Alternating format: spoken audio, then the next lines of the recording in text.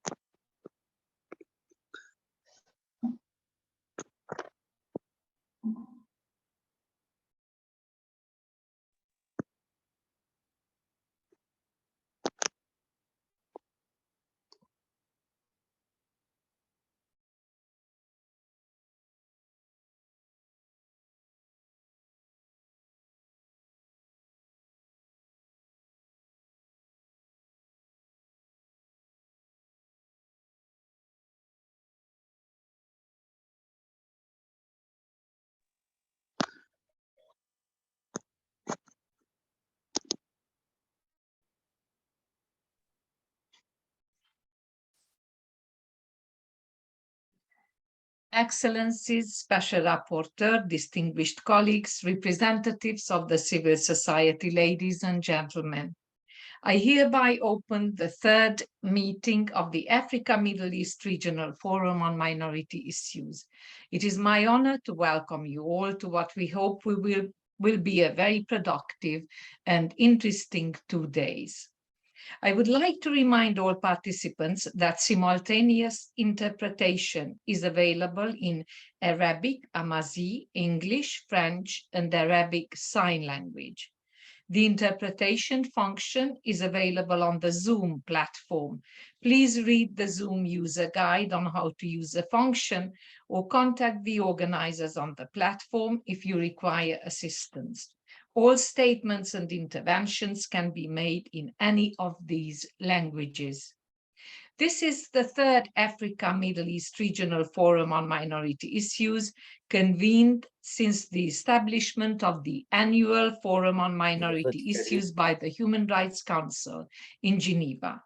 I would like to thank in particular the UN Special Rapporteur on Minority Issues, Dr. Fernand de Varennes, for organizing the regional forum.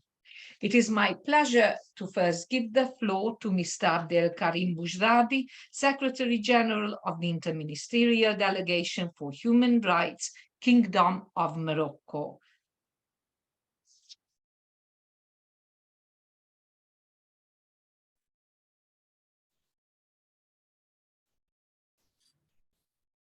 Merci, chère madame. Monsieur le rapporteur spécial, mesdames et messieurs, c'est un immense plaisir pour moi de prendre part à ce forum régional Afrique-Moyen-Orient sur les minorités, qui coïncide évidemment avec la Thank you very célébration. much, ladies and gentlemen, for this opportunity to represent the Kingdom of Morocco about this conference about the minorities.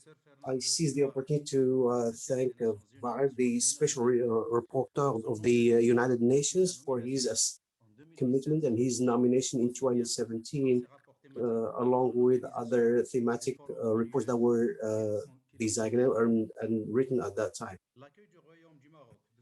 The host state of Morocco of this meeting reflects its commitment with all the stakeholders, and also with the United Nations system for the promotion and the protection of the minorities' rights. In relation to the theme of our forum, I would say that Morocco has received in 2012, in October the 5th, the final proceedings of different experts at the High Commission of the Human Rights in Geneva, from Geneva, Nairobi, and Bangkok. They were crowned, those elements were crowned by the forbidding of any racial or religious assaults that leads to discrimination or violence. We consider all that forbidden. Since the adoption of the action plan of Rabat, that document considers and advocates and goes along the, it's always updated. And it also mentions the fact of making a distinction between an acceptable and unacceptable speech. Recently, in last June, the city of Fez has hosted an international symposium to celebrate the fifth anniversary for the declaration of the action plan for the religious actors to fight against or to combat the violence or any criminal actions. That even was the opportunity to come up with new results and create new dynamics in this topic. Recently, we've lived through different changing elements like climate change and the lifestyles. Adding to that, different elements that have contributed to the issue and have also nourished the rights of those neglected in society, marginalized in society as minorities, mainly provide equal access to health services and along with other vital services. Those minorities are considered to be impacted by certain actions that we're trying to deal with.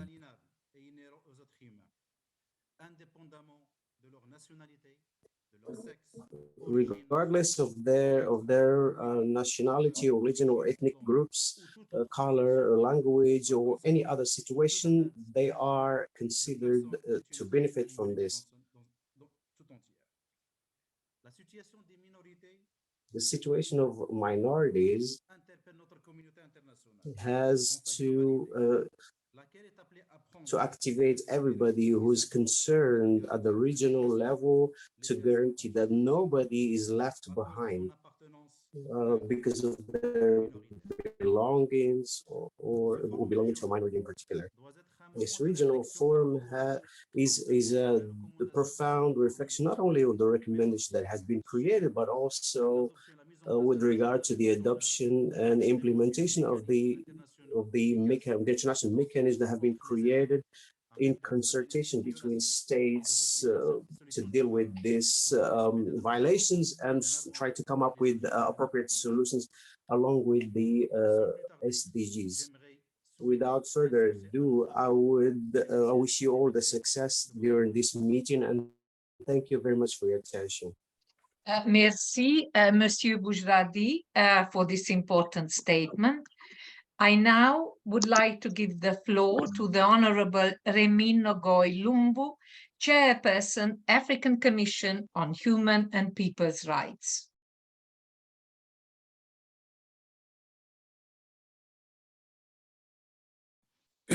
Merci beaucoup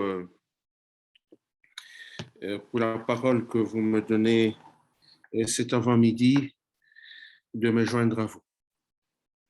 Dans le cadre de ce forum, thank you very much for giving the opportunity to join this regional forum of the Middle East and African minorities in Africa.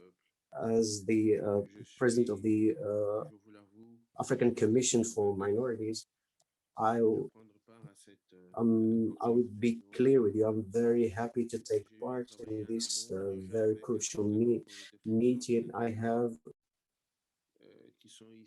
I work and I work with human rights defenders who will be here with me and we constitute an active committee, and they will take part, namely Nanji Monai, who is the defender of human rights, and he's known for his actions, especially in North Africa. Allow me, in the beginning of my suggestion, as one of the defenders of human rights, and you have, along with other advocates for this right, namely my friend Marcel Akpovo. He works at the regional bureau at the High Commissioner. I'd like to say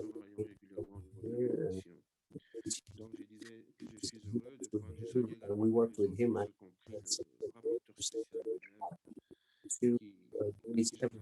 especially the general rapporteur who very happy to take part in this meeting. As I said, the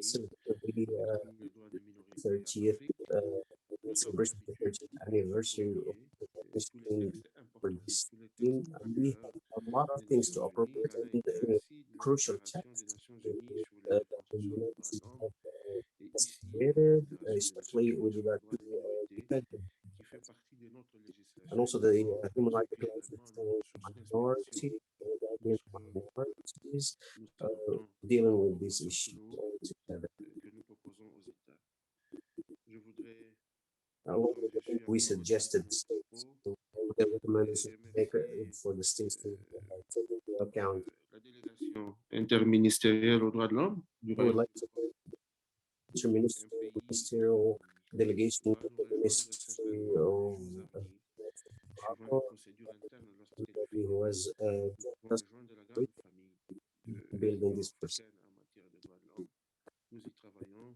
Je voulais transmettre And efforts and try to translate them at a large scale, especially to the other directly general that I would whom I would like to be involved when I go Tom Lantos Institute, avec qui j'ai maintenant coutume de and travailler this institutes a lot of basis for what we're dealing with and organized for introduction about the same mechanisms with regard to the general report of the United Nations. As you know, the African Commission for the Human Rights has a lot of works. We've had minorities and the indigenous in this framework. The idea that we Africa is that nobody behind, nobody should be marginalized in any form or shape, in any form or manner. So we're trying to make everybody satisfied, especially the mind in their rights. Africa is very dynamic. And it's appropriate, as I said in the beginning of my speech, this declaration of the United Nations in the or making available all the elements for the applicants to take their own actions toward the minority. We might also towards the commitments our towards this that has been enabled from the meeting in Addis Ababa. Despite this, I didn't hesitate to come to join you here and to deal with this crucial question. I would like to the General Rapporteur will be and move creating bridges and synergies that will enable the African Union and our mother organization, the United Nations. After Africa evolved faster because certain human rights are not simply limited. We like to mention the rights of the minorities. That Africa is now a lot of conflicts surrounding this issue. There's also in which the courts, mainly the minorities, are not respected and their directions, political or any other level, and we don't hesitate in taking arms to protect their own rights. We've joined for the right, minorities' rights and the word. I'd like to conclude and say that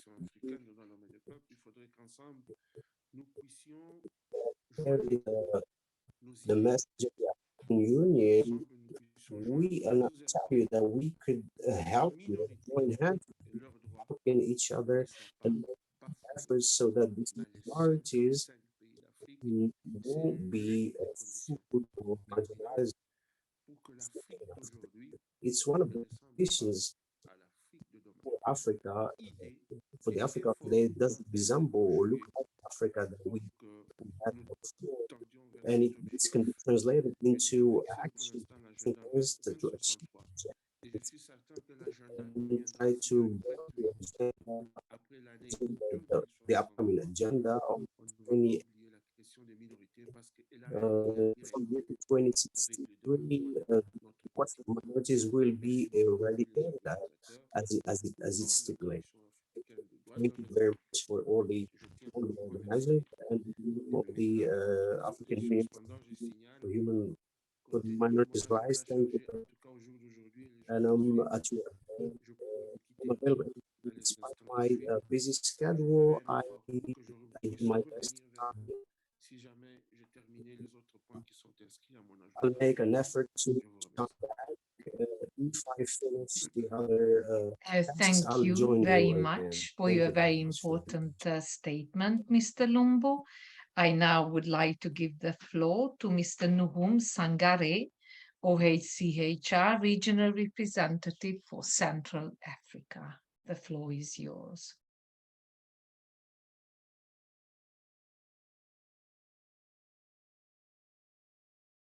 Thank you very much. Good morning, all. Mr. Special Rapporteur Fernand Varennes, distinguished General Rapporteur, dear colleagues, ladies and gentlemen, I would like to especially thank the Special Rapporteur on minority issues for being such a very good convener and inviting the regional office for Central Africa of the Office of the UN High Commissioner for Human Rights to be part of this important event this morning. In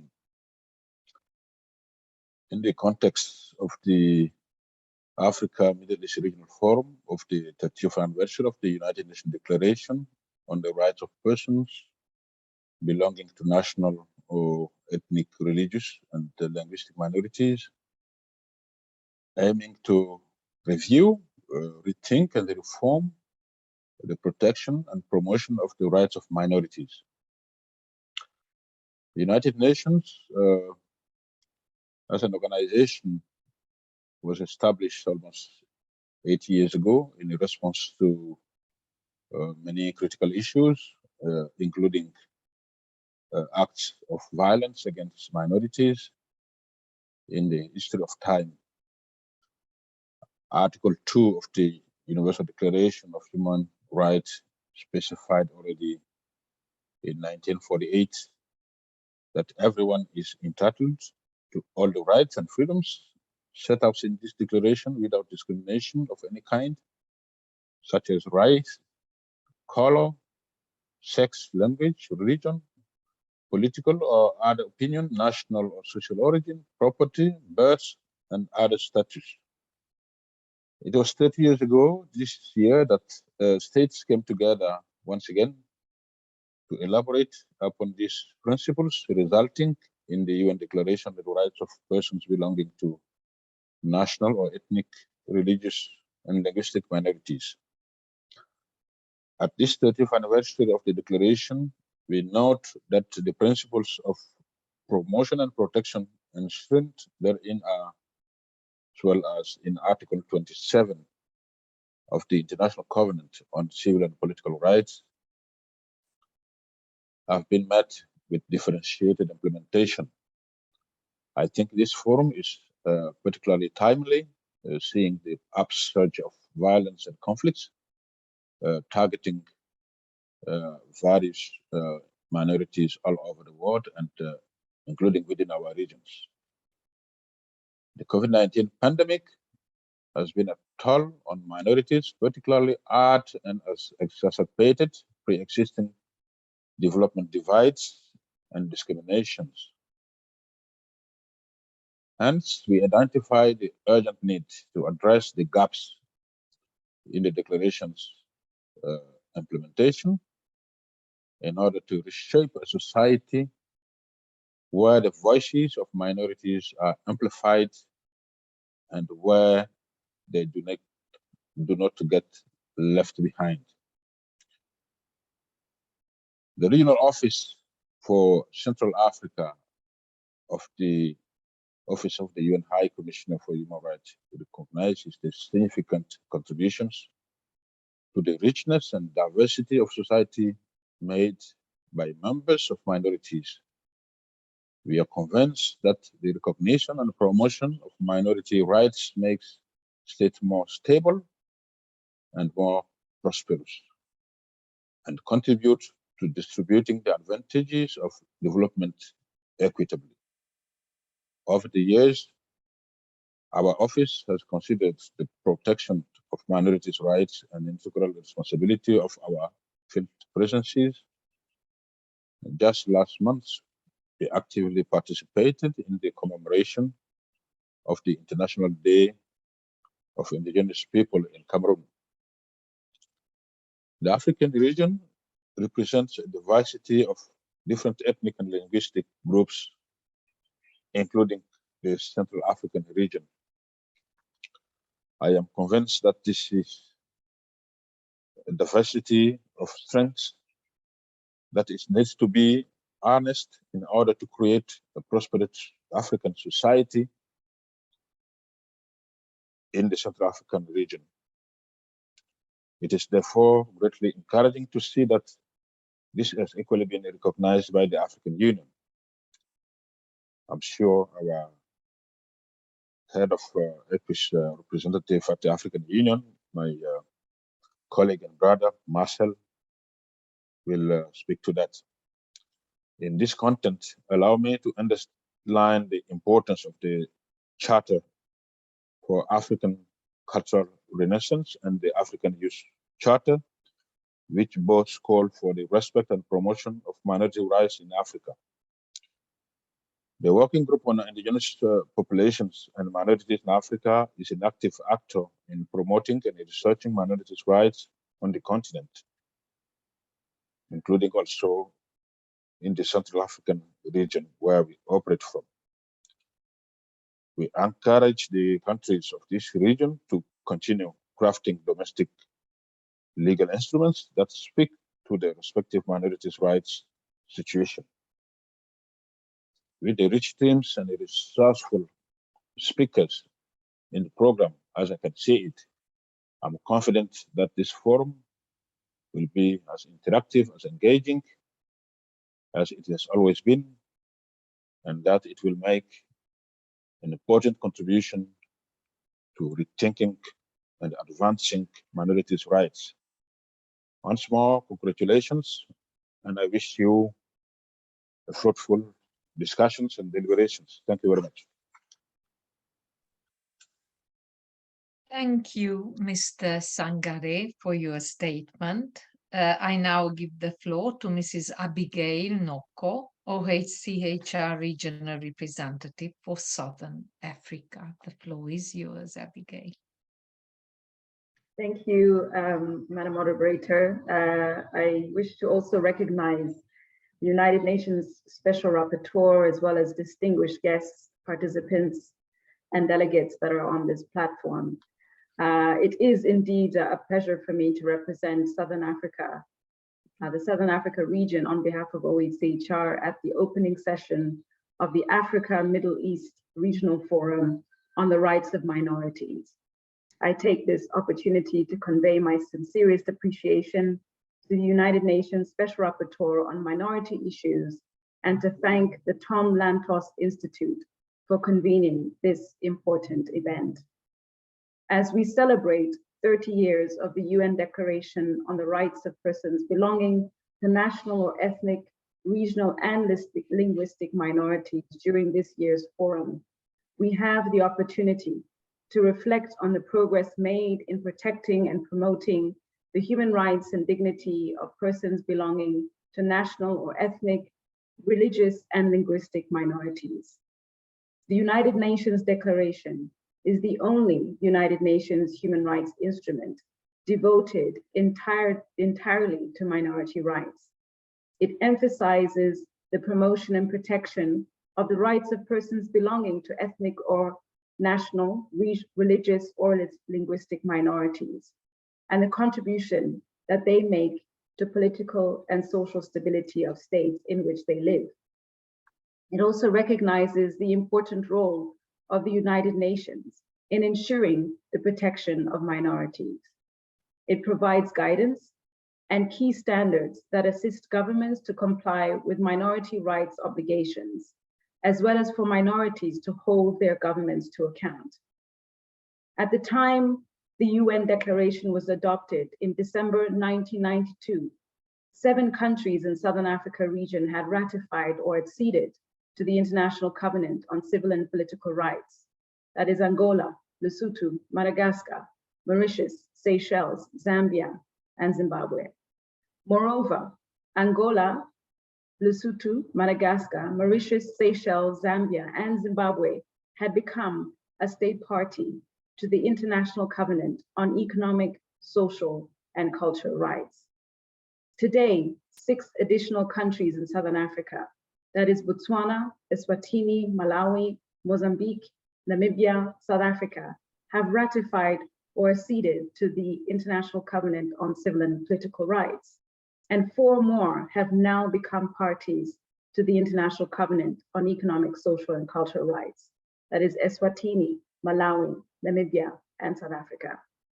This positive trend is also reflected in the ratification and accession to other core human rights treaties and optional protocols.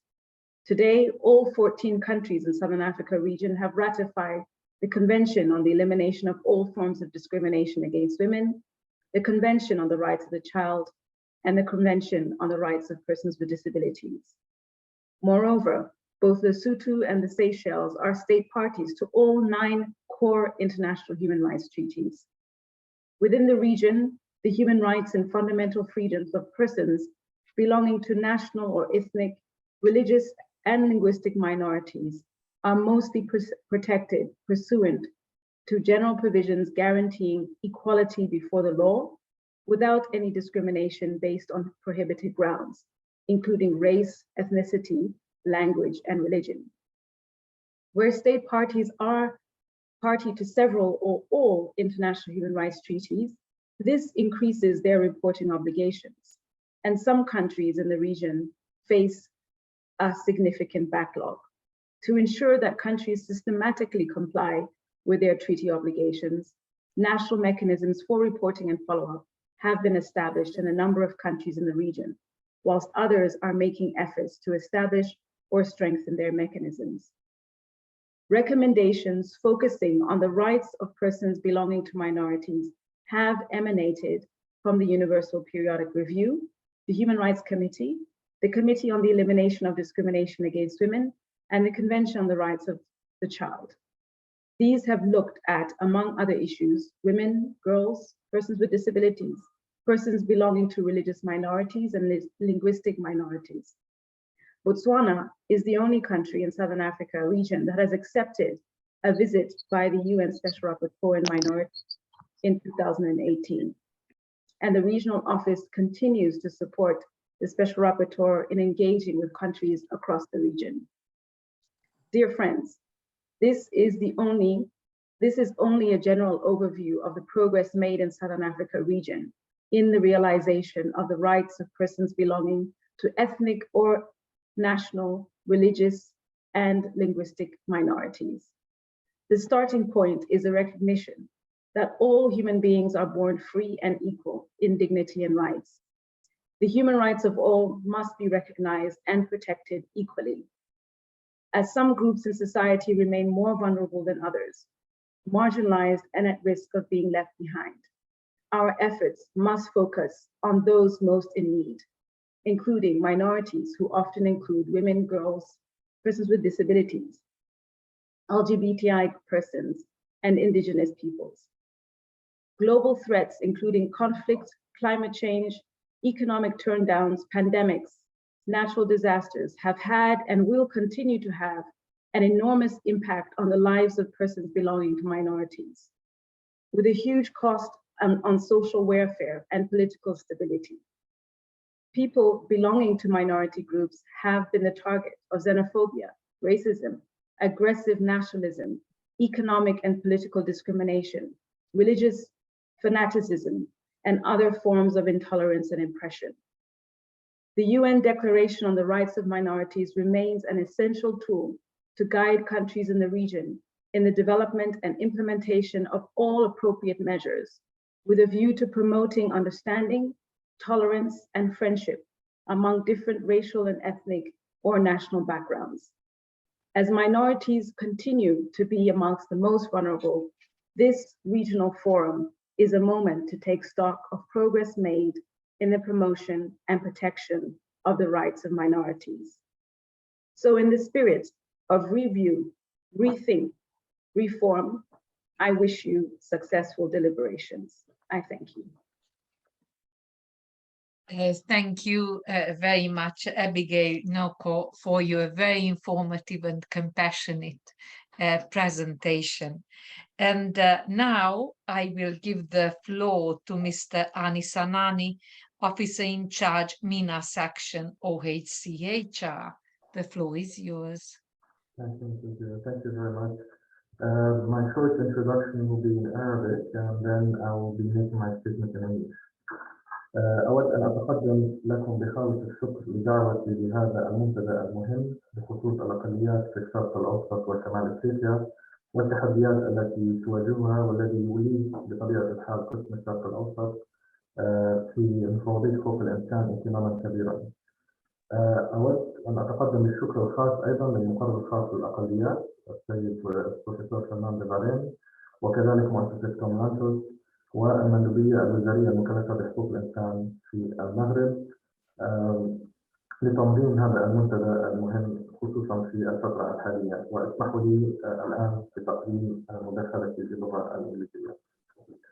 ladies and gentlemen, in the past 30 years, many upheavals shook the Middle East and North Africa.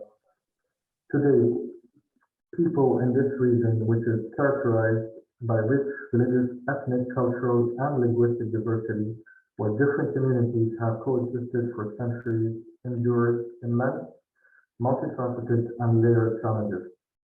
But today, as we celebrate the 30th anniversary of the United Nations Declaration on the Rights of Persons Belonging to National or Ethnic, Religious, and Linguistic Minorities, I am delighted to join you to take stock and reflect on our achievements and challenges in the quest for the promotion and protection of the rights of minorities.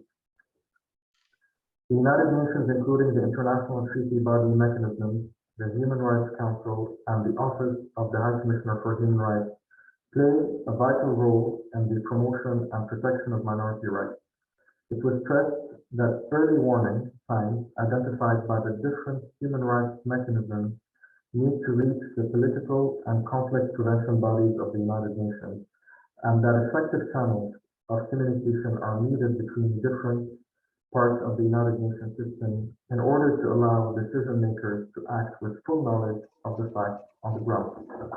Likewise, state, regional organizations, national human rights institutions, non-governmental organizations, religious bodies, the media, and civil society as a whole have an important role to play in promoting tolerance and respect for diversity, and in the universal promotion. We do apologize. There is a sound, there is echo from the source. Existing legal systems that protect individuals against discrimination and hate crimes, increasing interreligious, interfaith, and intercultural efforts, and expanding human rights education is important, is an instrumental in combating incidents of intolerance, discrimination, and violence against individuals belonging to minority groups.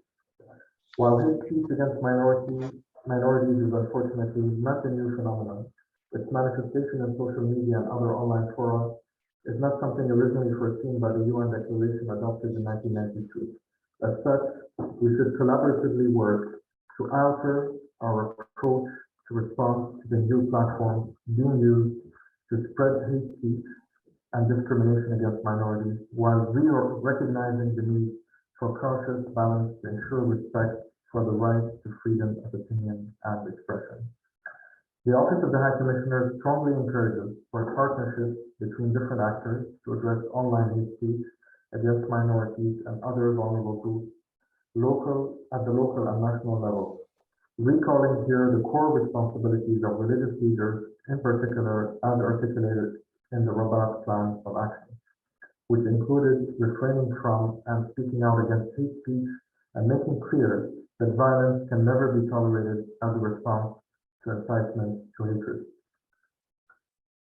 The disproportionate impact of conflict in this region on persons belonging to religious minorities have made them stand out of the fabric of some suffering genocide, such as the Yazidis in Iraq. The Christians of Iraq are considered one of the oldest surviving and continuous Christian communities in the world, dating back almost 2,000 years. However, with the rise of ISIL in Iraq and Syria in 2014, ethnic and religious minorities were forced to convert in some cases to Islam or risk death, leaving many to flee. ISIL was also responsible for the destruction of many religious and cultural heritage sites that altered the historical character of the region. Terrorist groups have committed acts of terrorism, targeting individuals, including persons belonging to religious minorities on the basis of or in the name of religion or belief. States and the United Nations, through resolutions and mechanisms, are addressing this phenomenon while upholding simultaneously efforts to establish truth and accountability for the crimes committed. In this regard, the 30th anniversary that will be commemorated all year long is an opportunity to demonstrate that the international community can join forces, as was the case with the Yazidis, to prevent recurrence and establish justice. Article 1, Paragraph 1 of the 1992 Declaration requires states to protect the existence and the national ethnic, cultural, religious, and linguistic identity of minorities within their respective territories and encourage conditions for the promotion of that identity. Examples of these positive measures in recent years are seen in countries of the Middle East and North Africa. There has been also a revival in the use of language Tamthis in schools.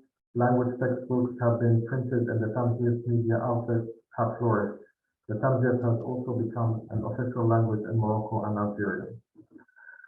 On a separate topic, gender equality and the empowerment of women, especially ethnic minority women, is at the center of many processes of the United Nations. As mentioned earlier, while minorities are the most frequent victims of conflict and genocide, it is the women of those communities who often suffer the most, or targeted for rape or killing due to their status as the most vulnerable of minorities. We all need to ensure to find an effective and sustainable solution to ensure the goal to leave no one behind. In the end, I would like to recall that the Declaration's anniversary theme is all in for minority rights, and this forum is a great occasion to work together to review, rethink, and reform to make the 1992 Declaration a living document to maintain peace and stability in society. Since time immemorial, societies in the Middle East and North Africa have tribes with diverse ethnic and religious minorities. Those have been testaments not only to its history, but more importantly, to its identity. And to end, to quote Martin Luther King Jr., he said, almost always, the creative, dedicated minority has made the world better. I wish you all the best in your forum, and thank you very much for having me there.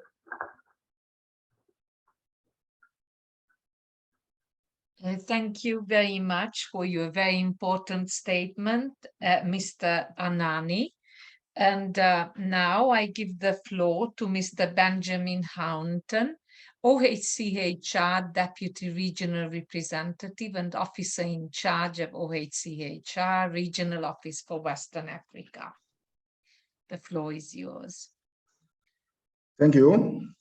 Dear Special Rapporteur, estimated host and guest, dear colleague, it is a great honor and pleasure to represent the OHCHR West Africa Regional Office based in Dakar today on West Regional consultation that are of great relevance both to our mandate as OHCHR and to human rights for all in the sub-region. The definition of minority and the right of minority have always been a controversial topic in many parts of the world, including the continent. Yet, most African countries are in reality a mosaic of minorities with more than 250 ethnic groups existing, for instance, in Nigeria alone.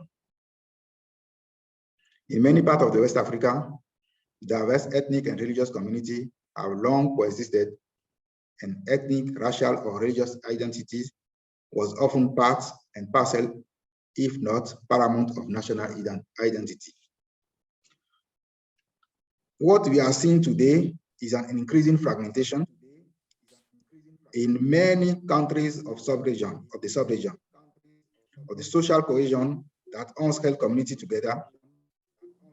Ethnic polarization is often linked to socio-economic divides. But while the struggle over natural resources has been a main trigger of conflict dynamics, the increase in armed conflict from Mali to other parts of the West Africa and the advance of violent extremists is causing more and more the targeting of specific ethnic groups. Violence today no longer belongs to the battlefield alone. And while a large number of countries are devastated by conflict in West Africa, new forms of violence, often referred as digital, illustrated by hate speech and incitement to hatred or violence, is also emerging throughout the region.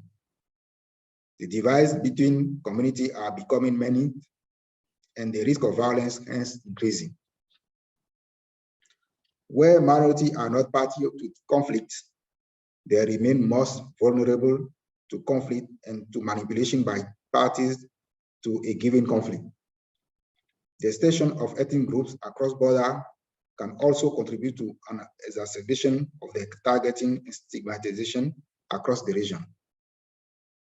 Ensuring the protection and promotion of the rights of minority in the region marred by insecurities, socio-economic and political turmoil is essential for the survival, as well as the peace and security of the entire region. The survival of practices such as slavery and discrimination, akin to caste-based discrimination, make minority issue harder to address in conflict and non-conflict situations. With the migration flows across the region, the targeting of sexual minority in a number of Western African countries, and the various discrimination that population that account to demographic majority but are political minorities suffer, asking what constitutes a minority and does the minority framework leave no one behind remains a question. The principle of non-discrimination that are at the core of the human rights and ratified by all the West African countries can be most embodied through the protection and promotion of human rights of minority in the sub-region. Having specific protection for minority beyond the non-discrimination framework is also essential to ensure their needs and the risks they face are accurately reflected and mitigated. Working with regional institutions such as ECOWAS for our sub-region, with governments and national human rights institutions to ensure the rights of minority are promoted and effectively protected is also of essence. Various consultation by serving the purpose of identifying some of the gaps, realities, and needs in terms of minority protection can serve also for better advocacy and bridging the gap between the international instrument that we and our reality in the sub-region. OHCHR, by assisting governments, by working with regional institutions, and by supporting national human rights institutions, and constantly bringing back to the debate the human rights of all, hopes that we can aim for a normative implementation framework that truly leave no one behind. I thank you for the opportunity to take part of this important discussion. Thank you very much for your statement, Mr. Hounton. I now give the floor to Mr. Marcel Akpovo, OHCHR Regional Representative for East Africa and to the African Union.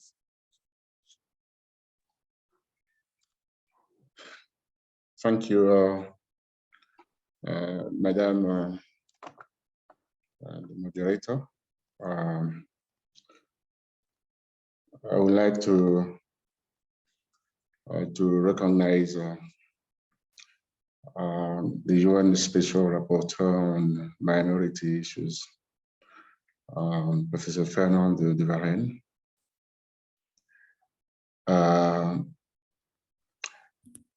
I would also want to recognize the distinguished representative from the Kingdom of Morocco. I recognize particularly my dear friend and Honorable Rémy and Ngoy, the Chairperson of the African Commission for the Peoples and Human Rights.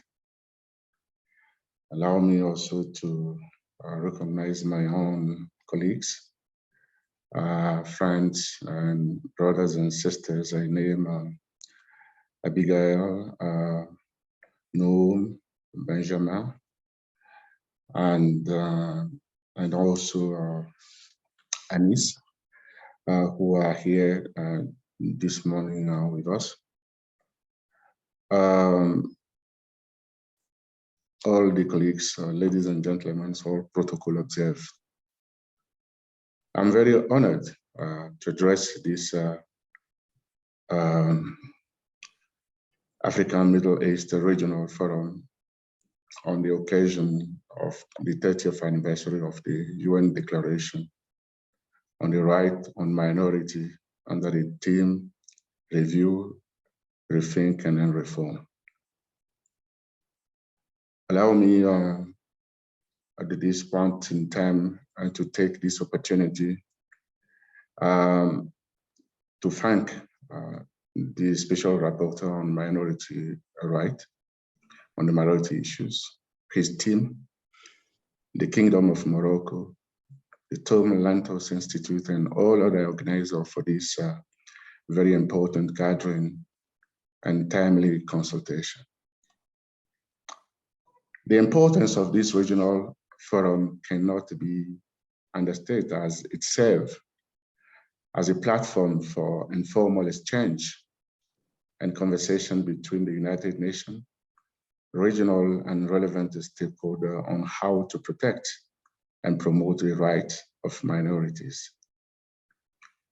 This forum is also a unique opportunity to reflect on regional context, expertise, and experience that will feed into the Special Rapporteur's report to the 52nd session of the Human Rights Council in March 2023. And as I indicated, the theme of the forum is also very much timely. In the midst of several global crises, including conflict, commitment to stability, democracy, and sustainable peace based on fundamental respect for human rights, and notably the minority rights, remain crucial, if not critical, to the African development. The respect and protection of minority rights, as we all know, beside the declaration that brought us here together today, is enshrined in international and regional human rights law.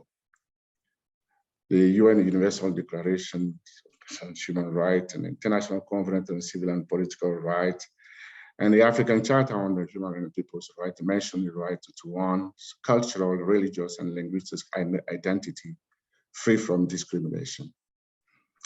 As the UN main human rights department or body, OHCHR's work and mandate on minority rights are critical and form an important and integral part of the promotion and protection of human rights, sustainable human development, and then peace and security. The 30th anniversary of the UN Declaration on the Rights of Persons Belonging to National or Ethnic, Religious, and Linguistic Minority should normally signify progress. However, 30 years later, we are still gathered here today to examine ways to overcome existing obstacles and bottlenecks, impeding the full and effective realization of the right of persons belonging to minorities. The East Africa Regional Office that I lead covers several countries which have ratified all these relevant international instruments that guarantee the right of minority against discrimination. But while it is worth noting that in those countries across the Eastern Africa region have already afforded those ratifications of this international instrument, it is also true that the internal compliance capacity remains weak, if not problematic. It is therefore imperative to advocate for significant action to ensure that human rights and issues related to minority remain of utmost importance in the agenda of those states in the region. A very brief recap will probably give us a snapshot of the situation without getting really deeper into what minorities face on a daily basis in enjoying their rights in the region. In Djibouti, for example, the people of a far ethnic group are considered as minority group. And then over the few years, ethnic tension brewing between the Somali and the Isaias across the country have led to repeated attacks, including arson and the arbitrary arrest, mainly against the Afar community. In Ethiopia, minority groups face the challenge, among many others, of political representation. A telling corroborative reference of the lack of representation of all minority at the second chamber of the parliament, which is called the House of Federation, is a critical example in this regard. This particular house is largely dominated by the majority ethnic group in the country, and in minority entities such as the Dantas, the Olenes, the Baikwok, the Zai, and the Dube are not at all represented at the federal level. The consequences of such a configuration on the recognition and protection of these groups' language, culture, religion, and identity within the federation are serious and cannot be overemphasized. While Tanzania, for example, favored the adoption of the UN Declaration on the Right of Indigenous People, its own constitution does not adequately recognize the same, and does fail to protect the right of indigenous groups, including the pastoralist Maasai group in the Ngorongoro region. More recently, in June this year, you all hear about it. The Maasai in Tanzania experienced increased the level of violence and discrimination against their traditional lands and housing by security forces in the Liondo division of Ngorongoro district. As a result, they have been forced to uproot from their ancestral lands. In the same vein, the African Commission on the Human and People's Rights, right back in 2010, found that the Kenyan government had violated the African Charter on the Human and People's Rights, specifically the right to religious practice, property, culture, free disposition of natural resources, and to development as a result of its move to forcibly evict hundreds of Ndururoi families from their ancestral lands in the Rift Valley. And very recently, according to the African Commission, the Kenyan government forcibly evicted these indigenous people to create a game reserve for tourism without consultation or adequate compensation. Reports received on the status of implementation of the decision revealed that while certain aspects of the Commission decision have been realized, of the 7 recommendations, only 1 has been fully implemented and 2 others partially achieved. The Kenyan government has mostly or not fully complied with these recommendations yet. And then according to the implementation review, the non-implementation of these recommendations has negatively impacted the community's livelihood, consigning many of its members to severe poverty, illiteracy, poor health, and a life of destitution. It is an occasion for me, it's not my role, to call evidently the Kenyan government to take all appropriate measures to implement all the recommendations of the African Commission fully and effectively, and then as it set out in its decision on this matter, and in line with subsequent 2013 resolution calling on the Republic of Kenya to implement the decision. These few references, as you can see, on minority rights situation in Eastern Africa are reflective of how much ground still needs to be covered to indeed offer minority a protective environment where they can fully enjoy their fundamental right as individuals, as communities, and as entities. My office is working in tandem with all partners, including, of course, the African Commission on the Peoples and the Human Rights, to ensure a platform for promoting dialogue and cooperation and to address issues faced by persons belonging to national or ethnic group and sexual as well. The Addis Ababa roadmap, currently under review and referred to by my friends Ngoy, offers such opportunity to reinforce our capacity to influence decisions taken at national level by state to protect and promote minority rights.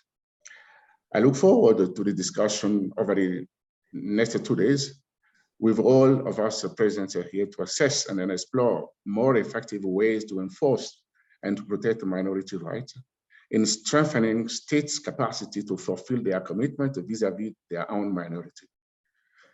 Building protective jurisprudence on minority rights is critical to creating an environment where equal and full recognition should be afforded to minority, both in law and in practice. Dear friends, dear colleagues, ladies and gentlemen, once again, I wish to express my profound gratitude for the opportunity to offer this opening remark at this forum with the belief that this conversation will lead to action that will enhance the promotion and protection of minority rights. I reaffirm the OHCHR, especially my office, commitment to continue supporting all pertinent initiatives in that regard. On that note, I thank you very much, and then I wish successful deliberation and consultation to all of us. Thank you, and God bless you. Thank you very much, Mr. Akpovo, for your very insightful presentation on minority situations in East Africa. Now I give the floor to our last speaker, Dr. Fernand de Varennes, UN Special Rapporteur on Minority Issues. Fernand, the floor is yours. Merci Anna-Mária, Shokran, Tanmirt. Excellence, distingués représentants d'État, chers collègues du Haut Commissariat de l'ONU sur les droits de l'homme, représentants de la société civile, mesdames et messieurs. Bonjour tout le monde, assalamu alaikum, Tifawi. Ce troisième forum pour l'Afrique et le Moyen-Orient est possible cette année grâce au soutien et à la coopération du Royaume du Maroc et bien sûr est convoqué dans le cadre de mon mandat en tant que rapporteur spécial de l'ONU sur les questions relatives aux minorités et est coordonné par l'Institut Tom Lantos et plusieurs autres partenaires régionaux, y compris entre autres le Centre africain pour l'étude de la démocratie et des droits humains. Je suis ravi d'abord de vous accueillir aujourd'hui. J'espère que nous aurons 2 journées stimulantes et fertiles en échanges et recommandations. Je vais maintenant continuer en anglais. I will now switch to English. Welcome. Welcome to this 3rd Africa Middle East Regional Forum on the Human Rights of Minority. I'd like to say a few words about the opening session. Opening session to review, rethink, and reform the protection of the rights of minorities as the special rapporteur who has established these regional gatherings around the world, most of which have unfortunately been online because of the pandemic in the last 2 years.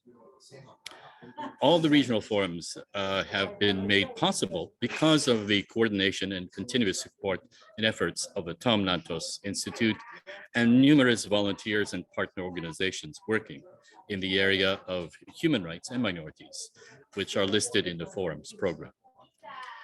The 2022 regional forums on minorities around the world will mark, as you've heard earlier, the 30th anniversary of the adoption of the UN Declaration on the Rights of National or Ethnic, Religious, and Linguistic Minorities.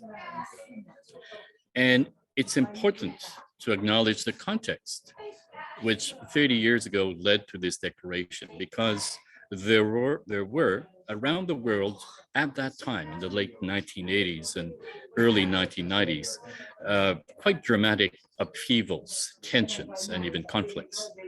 In fact, conflicts, including the breakup of the Yugoslavia, the fall of the Soviet Union. There were also numerous conflicts in Asia and Africa during this time, mainly involving competing majoritarian nationalism and grievances claims from ethnic, religious, or linguistic minorities. We could say that just like today, around the 1990s, it was a particularly dark period. A dark period which ensured, however, significant and political and intellectual efforts to try to resolve. This is the context which led to the adoption of the UN Declaration on the Rights of Minorities, at a time when peace and stability were very closely connected to justice and the rights of minorities that needed to be protected. What is perhaps not appreciated, therefore, is that this was a period internationally when it was acknowledged through these steps, the protection of the rights of minorities, as steps to ensure peace and stability through justice, and steps for the protection of minorities and their rights. And what we have with the declaration is, in many regards, a promise of respect for human rights by developing instruments to make this promise a reality on the ground, and to see or to try to achieve peace and stability, to protecting, at least symbolically, minorities and their rights. Some of you may recall that this was a period of optimism, and that we were perhaps a bit naive to think that these promises, because these were mainly promises when the declaration was adopted in 1992, we were perhaps naive that these promises would work without being backed up with very solid enforcement mechanisms. The United Nations Declaration, as you all know, is not a legal instrument. It's not a legal document. It is more in the nature of a political statement of commitments, of promises. And it does not, however, create directly legal obligations in the international human rights law. The last 30 years, and particularly more recently, have not always been generous to minorities. And we've heard a few references to that earlier. If I were to simplify and summarize how minority issues are being dealt with around the world right now, I would go so far as to say that we're dealing with currently is not stability. It's not even stagnation. It's actually going backwards, regression. Minorities themselves are frustrated sometimes because so-called rights can be so easily ignored or dismissed by governments. The cavalier way these promised commitments are being dealt with is contributing to a loss of faith in the goodwill or effectiveness of regional mechanisms that were supposed to protect human rights, supposed to protect minorities, their cultures, their languages, in short, their identities. From a global perspective, it must be said that there is also, in some countries, an impression of growing hostility, or at least intolerance towards the cultures, languages, or religions of minorities, which is exemplified by the growing limitations to, and even fairly outright prohibition of teaching in minority languages in schools. We're also seeing in recent years a dramatic increase, what the United Nations Secretary General Antonio Guterres called a tsunami of hate speech in social media, targeting mainly, in fact, overwhelmingly minorities. And we're seeing an increase in violent attacks and hate crimes against minorities in Africa, but also in places such as Europe, Asia, and the Americas.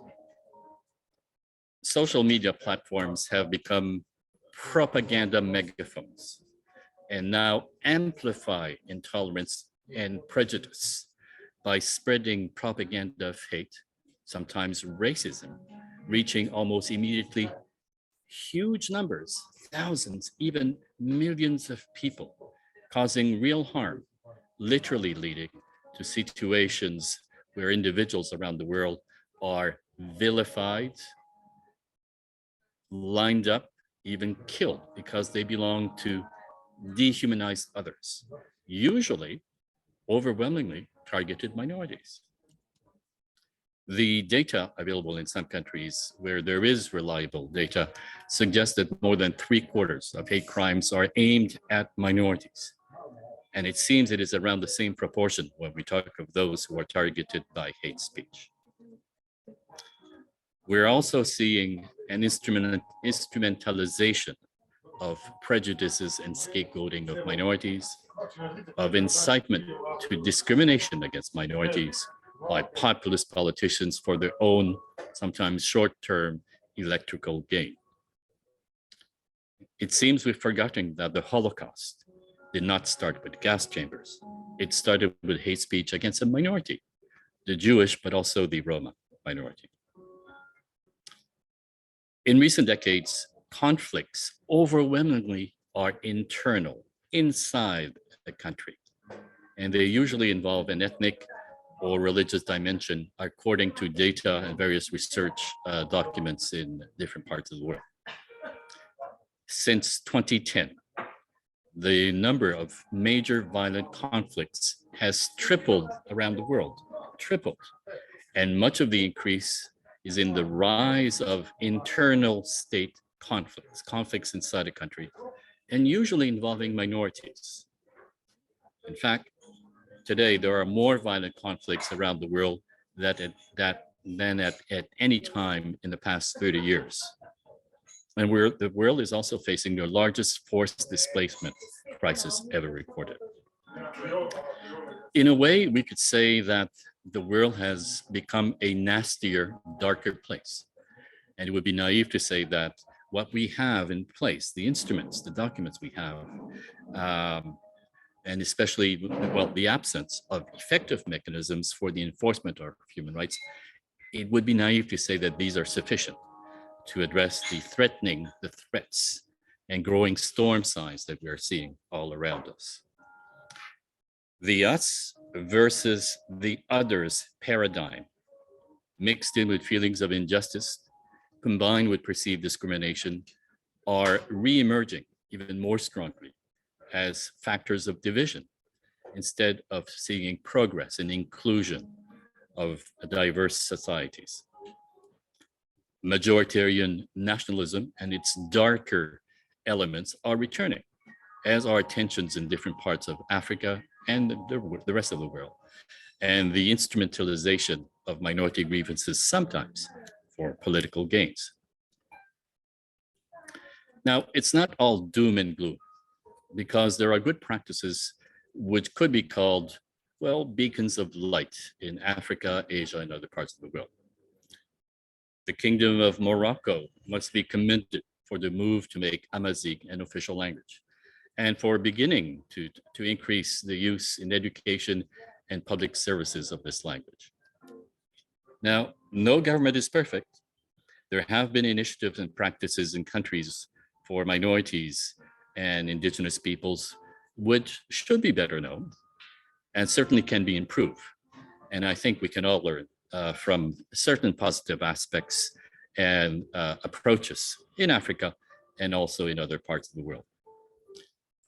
So this regional forum, centered on the 30th anniversary of the adoption of the UN Declaration, is a response to what is happening around us, a response to the changes in the international order after the Cold War and the disintegration of the Soviet Union and other parts of the world. The anniversary at the United Nations is maybe an opportunity, a key opportunity, to take stock of the state of minority rights, to assess how minority protection works, to identify places where there can be improvement, gaps in the minority protection regime, and to assess how these gaps are dangerous, that they can actually fuel threats to minorities and the protection of their rights. But it is also an opportunity to reflect and make recommendations on the way forward. So this is a historical chance to seize, because the human rights of minorities, and let me say this very clearly, are today, perhaps even more so than 30 years ago, less well admitted, acknowledged, and protected than most other human rights. And as has often been said, it's during our darkest moments that we have to focus to see the light. The challenges are immense and urgent to strengthen into concrete obligations what until now has been mainly promises that are often ignored when it's not convenient to respect. So as the slogan, if you will, the theme of the regional forum, review, rethink, reform, we need to look at the global recognition, protection, and promotion of the rights of minorities for a secure life in a diverse and just world, and see how we can put these noble principles into practice by recognizing, as the first words of the Universal Declaration of Human Rights proclaim, the inherent dignity and the equal and inalienable rights of all members of the human family as foundations of freedom, justice, and peace in the world. As some of you know, my mandate has also issued, in connection with the anniversary of the Declaration, a call for submissions on the mainstreaming of minority rights at the United Nations and elsewhere, looking at what has been done since the UN Secretary General's guidance note 10 years ago called for the mainstreaming of minority rights across all UN pillars and activities. And his call also instructs the UN expressly to integrate anti-discrimination and minority rights into the work of the UN system at global, regional, and country levels, including through various mechanisms. I've invited individuals, organizations, states, and other stakeholders to send their views and comments to consider how the United Nations itself has integrated and mainstreamed the aspirations and promotion of the human rights of minorities in its structures and initiatives, and how it has contributed to the recognition, promotion, and protection of the rights of minorities. And the report will be critical as to how these rights appear in developments since the adoption of the UN Declaration in 1992, and how the United Nations has referred to and incorporated or not these rights in more recent developments and initiatives at various levels. In other words, you're invited to comment and share with us the extent that you consider that the rights of minorities are visible and integrated in the priorities and initiatives of the United Nations, as well as how they are mainstreamed in the activities and offices at the regional and local levels and globally, and how the evolution of the treatment of minorities in the UN has been in the last 30 years, and how we can improve on that, how to ensure a stronger visibility and commitment to the promotion and protection of the rights of minorities in the UN and elsewhere. I will be preparing a report to the United Nations Human Rights Council in Geneva in March next year, and submissions will play an important role in the assessment of how the rights of minorities can be better mainstreamed and dealt with at the United Nations. So as we are indicating the program for this regional forum, the time has come for a reboot to focus more on new policies, new initiatives, and programs and changes on making the promises, the commitments made in the UN Declaration a reality on the ground. Very quickly, please allow me to make a few observations on the importance of your discussions for the next 2 days. Different regions have very different contexts and conditions. And the United Nations Forum on Minority Issues, held every year over a day and a half in Geneva at the end of the year, has limited time and space to clearly deal with the specific challenges facing minorities in every region of the world.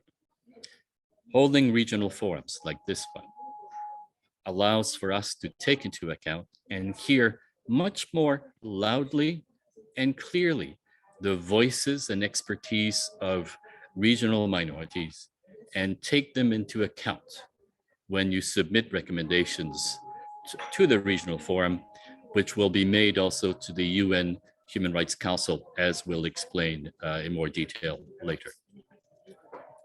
I just wanted to emphasize the importance of this forum for the region in order to better understand and appreciate the variety but also the richness of your context. And also, and perhaps even more importantly, to provide a more accessible opportunity to express yourselves and to share your knowledge and insights and expertise with my United Nations mandate. But more immediately today and tomorrow, we hope you'll be able to draft precise and appropriate recommendations on the themes which you will be exploring shortly, recommendations that reflect your context and challenges, and which deal first and foremost on how we can move forward in better recognizing, protecting, and putting into practice the rights of minorities in Africa and Middle East.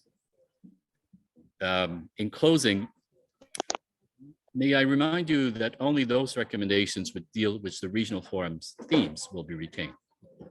Please keep in mind that discussions or recommendations that do not address specifically the theme of the anniversary of the UN Declaration and how to strengthen and improve on it run the risk of not being retained.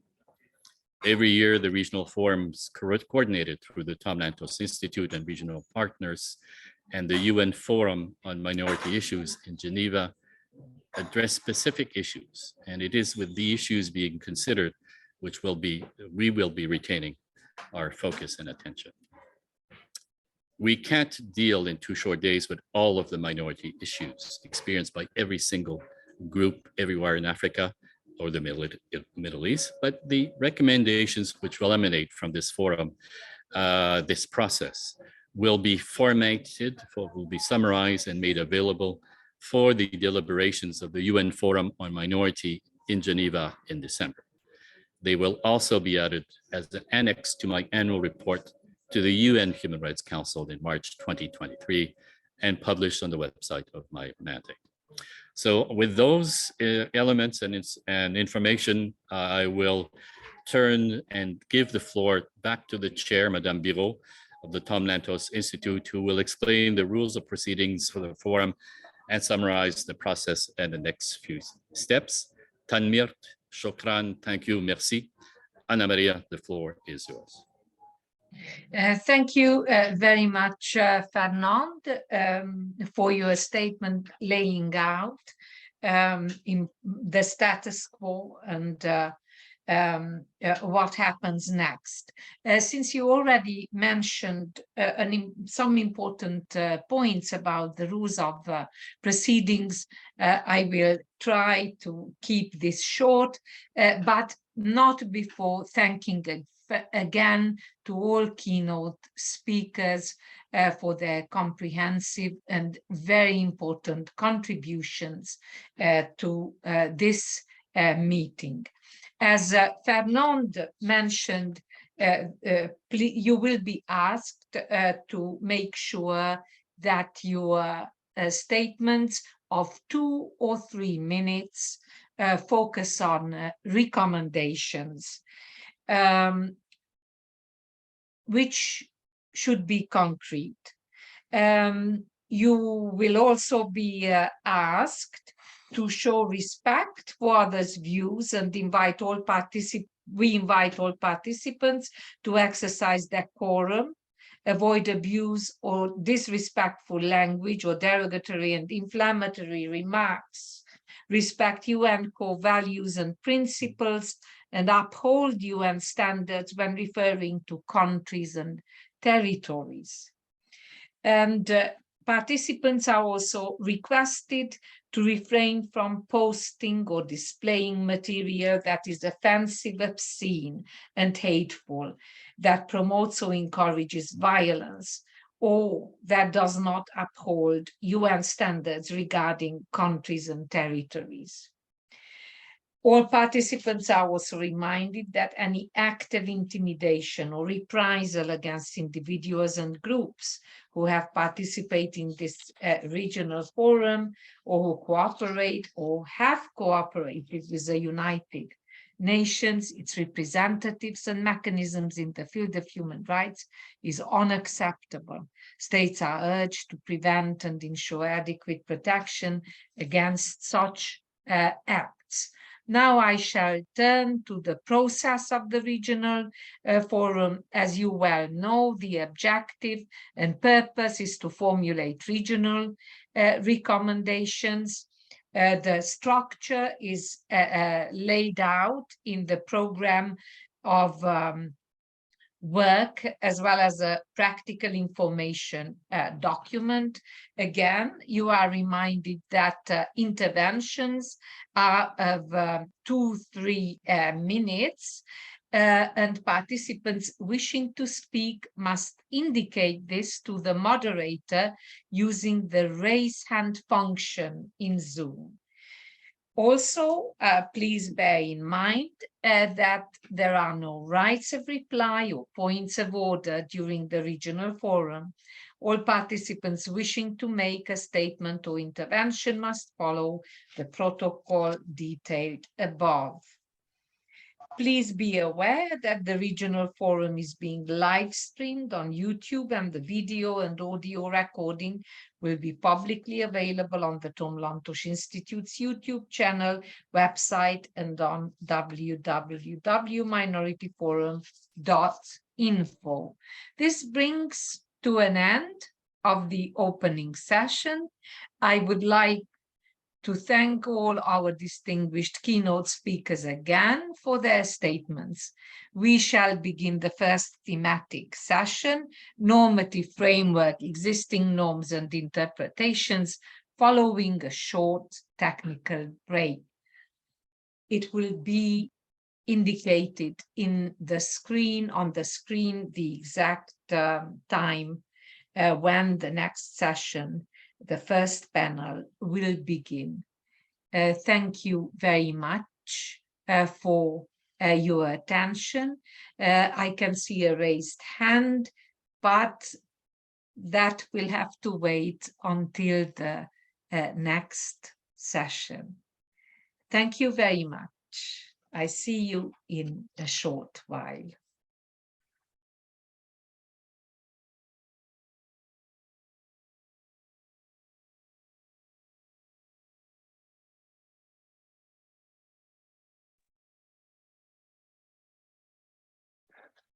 Vasil, please, could we just check your microphone and your camera is working before we begin the next session?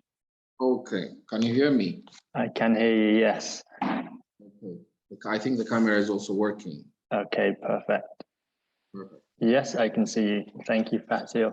Bertus, please, Bertus de Villiers, if you could also check your microphone and your video, please.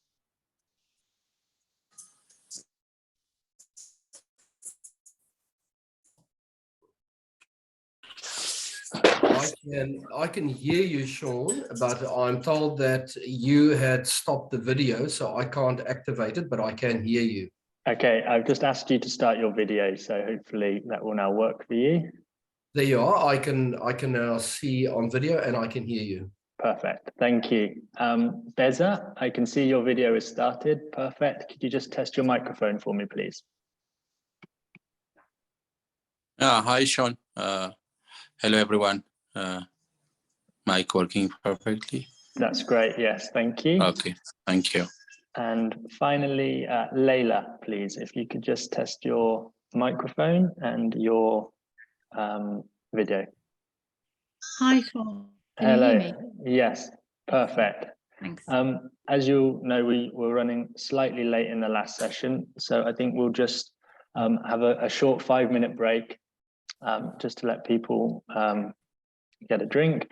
I will let you know, Vasil, when to start, but I think 5 minutes will be okay, as everything seems to be working fine now. Thank you all. Great, thank you.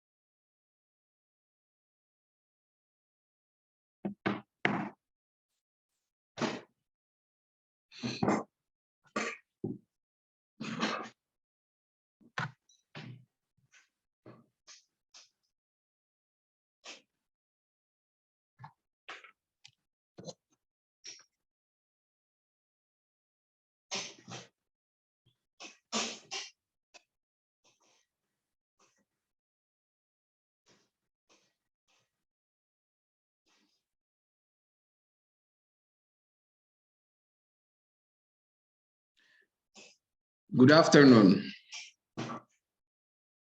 Depending on the time zone, I think good morning could also work. So, Excellencies, distinguished panelists, distinguished participants, all protocols observed. My name is Fasil Mulatu Gassesa. I am the chair of the Center for Human Rights at Addis Ababa University.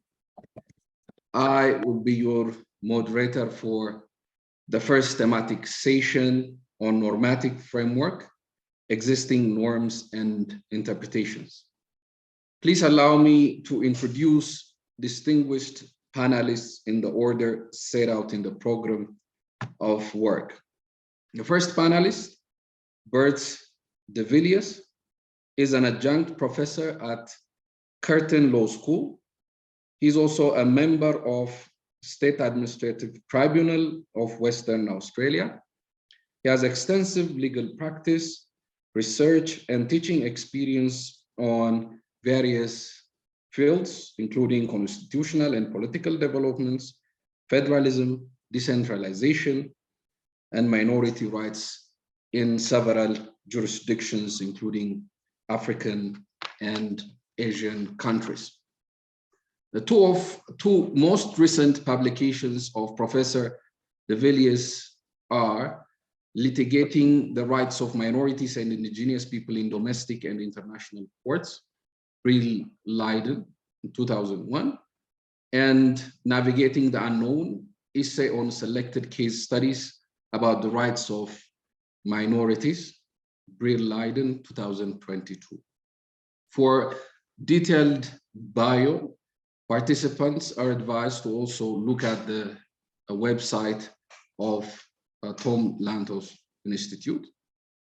The second panelist is Dr. Beza Desalegn, who's an assistant professor at Hawassa University. He's also a postdoctoral fellow at the University of Western Cape, Department of Public Law and Jurisprudence. His research focuses on minority rights, federalism, human rights, subnational autonomy, and local government in Ethiopia, among others. Last but not least, the third panelist is Leila Alodad. She's the Deputy Secretary General, Women's International League for Peace and Freedom. She has extensive experience in litigation, advocacy, and management. She's a qualified lawyer and trainer of international human rights, humanitarian law, and among others, focus on peace building and human rights of women.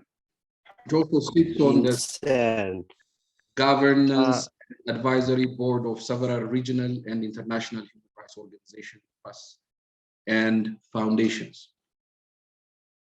Following, allow me to make few reminders and announcements. Distinguished participants, be reminded that the session is being live streamed on YouTube and the link is posted in the chat function.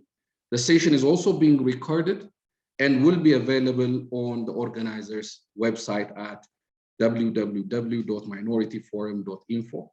And the final set of recommendations will also be available on this website. You are also kindly asked to promote your participation on the formal social media hashtag on the regional forum of the regional forum on hashtag Minority Forum or hashtag Minority Forum Africa Middle East. We also urge you to remain on the topic, and also to respect UN values, principles, which Anna-Mária talked about earlier.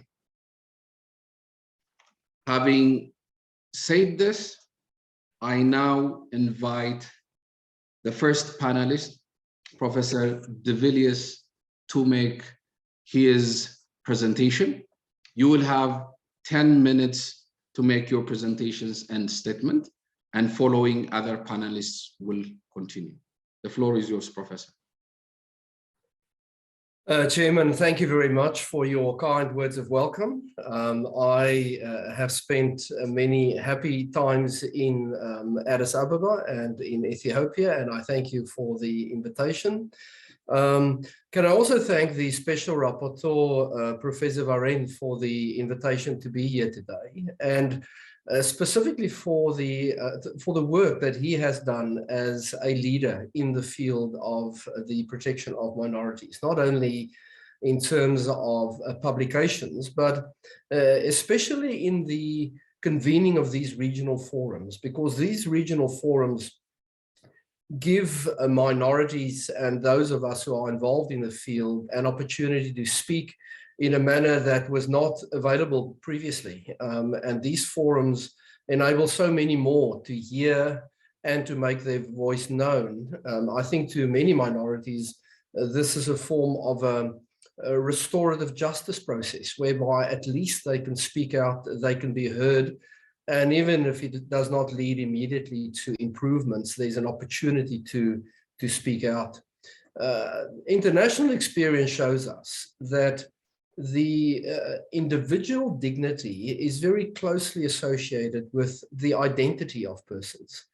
And so often in international law and in state constitutional law, an emphasis is placed on equality, but not necessarily equality in a substantive context where the community identity is concerned. And to many individuals, it is by having their identity recognized that they feel themselves accepted. And I think that is the work that has been done by under the leadership of Dr. Varennes.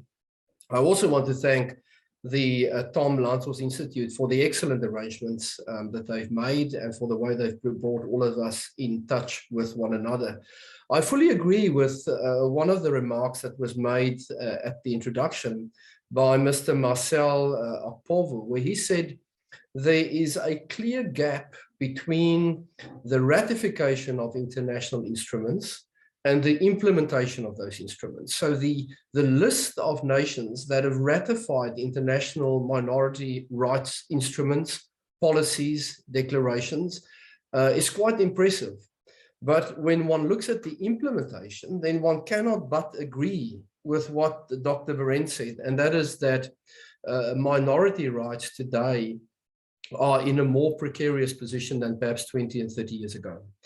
And that will bring me to my first point. I will make 4 recommendations for purpose of discussion. The first recommendation deals with the strengthening of legal frameworks to protect the rights of minorities at an international level, but also at a regional level. For example, within the European context, European nations have made substantial progress in order to enact an enforceable instrument that protects the rights of minorities. So they haven't waited for this to happen at an international level. They've done so at a regional level. And there's nothing which prevents the member states of the region that we are dealing with today to further promote the ideal of a legally binding instrument that protects the rights of minorities. And such an instrument need not set out the specific detail how minorities should be protected, but it could entail certain principles that minorities could relate to. Since the 1990s, when a democratization wave was sweeping the world, I think we've seen that wave perhaps not come to an end, but the wave has definitely slowed down. The optimism that there was in the middle 1990s and the end of 1990s of democracy really becoming the predominant way of living throughout the world, I think that optimism has been shown to be poorly placed. And today what we can see is that one of the essential requirements to design constitutions is that of minority protection. But one of the key reasons for the collapse of constitutions is the lack of minority protection. And so often what happens, minorities feel permanently excluded, they feel marginalized, and especially in times of economic hardship, which the world is at the moment experiencing, that feeling of being marginalized is re-emphasized by economic hardship, and that leads to violence. And we can look at various examples in the world. At the moment, we all are aware of the conflict in Ukraine, conflict in Ethiopia, conflict in South Sudan. Northern Ireland haven't been able to get their arrangements back on track. The conflict between Kosovo and Serbia. One can continue the list of examples where minority instability is giving rise to instability within constitutional arrangements and within countries. And the test for us as minority advocates, but also as constitutional lawyers, is how to design sustainable regimes that protect minorities, where there's predictability, where there are strong institutions, where there are regular elections, where there is power sharing, and when there's self-determination. And I believe, coming back to the very first recommendation, is that by strengthening the legal framework at an international level, as well as at a regional level for the protection of minority rights, we can provide a normative framework for constitutional drafters to focus at, for minorities who feel disenfranchised to cling to, for individuals who feel that their rights are not recognized to refer to. And that can all be done by way of a more secure legal framework at an international level and at a regional level. Now, these institutions that I'm talking about, and such a legal framework is not intended to embarrass governments. The stability of governments is enhanced by effective protection of minorities. That's why the Switzerlands of the world is so well known, because they've been able, through many years of upheaval, to reach a situation where minority protection is a strength, it's not an embarrassment. And I think often we, perhaps even us who advocate for minority rights, may approach it in the wrong way, where it's not necessarily promoted as a strength. And I believe that is what we should do. So the first recommendation I would make deal with the strengthening of legal framework. The second recommendation, Chair, deals with the making available of practical guidelines on how minority rights could be protected within our region. There's a lot of reading material of what happens internationally. There's a lot of attention happening within Europe. Europe has an ongoing debate on minority protection. They have summer schools, they have winter schools, they debate it ad nauseum. But within our sub-region, there's to a certain extent not adequate attention to these topics. For example, what works in minority protection? What does not work? What experiments have taken place within states that we may be able to copy? For example, within the European context, there are the Lund recommendations and there are the Ljubljana guidelines. Now, some of you may or may not have heard of it, but if I can say, these are scientifically designed guidelines for states on how they can better protect the rights of minorities. It doesn't prescribe, it is not binding, but it gives states an idea of what they can do to better protect their minorities. And the question to me is, what have we got within our sub-region to provide similar insights about what countries have done, what works, what doesn't work? Because there are many things that we can share with each other. We can share ideas about electoral systems, about power sharing, about coalition arrangements, about autonomy, territorial autonomy, non-territorial autonomy, about advisory bodies, and we can share and learn from one another. And in that sense, my second recommendation specifically deals with the need for a codified, for a set of rules, of guidelines, of practical value of how minority rights can be better protected. The third guideline deals with the collective status of minorities. We often hear that minorities do not have collective rights. They have rights through their individual members. I think this can be challenged. I think international law accepts that indigenous people as a community of people have collective rights. And there's no reason why minority groups cannot also have collective rights, because after all, the right of the individual only makes sense if it is exercised in some context through a community. And what we need to do here in a practical sense is to encourage minorities to form associations and to encourage states to enact legislation that makes it easier for minorities to form associations. And what does that mean in practice? Once a minority has an association, it gives them a practical legal face. They can open bank accounts, they can sue, they can be sued, they can receive grants, they can have elections. If I can use an example, in Australia, there's legislation that enables Aboriginal people to form their own associations. And more than 3,000 such associations have been formed where Aboriginal people form their own associations that give them a legal face. They can protect themselves, they can promote themselves, they can advocate for themselves, they can go to government, they can negotiate grants, etc. So I think a major improvement in the field of minority rights would be if we can at a greater level encourage minority communities as well as states to be incorporated so that they can promote their own interests. The final point that I will make, Chair, deals with the establishment of what I would call a regional center for specialization in the rights of minorities. Within the region that we do not really have adequate self-generated knowledge. If you go to Europe, there are two major centers, and there are other centers as well, but two major centers that I can refer to right now are the EURAC Center that many of you may have visited in South Tyrol, northern Italy, and the ECMI Center in Flensburg, and there are other centers as well. And these specialize in the research of minority rights, the protection of minority rights. They have regular workshops, they do winter schools, they do summer schools. So what they've done, they have made minority protection mainstream. And that is what our chair earlier said. How do we make minority protection more effectively mainstream? And this is what these schools have contributed in Europe, that today, talking about minority rights is not a side issue, it is a main issue.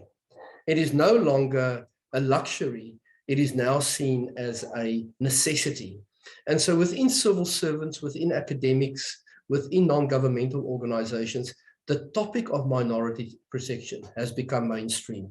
And so what I would encourage is that within our sub-region, more attention is given on centers or a center of excellence, of expertise, where the rights of minorities and indigenous people are studied, promoted, protected, where students can learn, where advice is given. So whenever there are conflicts within the African Middle East area, that from within solutions can be found in the same way that with Ukraine, from within Europe, these centers of expertise assist Ukrainians in order to resolve their disputes.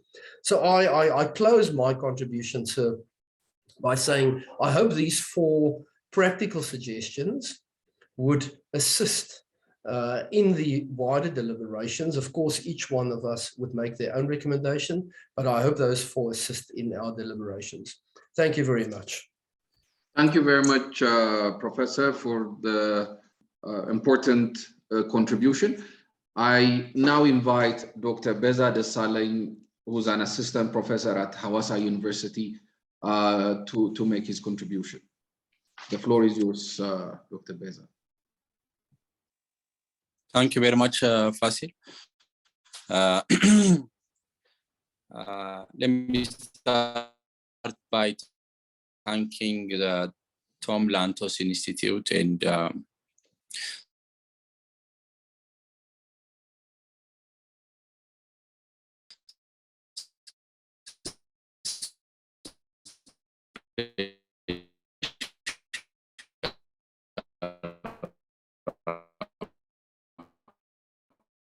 Rapporteur for inviting me and organizing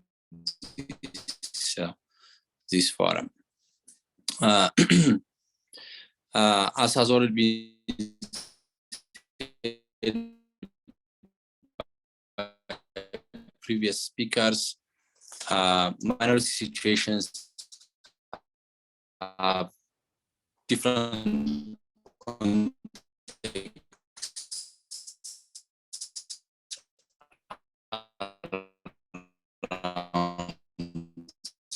I think there is a feedback. There's a problem with the sound.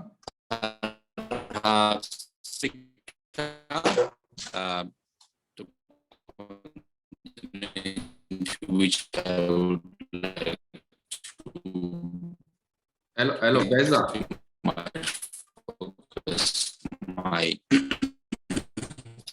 I think there's some connection problem with Professor Beza. So I think it's better to move to Leila and sort out the connection. Issues, for instance, largely managed from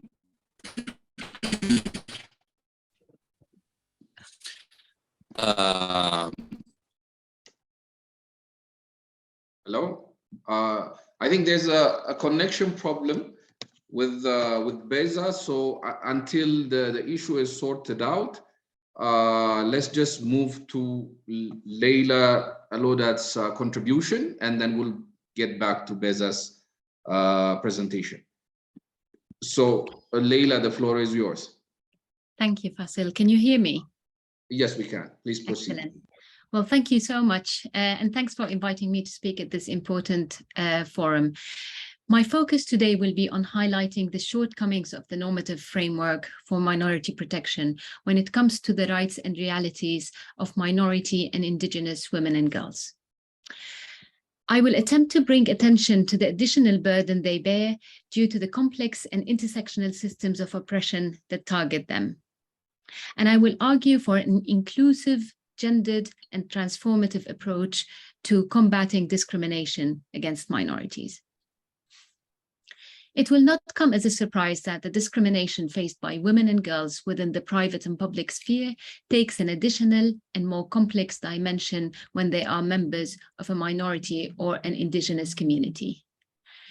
Neither would the reality that discrimination against minorities is a gendered crime that impacts people at the receiving end differently based on their sex and gender.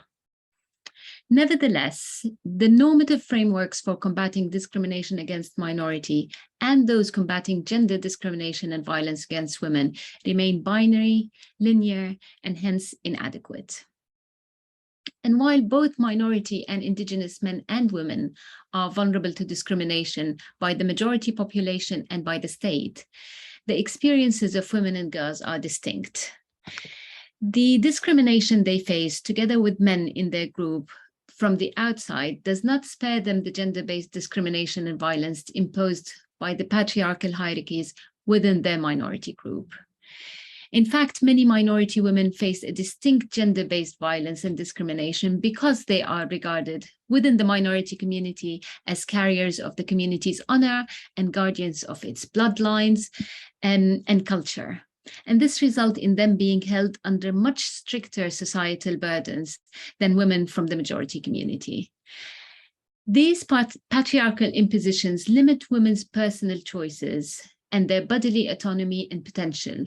And in most cases, such cultural assumptions are identified by men in the community and adapted unquestionably without giving adequate say to the women and girls who are most impacted by them. This does not only apply to individual experiences of discrimination, but also to the resulting conditions within which the group exists. For example, crises, conflicts, and pandemics are known to push both men and women of minority groups further into unregulated, underpaid, and invisible professions, as we've seen recently. However, women face these conditions with an additional risk of violence, abuse, potential trafficking, and denial of justice. The past few decades witnessed a wealth of literature on the multiple interlocking identities that shape people's lives. And this literature highlighted the needs to recognize the ways that different discriminations intersect and overlap so we can make tangible steps to eliminate them and remedy their historic impact. And while more efforts are being made to identify and document and respond to this intersectional burden, there continues to be a gap in the normative framework as well as the literature and practice.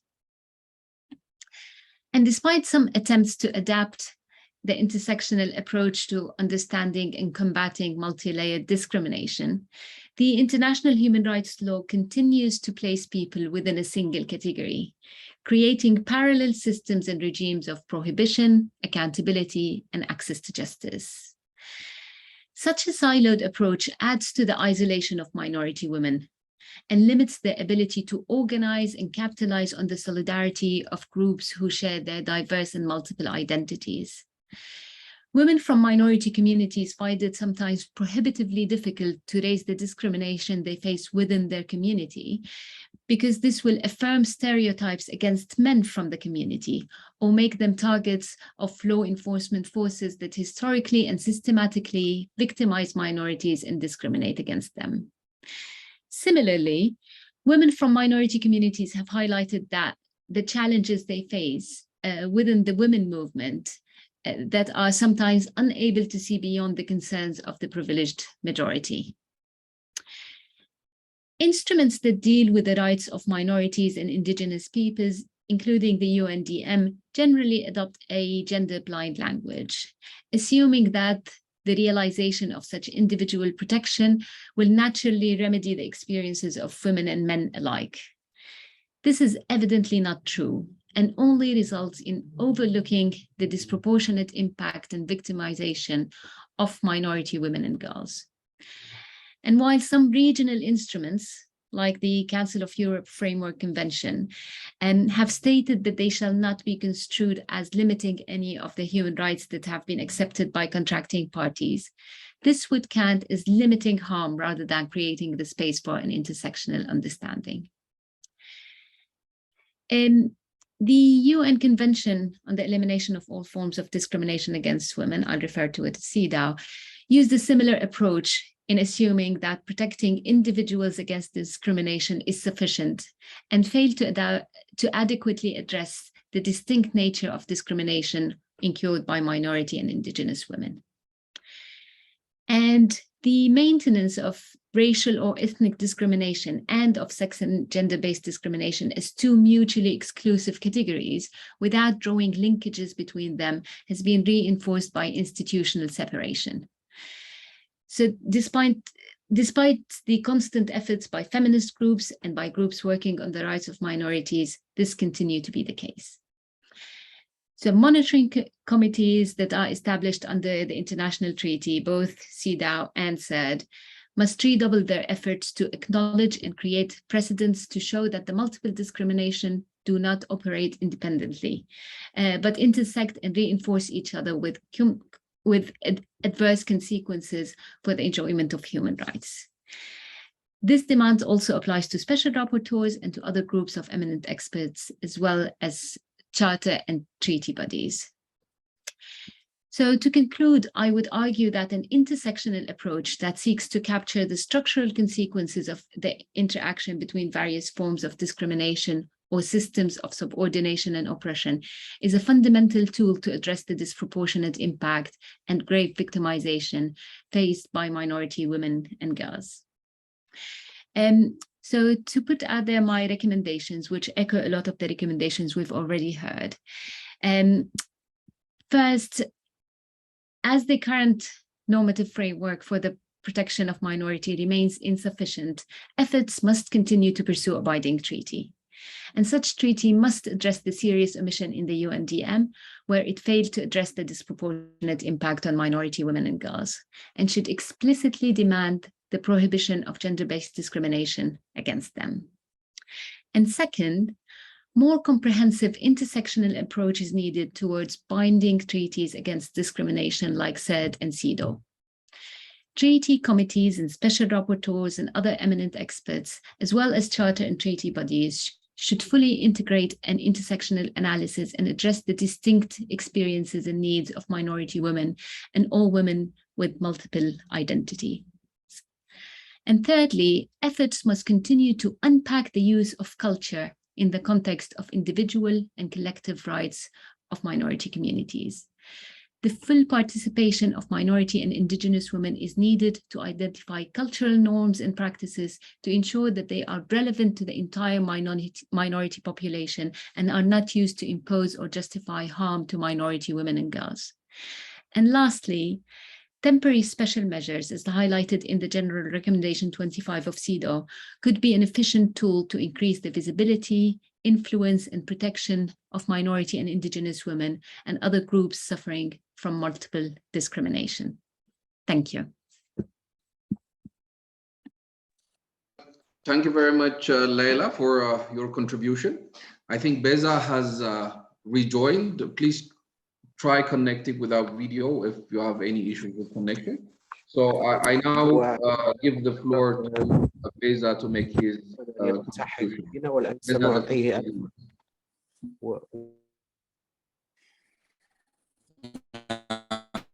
Hi, can you hear me now? Yes, please continue. There is yeah? Okay, let me try. So earlier I was just saying minority situations have different contexts around the world.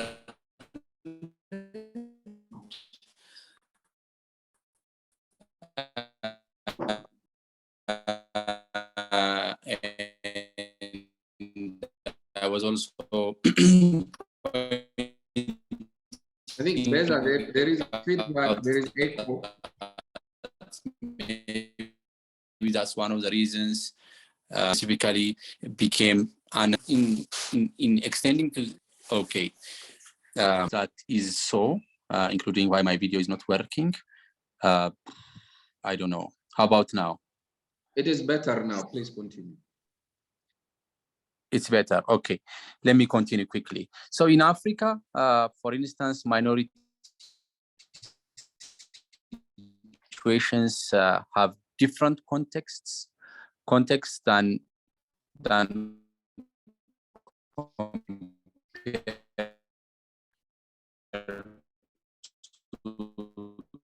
maybe in Europe or in the Americas.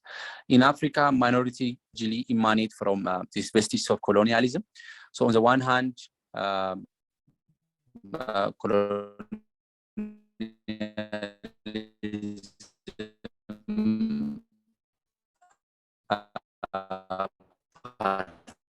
partitioned the same community or communities into different political and state boundaries, into different nation states. And on the other, communities of different economic that have largely been living autonomously. Or Fachir, how do you think?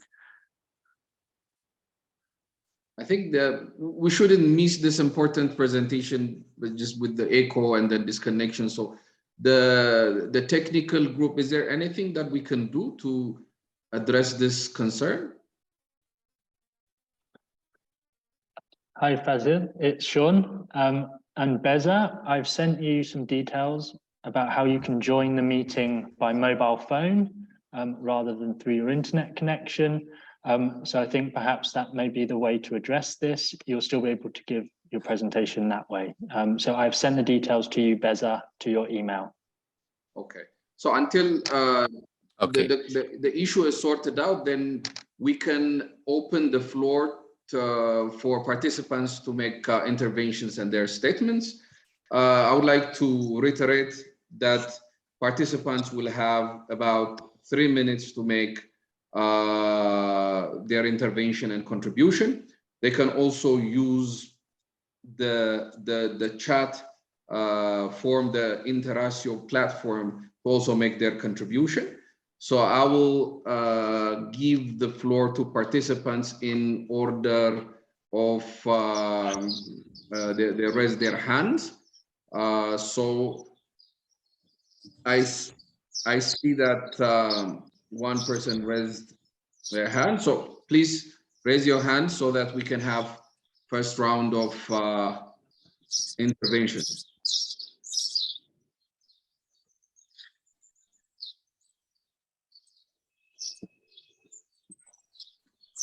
Honorable Abdelkarim. Okay, the first Gendi, Y-E-I Gendi. Honorable Abu Bakri. Honorable Abu. Just one at a time. Okay, should I start?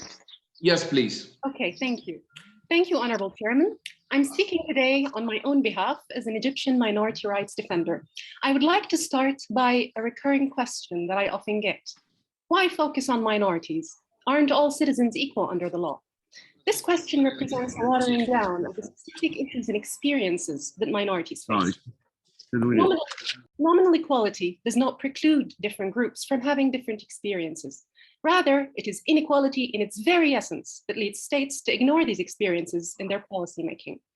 I give the example of Patrick Zaki, who in February 2020 was arrested in Cairo airport.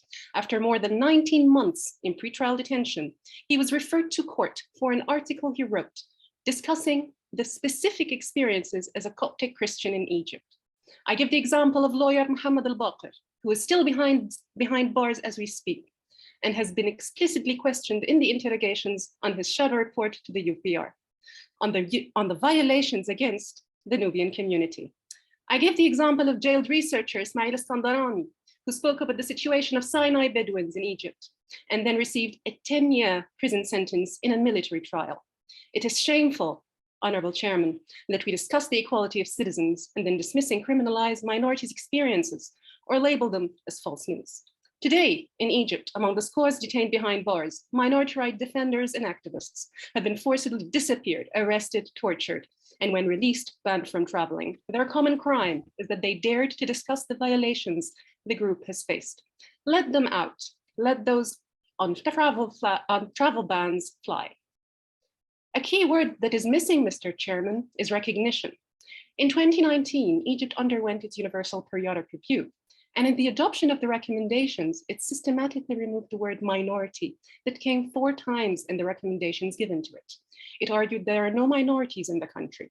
This discourse, the lack of recognition, makes states fail to engage constructively within the human rights framework with the diverse needs and identities of its own people. Considering the discussion of minorities as prima facie contrary to the principle of equality and non-discrimination is a huge misunderstanding of the UNDM, which leads some states to its de facto rejection. Honorable Chairman, let us not forget how in this region, colonial powers politicized minorities' grievances to divide and rule countries they colonize and shed a dark shadow on the term. In the MENA region, an objective definition of minorities applied to all states with spaces for national contexts to negotiate the definition will help states go beyond the historic colonial connotations given to the term and enable constructive engagement with the rights and demands of their people. Furthermore, I believe there must be a stronger oversight and monitoring mechanisms beyond the forum, mainstreamed into the work of treaty bodies review committees. Based on indisputable objective criteria of who minorities are, treaty bodies would request states to present periodic reports and answer questions on the state of minority rights.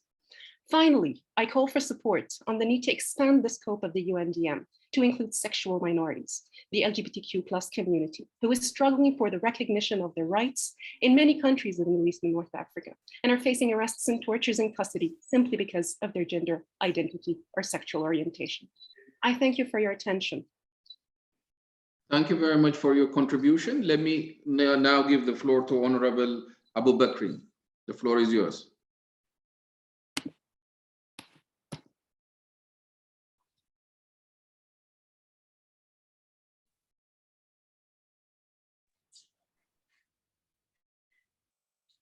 Est-ce que vous m'entendez?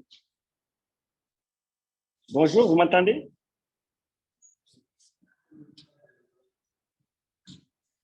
Vous m'entendez? Merci, monsieur le modérateur. Hello, sir. Do you hear me? Do you hear me now? Yes, yes. Please continue. Opportunity to speak. Thank you for giving me the opportunity to speak on behalf of my minority. There are lots of problems problems that happen because of this. We have lots of actions to take towards this category.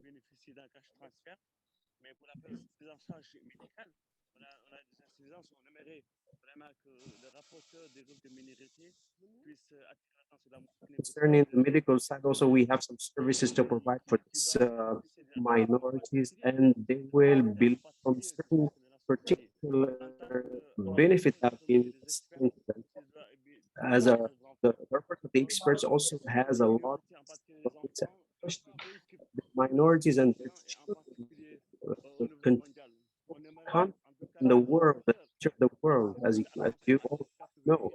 If you don't give attention to this issue, it will worsen. There are also handicapped children who may be discriminated against.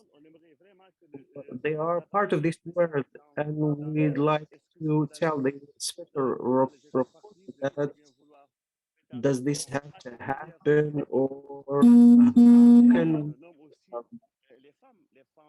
do it to reduce the number of women that contribute to all of this, and how we can raise awareness toward the issue. Not only the government can do something, women in the community can do something. So the states have signed or ratified the International Convention, but the grassroots have something to women who suffer from electricity and they don't have access to a lot of things. They would like the report to give attention to this vulnerable category of minorities, especially the handicapped ones that hide, have handicaps that hide from society. They can't participate, unfortunately, and that can hurt the family first, the minorities, but this first for them. In this direction, the right of minorities matters most, and we'd like the reporter to give a particular attention to this issue at the level of the continent as a whole. Also have accounts and have the African Union do something for this to take into account. There is an issue with the English, French-English interpretation. There is echo. We hardly hear you. Is it possible to address the problem? Yeah, the problem it is. Est-ce que vous m'entendez? Vous m'entendez? You listen me?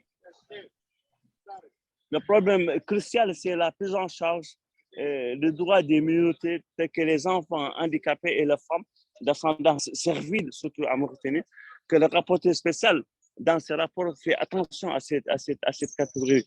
Vraiment, on aimerait que vraiment le rapporteur met l'accent sur ces groupes vulnérables qui sont de minorités dans les pays du tiers-monde et qui subissent beaucoup de violations de leurs droits au niveau du continent et dans le monde de façon globale.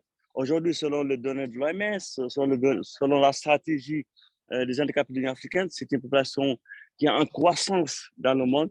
Et surtout, il y a un phénomène nouveau au niveau de l'Afrique. There's a kind of growth at the level of Africa, but this minority makes it a little bit worse.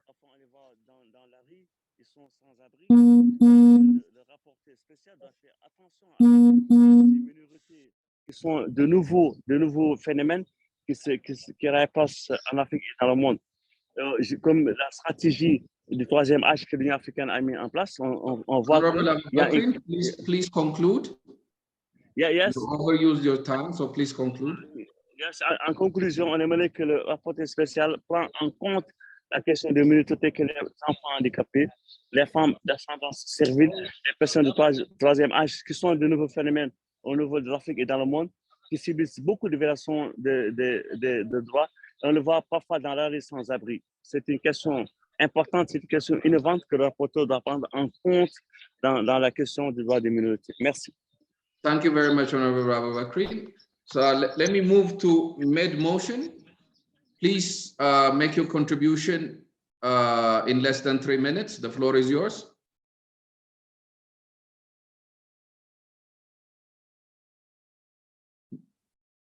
Med Mohsen.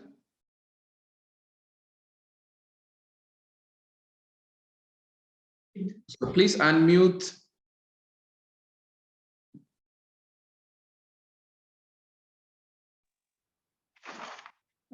الساكت محمد محسن رئيس جمعية تماجيت للحقوق والحريات والثقافة.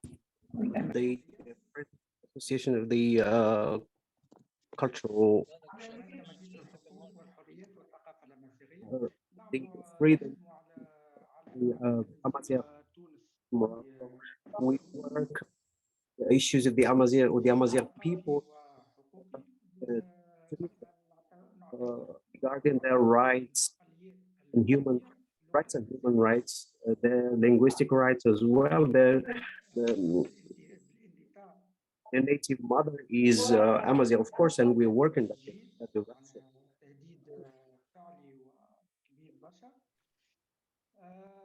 There's a tremendous effect to what we're doing as Amazigh Association, and as Amazighs have big problems in in defending our rights and defending even our language.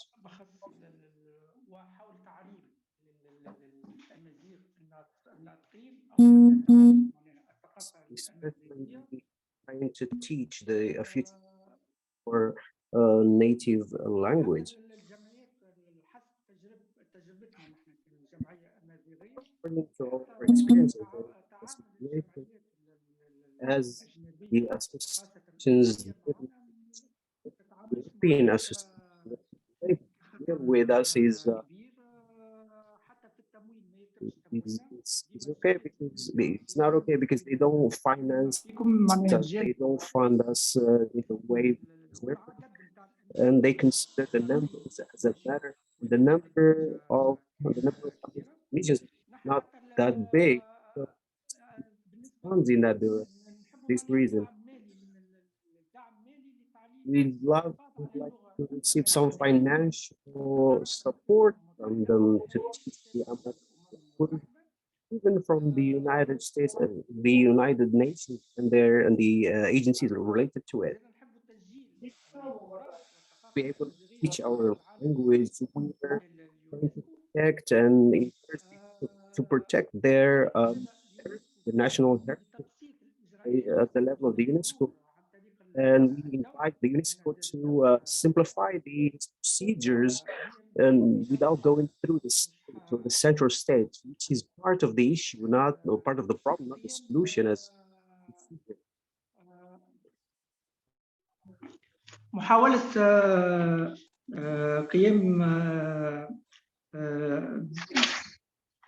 قيام بدورات لاكتساب المهارات حتى Please conclude. You are running out of time. Please conclude. Training to raise awareness toward this. We have big problems, and yeah, and happy to take part in this forum. Okay, thank you very much for your contribution. So I'm informed that Beza has reconnected. So before I give the floor to other participants, let me invite Beza to make his contribution first. Beza, the floor is yours. Thank you very much, Fasi. I apologize for the problem, whatever the problem was earlier, which I couldn't really figure out. I hope you can hear me well now. So yes, please. Earlier, continue. I was just saying, okay, thank you, Fasi. Earlier, I was saying how minor situations are different from one place to the other and how that they are context bound.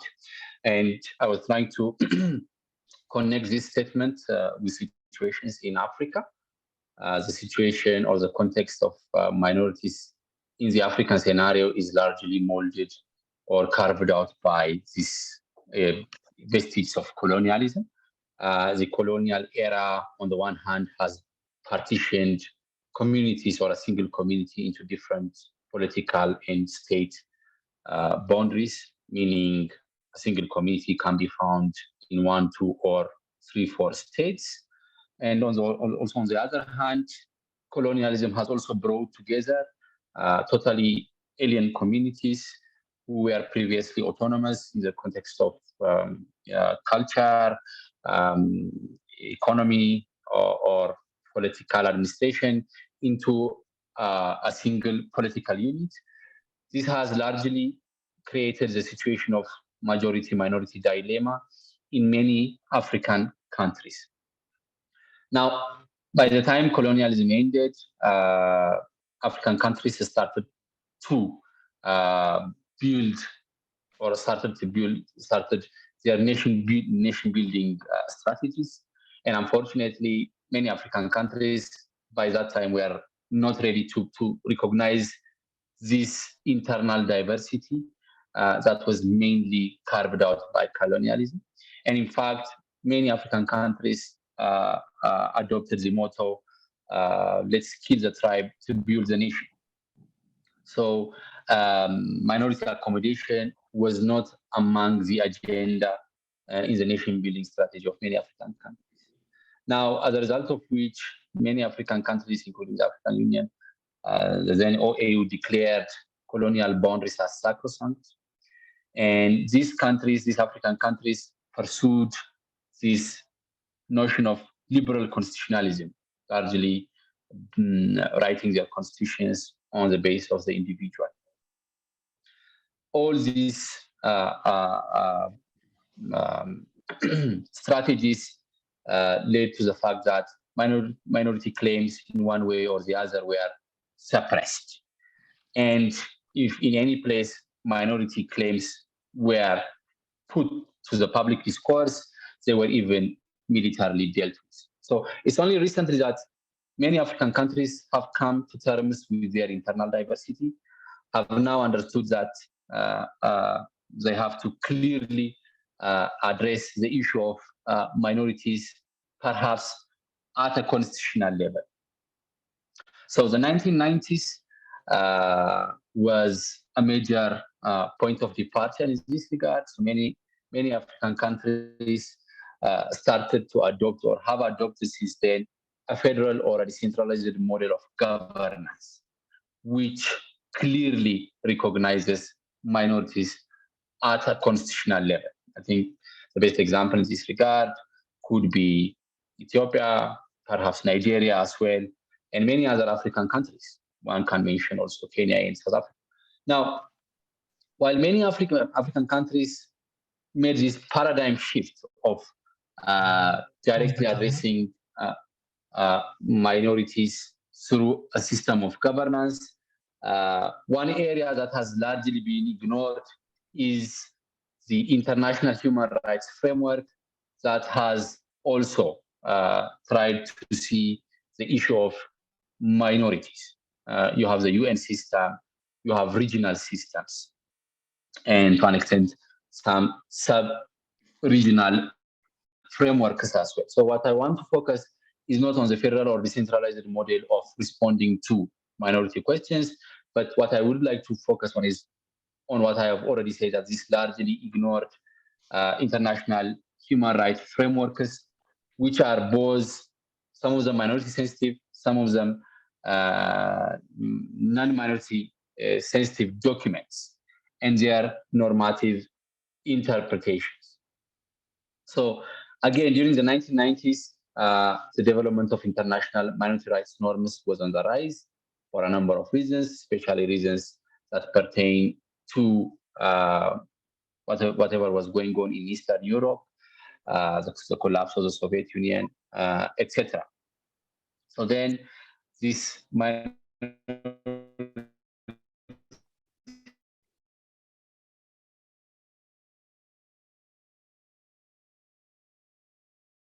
Beza, we lost you. Can you hear me? Sensitive documents were starting to emerge, one among which is the Universal Declaration. As I've already said in the beginning of my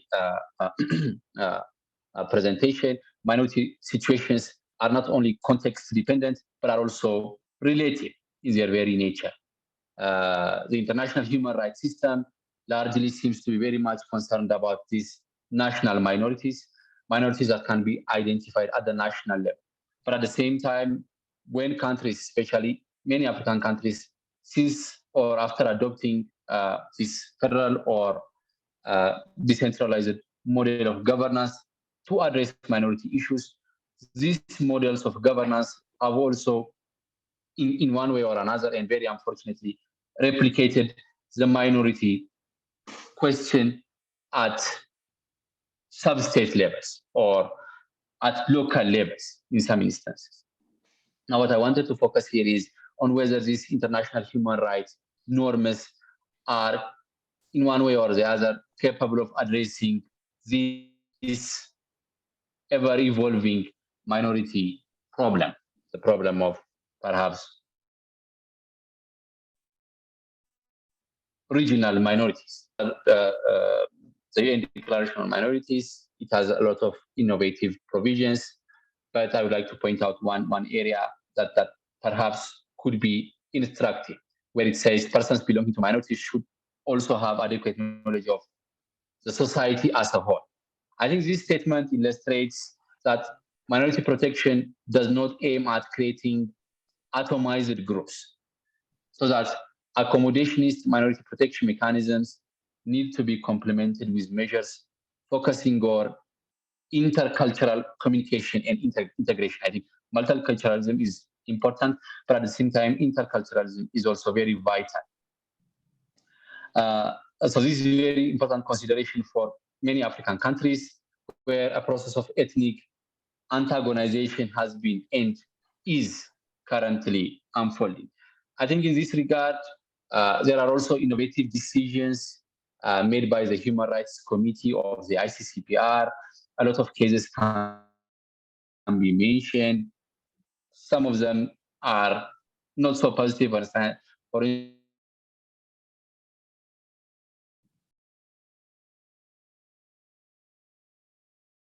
Beza, we lost you again. Can you hear me?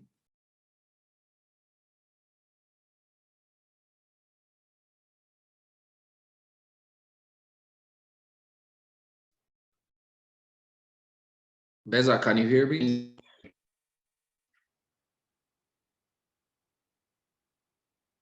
Hi, Fasil, can you hear me? I can hear you now. It was interrupted. Just start from where we lost you, just to keep track of. Okay.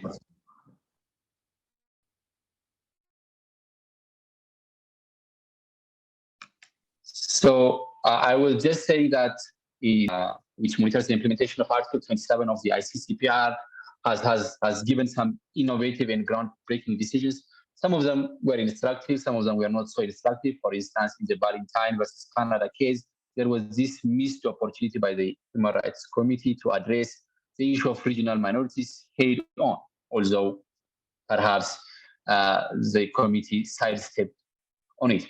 But down the line, the Human Rights Committee has given some important considerations in the Antonia Ignante versus Latvia case, in the Namibia case as well. But in this regard, in addressing sub-state groups as minority communities, the African system has taken a very important leap forward. I think it is important to mention two cases, the Ogoni case and the Ogier community case in Kenya. Both decisions have interpreted the African Charter on Human and People's Rights. The Charter is not a minority-specific document. It does not mention minorities by name, but it has this consideration of peoples. And the African Commission in the Ogoni case and the African Court on the Ogier case has come out very clearly in considering people, not only to refer to people of a certain nation or a certain country, but also people to refer to sub-state groups. And as sub-state groups, in one way or the other, they are entitled to some form of protection.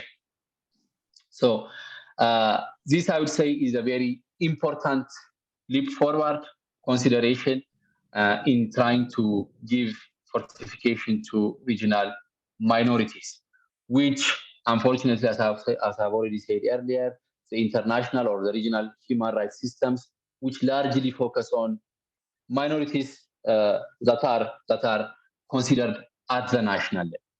But minority considerations, especially those violent or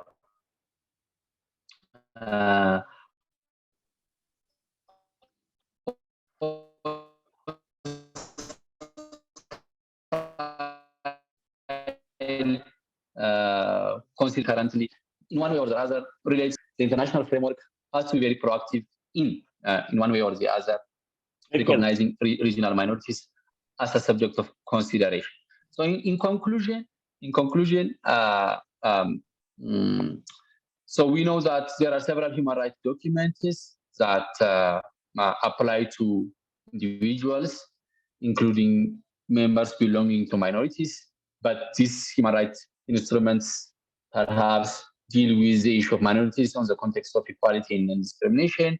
And we know that those things through the years have not become adequate in fortifying minority communities.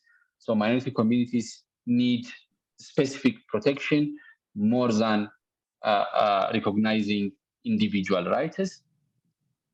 So what I would like to argue is that the rights that apply to national minorities should also apply to minorities found at sub-state levels. So in many of the decisions that the Human Rights Committee that I have mentioned earlier seems to recognize, although not very clearly, that sub-state communities are a subject of minority rights protection. So I would like to present this as one recommendation in the sense that when international human rights mechanisms that are available internationally or at the regional level, when they are applied domestically, the argument is that they also not only apply to national minorities, but also minorities that are found at sub-state levels. UN conventions, including the ICCPR and other documents like the International Convention on Economic, Social, and Cultural Rights. These documents have direct applicability, enforceability at the domestic level because many countries have ratified them. And as a result of which, these documents shall give important fortification at the domestic level. Non-binding UN documents have considerable moral authority and could therefore induce domestic minority protection mechanisms. And this requires and should encourage countries to take positive measures, some of which have already been outlined by the UN standard setting documents, albeit largely in general terms, leaving considerable discretion to states. And the quasi-jurisprudence of the UN committees should also be used to ensure the fulfillment of these rights at domestic levels. Thank you very much, Fasil. Apologies, and thank you very much for your patience. Okay, thank you very much, Beza, for your contribution. So I now open the floor again for contributions, interventions from participants. Be reminded that you will have up to 3 minutes, maximum of 3 minutes to make your contribution.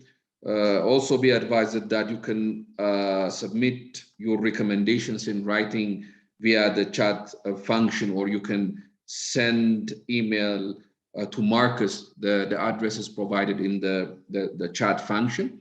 I now give the floor to Jeremia to make an intervention. Jeremia, the floor is yours.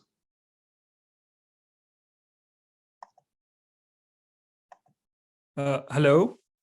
Yeah, we can hear you. Please proceed. Thank you. I'm speaking on behalf of the Kurdish people as a human rights activist. The stateless Kurdish people have been suffering from, Is my voice clear? Yes, please continue. We can hear you clearly. The stateless Kurdish people have been suffering from a systematic, economical, linguistic, religious, and ethnical discrimination for over 100 years under the four states of Iran, Turkey, Syria, and Iraq. The human rights situation in Middle East, and especially in Kurdish inhabited areas, is at a horrific stage. Today, according to the United Nations, over 70,000 Kulbars, known as cross-border civilian labor, who are employed to carry goods on their backs across the borders of Iran, Iraq, Syria, and Turkey, are suffering from extensive financial issues caused by the governments. This humanitarian disaster has been one of the main issues that the Kurds are dealing with in Iran, and it is directly related to the systematic discriminations mentioned before. Each year, hundreds of these workers get killed and wounded by the Iranian military forces, whom some of them are under the age of 18 and also women. There are no national or international mechanisms or laws to protect these people and their lives or provide them with a better life condition. The United Nations and other international human rights organizations need to demand the Iranian government to stop this indirect form of genocide against our people. The discriminations against people varies in different forms. Besides the economical discrimination, which has resulted in the existence of Kulbars, the Iranian and Turkish governments also limit the Kurdish people from learning their language and deny their right of mother language. As of today, several Kurdish teachers have been jailed only for teaching their language, and the Kurdish language is totally banned from the educational system. The Turkish and Iranian governments constantly bomb the Iraqi Kurdistan region, and it has resulted in death of hundreds of civilians during the past few years. After the invasion of northeast Syria by the Turkish army in 2018, hundreds of thousands of people in Afrin region have been displaced and ethnically cleansed from their lands. Obviously, the issues that Kurds deal with under these four states are more than this, and they cannot be all mentioned at once. And I only mentioned these to create a general perspective over the issues. Nevertheless, we plead to the international community and the United Nations to recognize our issues and help us protect our lives. Thank you so much for the time. Thank you, Jeremiah, for your contribution. I now move to Ngoy. Please turn on your mic and also your video. Right. Well, thank you so very much, Mr. Moderator. I have just two quick comments to make. With regard to, I don't know whether some of the speakers in the course of the program of today and tomorrow would be able to address this too. Already the first one is on law enforcement. I'm glad that Professor Fernand Varennes was able to raise that, because it's good to have all these laws, but how can we actually be sure that these laws are complied with? I think these are the issues we face, especially at the level of domestic remedies, at level of domestic policies. They are created very well, but exactly how do we make sure that the relevant persons are able to comply with the laws that have to do with minority rights? The second point is, I don't know whether the person who spoke on behalf of the African Commission, I'm not too sure I got this very clearly, but I'm sure he knows that the African Commission on Human and People's Rights, with the creation of the Working Group on Minorities and Indigenous Population, there are issues that have been raised, on the possible separation of minorities away from indigenous populations. In other words, the working group itself is a special mechanism, but I think voices are now being raised on how we can separate these two so that we give more visibility to minorities, because as far as we know, since its creation, the focus has been a little bit more on indigenous populations. I don't know whether that is being addressed, and hopefully that between today and tomorrow, Mr. Moderator will be able to have some kind of response to these two issues that I have raised. Thank you. Thank you very much. I now give the floor to Fuad to make his intervention. Fuad, please turn on your camera and mic if possible.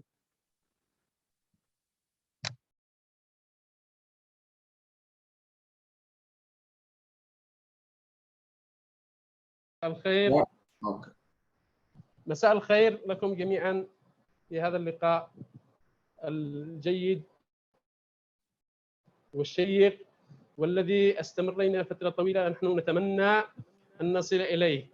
معكم فؤاد الصلوي، زميل أقدم في المفوضية السامية لحقوق الإنسان في اليمن. سأتحدث في هذه الدقائق البسيطة حول معاناة الأقليات اليمنية، وبالذات أقليات المهمشين التي أنا أمثلهم في المفوضية. الأقليات في بلادنا تعيش بين صراعين، بالذات أقلية المهمشين، فهم بين الحوثيين في الشمال والشرعية في المناطق الجنوبية، فهم يتعرضون لأشد أنواع التمييز والإقصاء والتهميش، فيتعرضون للتجنيد الإجباري في مناطق الحوثيين وكذلك في بعض المناطق المحسوبة على الشرعية. لدينا أحد المهمشين في سجون الحوثيين منذ أكثر من 20 سنة، وهو لم يتعرض لمحاكمة عادلة لأنه مهمش ولأنه أسود، وما زال التمييز العنصري يمارس عليه وهو في سجنه منذ أكثر من 20 سنة وهو في السجن.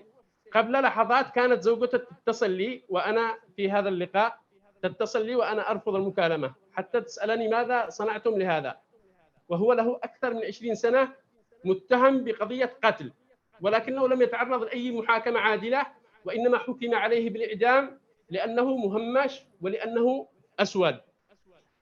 هناك أحد الزملاء ذكر أنه لحماية الأقليات لابد أن تكون هناك مكاتب إقليمية في دول الإقليم، ونحن مثلا في اليمن نتمنى أن نحصل على مكاتب محلية أو وطنية تهتم بقضايا الأقليات وقضايا المهمشين بالذات في اليمن. المدار ثم العينات، ما يقصد به بالتقييم النوع، يعني بالأقليات في العالم تحت إشراف المفوضية.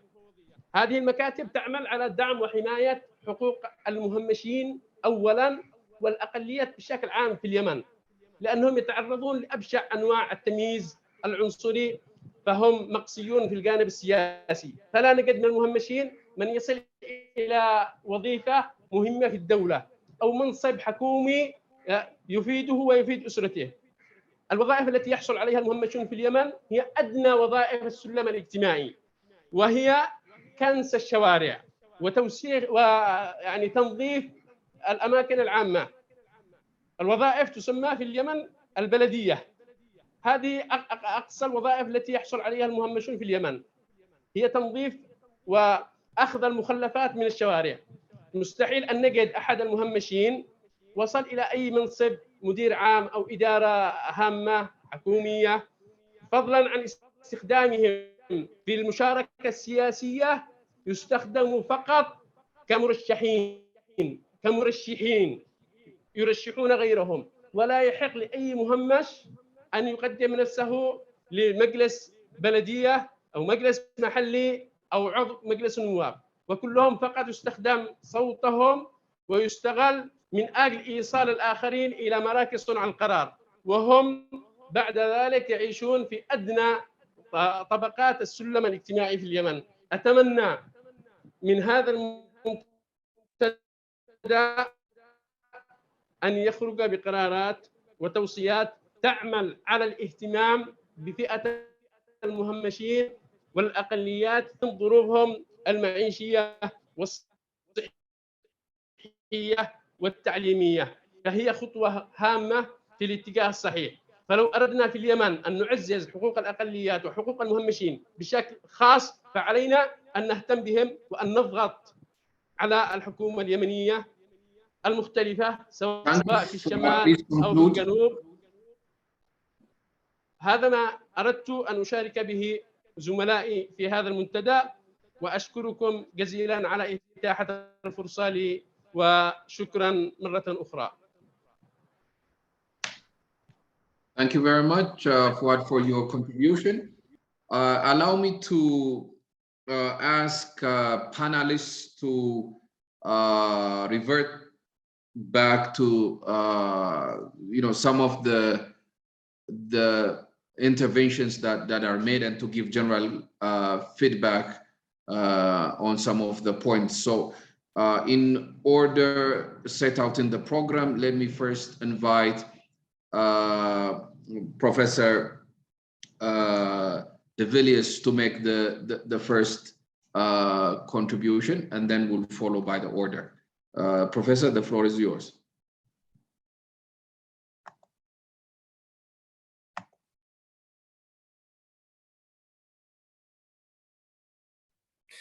Chair, thank you very much. I will just respond to 3 points because, of course, there are different contributions. The first is the definitional issue of minority and indigenous people.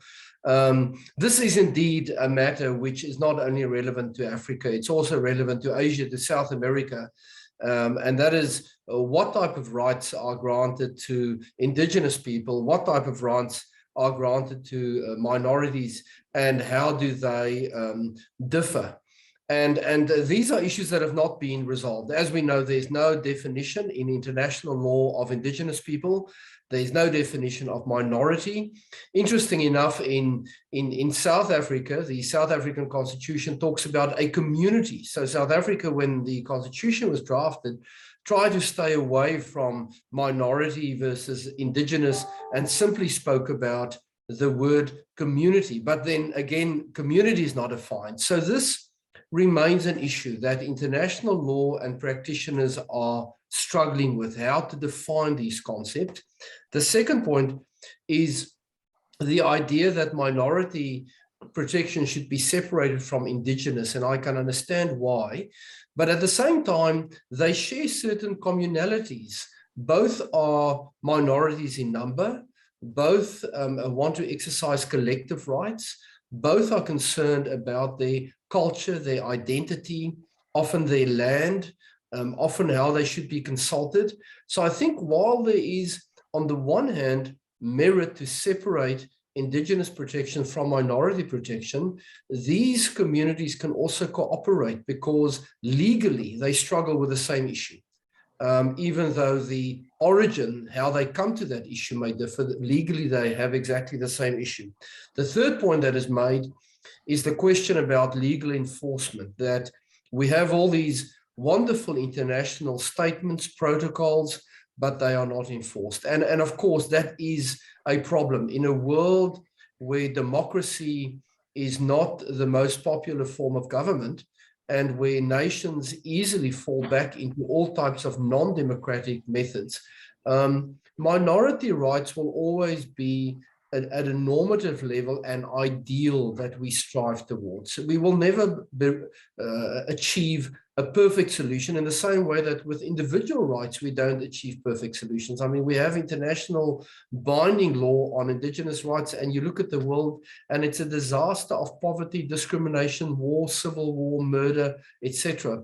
So I think what we are looking at is to have binding international standards for minority protection, and that will then slowly work through into nations to encourage nations to comply with those. But we won't see the end of the debate soon. Thank you. Very much, Professor. So I now give the floor to Leila Aloda to make final comments. The floor is yours, Leila. Thank you so much, Fasil, and thank you everybody for excellent comments and interventions. I will just echo and share my support to some of the comments and interventions that were made. I definitely support and back the statements made by colleagues from Egyptian, Yemeni, Kurdish, and other minorities sharing the plight of their people. I definitely echo and support the demands for more regional work done and expanding the scope of minority work on minorities to include sexual minority and others, as stated by colleagues. My second point is to also echo Beza's point on the impact of colonial powers on the politicization of minorities, and I'd like to expand that to highlight the colonial impact of the politicization of the fight for minority rights, and how we have now an opportunity led by the Global South to expand and redefine the way we fight for rights, both individual and collective. There is a big movement to decolonize, to rethink the way we identify and fight for rights. And this is a great place for all of us to come together and bring the knowledge, expertise, and experiences of the Global South to redefine this. And people in this session and otherwise would know the exact impact of such work on the daily struggles we have and our struggle for an international law and international doctrine that includes everybody. And lastly, I want to stress the overlapping work with decolonial movements around the world, particularly those who are reconsidering race and racial inequality. Minorities fall as undefined as they are. Let's use that fluidity to back causes that are so starkly righteous out there, including the fight against racial inequality, racialized international law, and redefine a colonial aspect and a colonial perspective to applying international law in the Global South. So it is perhaps it's an attempt to tie our work on the international framework and normative framework with the activism, the acknowledging the work of both minority communities and international lawyers around the world to bring these two aspects together, hoping for a decolonial and new Global South-led perspective to the fight for minority rights and for the rights of all. Thank you so much. Thank you, Laila, for your final comments. Beza, are you here? So let me give the floor to Beza to make his final contribution as well. Beza, the floor is yours. Okay, thank you, Fasil.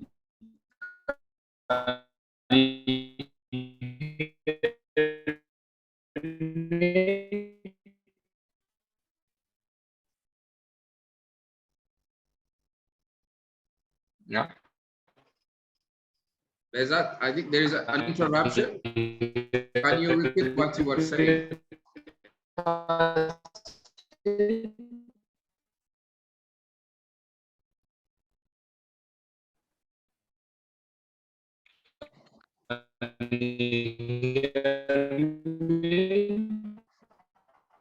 We can't hear you, Beza.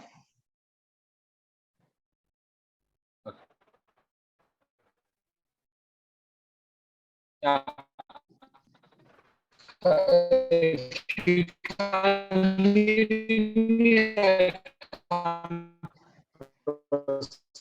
We still can't hear you.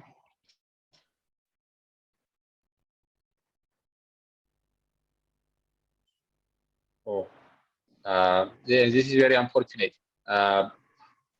This is very unfortunate. Can you hear me now? It's a little bit better, but just try to speak up and let's see if that works.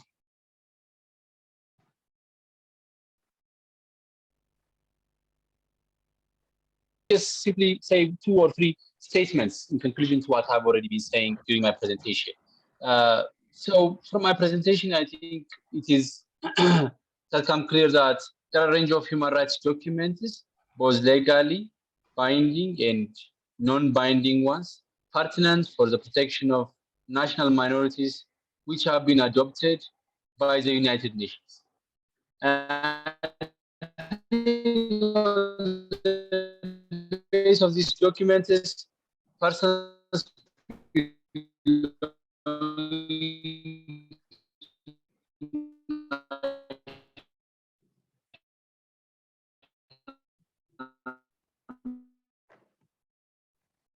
minorities.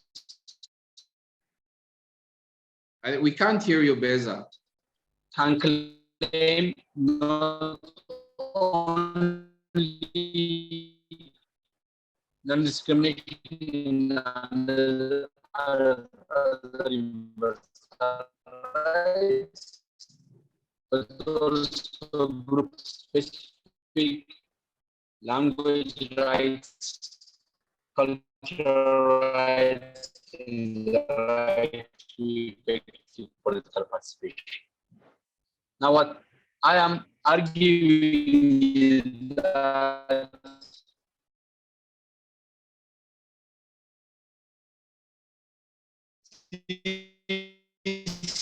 understanding of national minorities and their rights that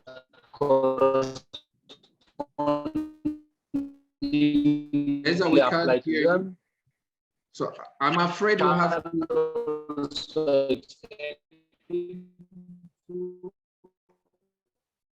other categories of Beza, we can't hear you. These categories among others are these.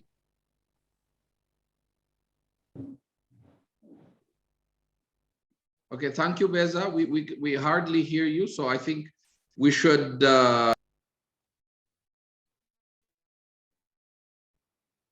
hands, more participants who would like to make intervention. Are there participants who would like to make an intervention? Few final points. Okay, I see no hands. So I think we should wrap up early.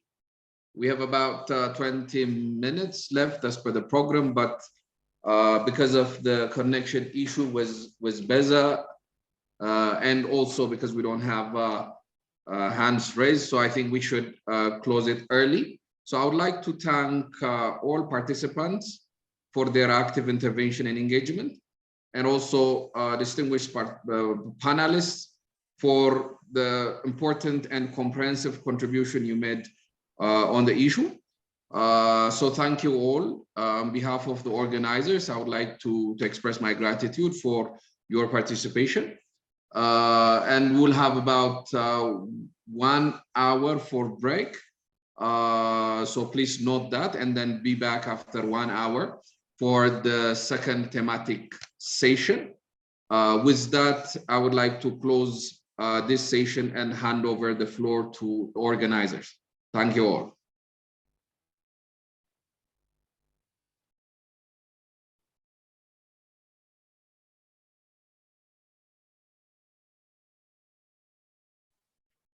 Thank you, Fasil, for moderating that session and all the technical challenges. We'll reconvene at 2:30 p.m. GMT +1 for the second thematic session. So have a nice break and we'll see you all shortly. Thank you.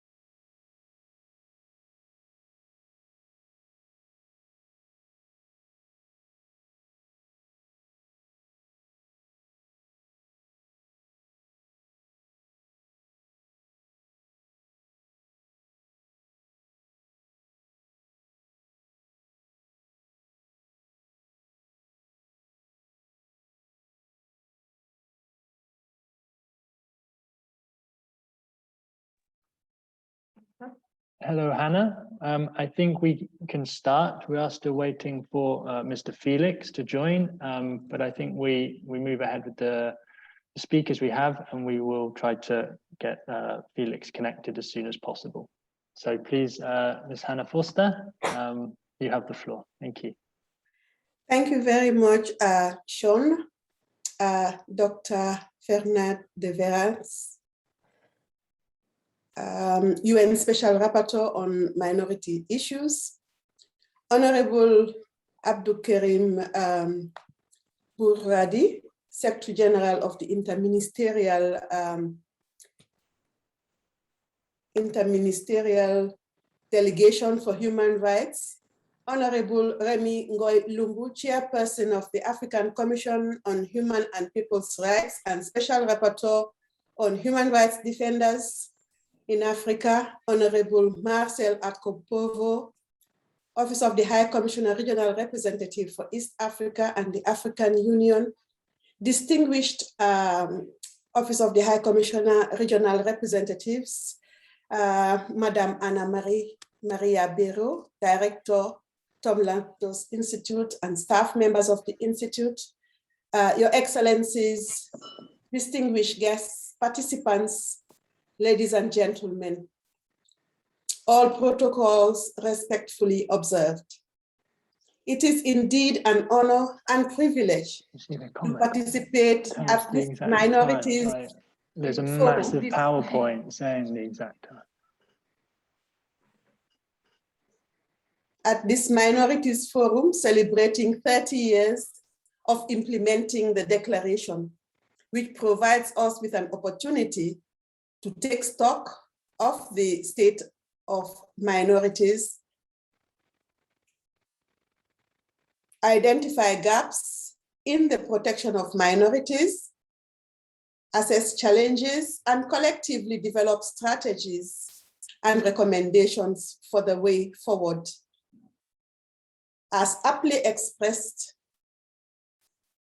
we are going to review, rethink, and reform the contents of the Declaration.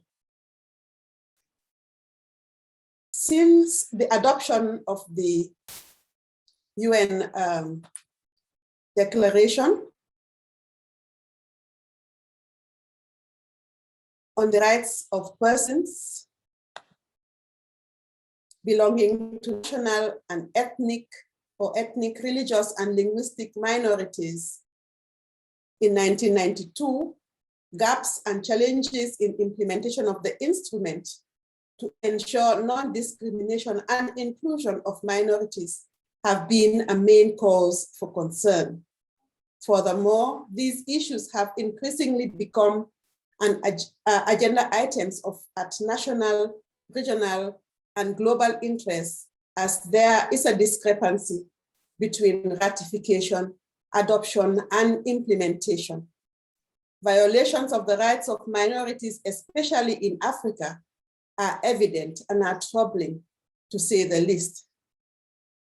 The Minorities Forum has begun in full force, and this panel, no doubt, will shed light on the status of implementation of this important instrument devoted to minority rights.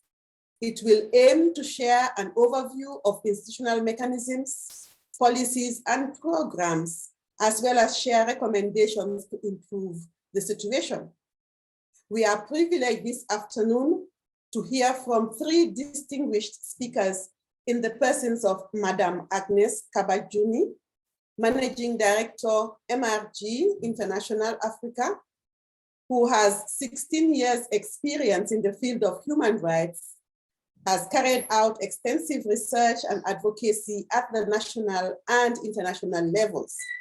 Her area of expertise spans over cultural rights, women's rights, ethnic minorities, and indigenous rights. Our second speaker would be Mr. Felix Noko, founder and director of the Center for Human Rights and Democracy in Africa. He is a human rights lawyer and activist from Anglophone Cameroon, and he also serves as the Vice President of the African Bar Association's Central Region. Our third speaker, who is by no means the least, Dr. Hassan Jabren, founder and general director of Adala, a legal graduate from Tel Aviv University. He has been an adjunct lecturer in the law faculty in Hebrew, Tel Aviv and Haifa universities. He has published widely and is the recipient of many awards for outstanding public interest defense on various human rights issues. Distinguished ladies and gentlemen, without taking too much of your time, I would like to now call on Madam Agnes Kabajuni to take the floor and make her presentation. Madam Kabajuni, the floor is yours.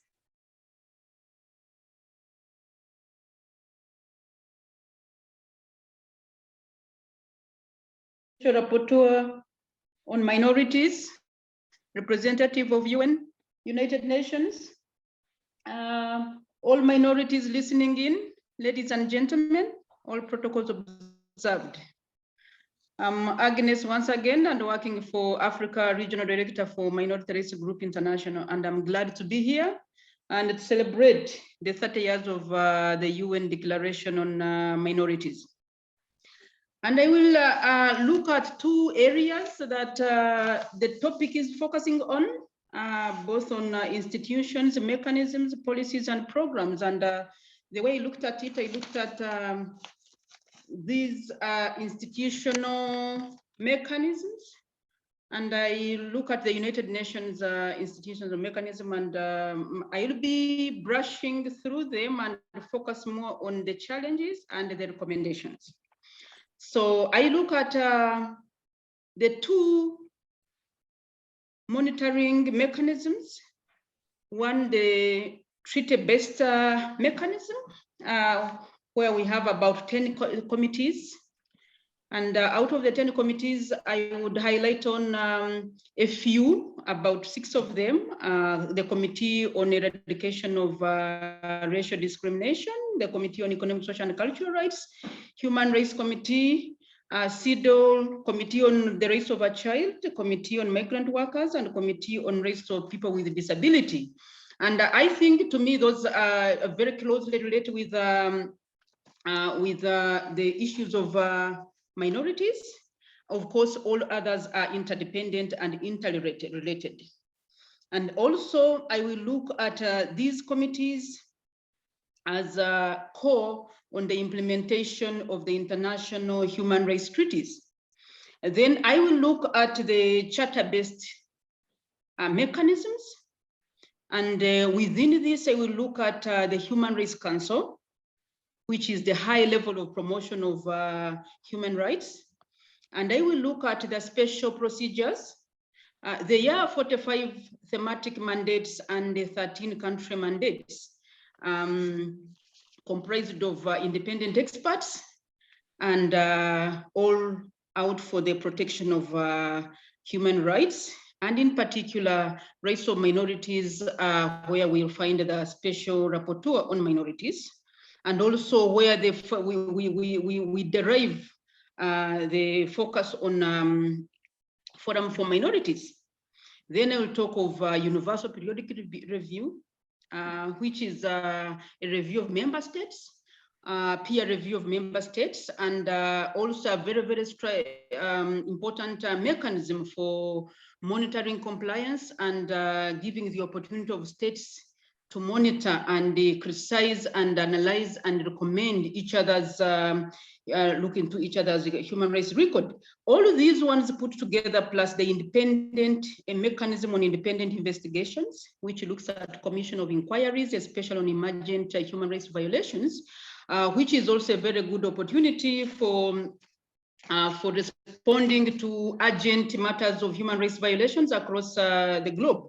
And looking at these mechanisms and UN, you look at the interrelationships between the different mechanisms, and you also look at the interdependence nature of human rights, and also the opportunities they give in terms of promoting rights of minorities. So I looked at within the framework of a special mandate and the guidance of the Special Rapporteur on minorities, I looked at the mechanism on forum for minorities established by the Human Rights Council Resolution 615. And this is the basis and the home for minority rights, promotion of minority rights across the globe. And I pick a few things here in looking at the question of its relevancy, and also in its direct participation of and mobilization of ethnic minorities, and also offering and mobilizing the pool of experts in terms of sharing knowledge, in terms of input into the different issues of minorities, and also sharing best practices. And also the opportunities it gives us in bringing together different UN agencies, the national human rights institutions, academicians, NGOs, and also again, why we are here today convening these regional forums. This is a very, very important mechanism for the promotion and protection of ethnic minorities. And most important, also you look at this issue-based mechanism, which focuses on amplifying issues around hate speech, around social media, in social media, about education and learning, statelessness, conflict prevention and peace and security, and the minority languages, and so many other important and critical issues that affect the realization of minority rights. And also you look at its capacity to feed into the Human Rights Council, and in terms of the richness of expertise that are involved, and the recommendations that come from its engagement, and the dialogue and discussions that are organized. And then I will also look at within the special mechanisms, look at the work and the presence of the Special Rapporteur on minority issues as a very, very significant presence in terms of protection of minorities, but also the implementation of the UN Declaration on Minorities. Because the role of the Special Rapporteur focuses much more on addressing barriers to realization of minorities, promote the implementation of the declaration, and also identify best practices and ensure gender perspectives are integrated, and especially most important, also cooperating and coordinating with other UN bodies. And this to me is, it brings out the capacity to increase and the protection and within expanding the framework of UN Declaration on Minorities. And they also looked at the specific current Special Rapporteur on ethnic minorities focus on critical issues of statelessness, because we understand that the bigger percentage of stateless people across the world come from the minority communities. And also the focus on conflicts. Previous speakers have mentioned of the role of the impact of conflicts on minority communities across the globe, and also tackling impacts of hate speech, xenophobia, and hatred against minorities. But also, mostly very important for the South, focusing on education and the rate of minorities. Those are very pertinent issues that the Special Rapporteur, as a very, very significant part of this, brings into the monitoring of minority rights. And then I also looked a little bit on the Office of the High Commission for Human Rights and the policies and the programs they bring out. Specifically, I have only focused on 3 areas. One, the United Nations Network on Racial Discrimination have I gotten it wrong? Yes, on discrimination and protection of minorities, which is a platform that aims at enhancing cooperation and dialogue on minorities across the United Nations. This is a very, very new, it's a very, very new program of the Office of the Human Rights that actually brings out dialogue, enhances cooperation between UN agencies and programs and funds shared by themselves, and also on the focus, especially on promoting the principle of leaving no one behind, and therefore targeting at reaching out to the farthest behind, and also in its strategic plan of 2021-2025, they bring out 8 pillars that really focus on marginalization of minorities. Those are focusing on leave no one behind, they are responding to times of crisis, criminal justice, intersectionality, communication, and the knowledge hub, and UN national diversity and development. And I thought this one bridge the gap between coordination of different UN bodies that are responsible for implementation of different but yet interlinked human rights treaties, and also enhance dialogue in strategic focus on pillars of key minority challenges, strengthening the work of the UN towards the implementation of the Universal Declaration of Minorities. And I also looked at the Office of the High Commission program on minority fellowship that was established in 2005.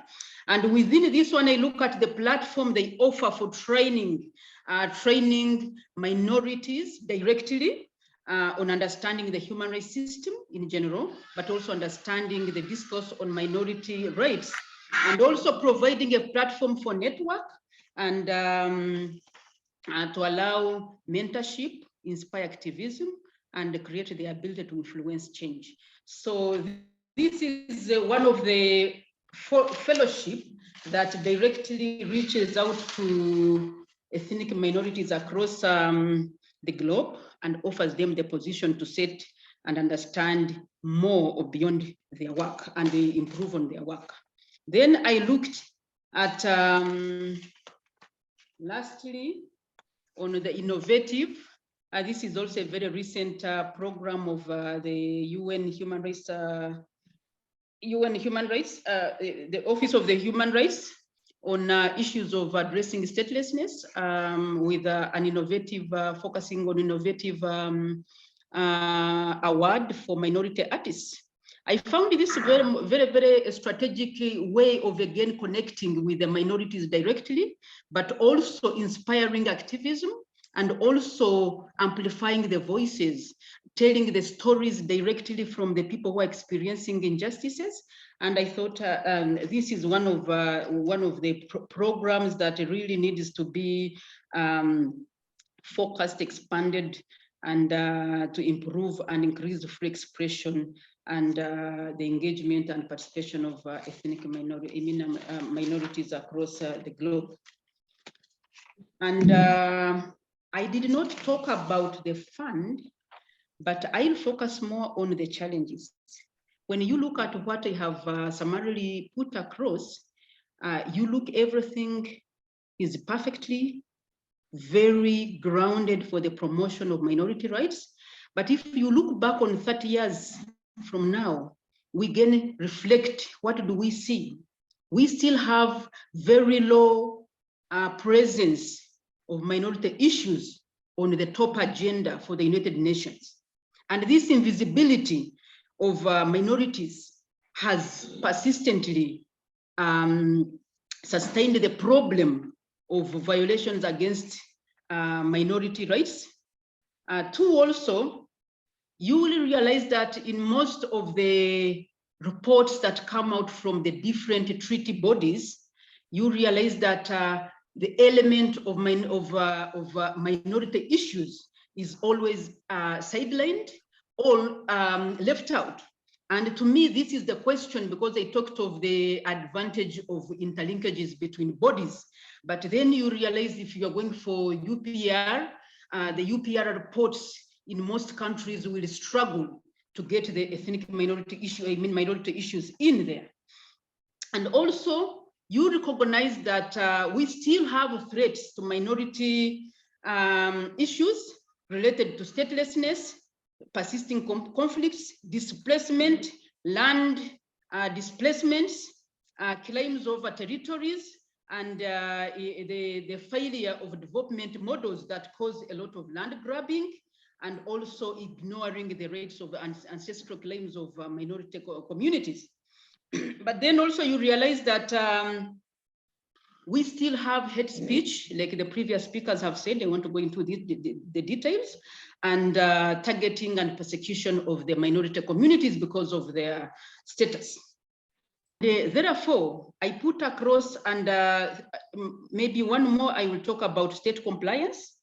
The states still don't take seriously the concluding observations from the different reports and recommendations to the governments. Agnes, I propose. Agnes, could you wrap up, please? Yes, please. Yes. I propose that we need to enhance and promote the United Nations that prioritize minority rights issues, and proposing more efforts to consider more legally binding treaty so that we are able to get more on the table the minority rights. I also propose that there is need to emphasize on the implementation of policies on protection of minorities and the UN at the UN state level, and promote more innovative designs and programs that reach out to the minorities. And I also propose the need to strengthen inter-mechanism relationship on minorities to ensure reporting on minority rights and visibility of issues. And also I propose to strengthen engagement of civil society from South with Forum for Minority Issues and other platforms.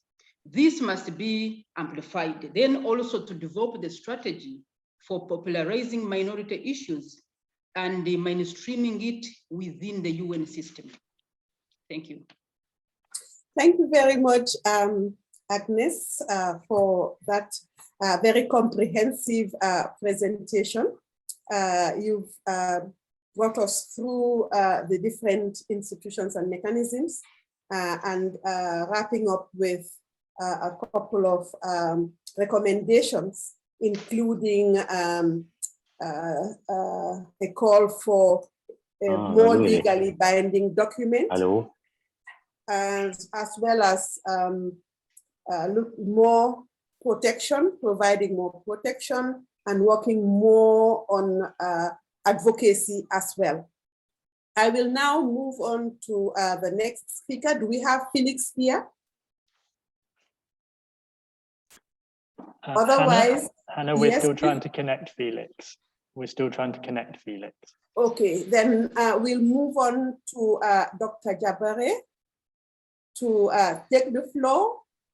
You have 20 minutes, sir. The floor is yours. Thank you.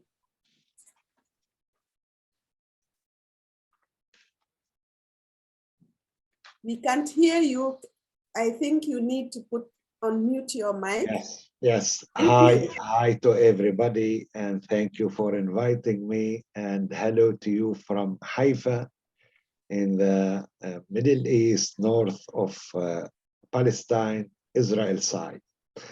I wanted to speak about issues and problems of the declaration, UN Declaration on Minority Rights, how it appears before national courts.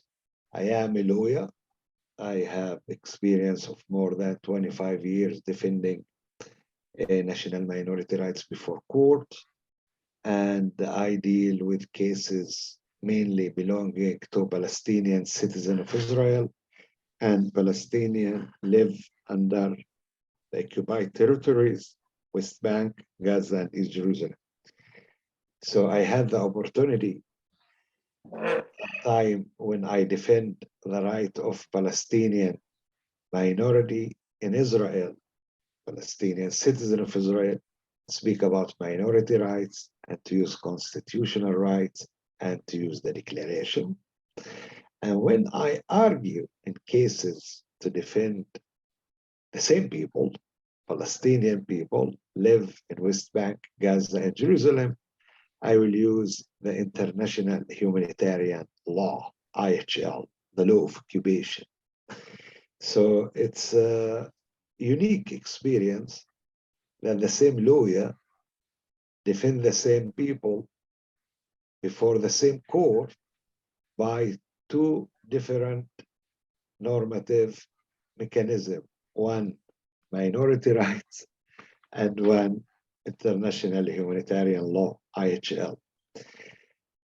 So I will focus on issues that belong to Palestinian citizens, cases that brought before the court, and in order to show the issues that, main issues it seems, that many lawyers face in implementing the declaration. First of all, our لا يوجد ترجمة عربية رجاء. أبغى أحكي عربي. I can speak Arabic if there is a problem. We call the organization Adala. Excuse me, sir. Excuse me, sir. Can you hear me? Minority Rights in Israel. It was in 1996. We choose the Legal Center for Arab Minority Rights in Israel. Choose the words Arab minority rights. Why we choose that? Due to the effect of the declaration. The declaration give us empowerment, a normative tools that to say that national minority is a matter of law. So this is one of the things that at that time the declaration brought. This is why we wanted to emphasize in our name the word Arab minority rights in Israel, Arab minority, to emphasize that we are national minority. If we are national minority, thus there is a reference in the law. The law here, Article 27 of ICCPR, and the declaration, which could be the tool to give interpretation for Article 27. And this also gives us the opportunity for the first time to speak about group rights. And this is one due and thanks to Article 27 and the declaration itself. But now when we started to bring those issues before the court, Israeli Supreme Court, and to rely on Article 27 and the declaration, the first problem we face is the classical problem, the classical obstacle of Article 27. The classical issue that Article 27 doesn't speak about positive right, but say the state shall not deny group rights of the other that they want to implement those group rights within their community.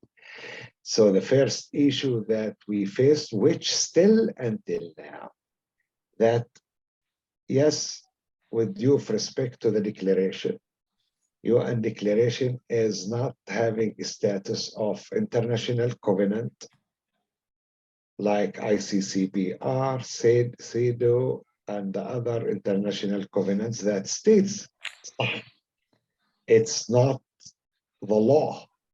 It could be just tool of interpretation.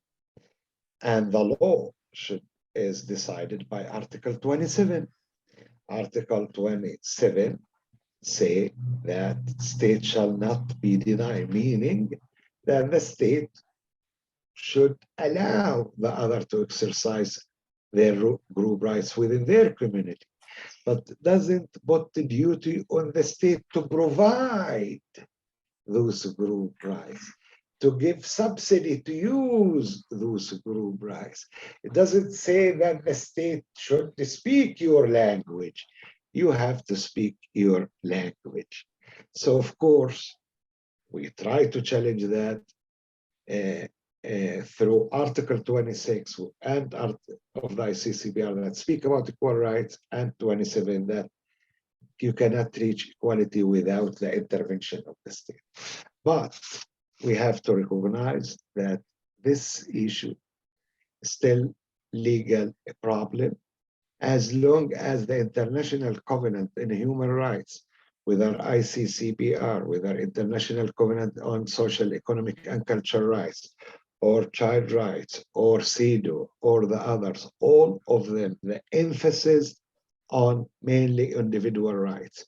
We don't have one article of those covenants that say state must provide and respect group rights.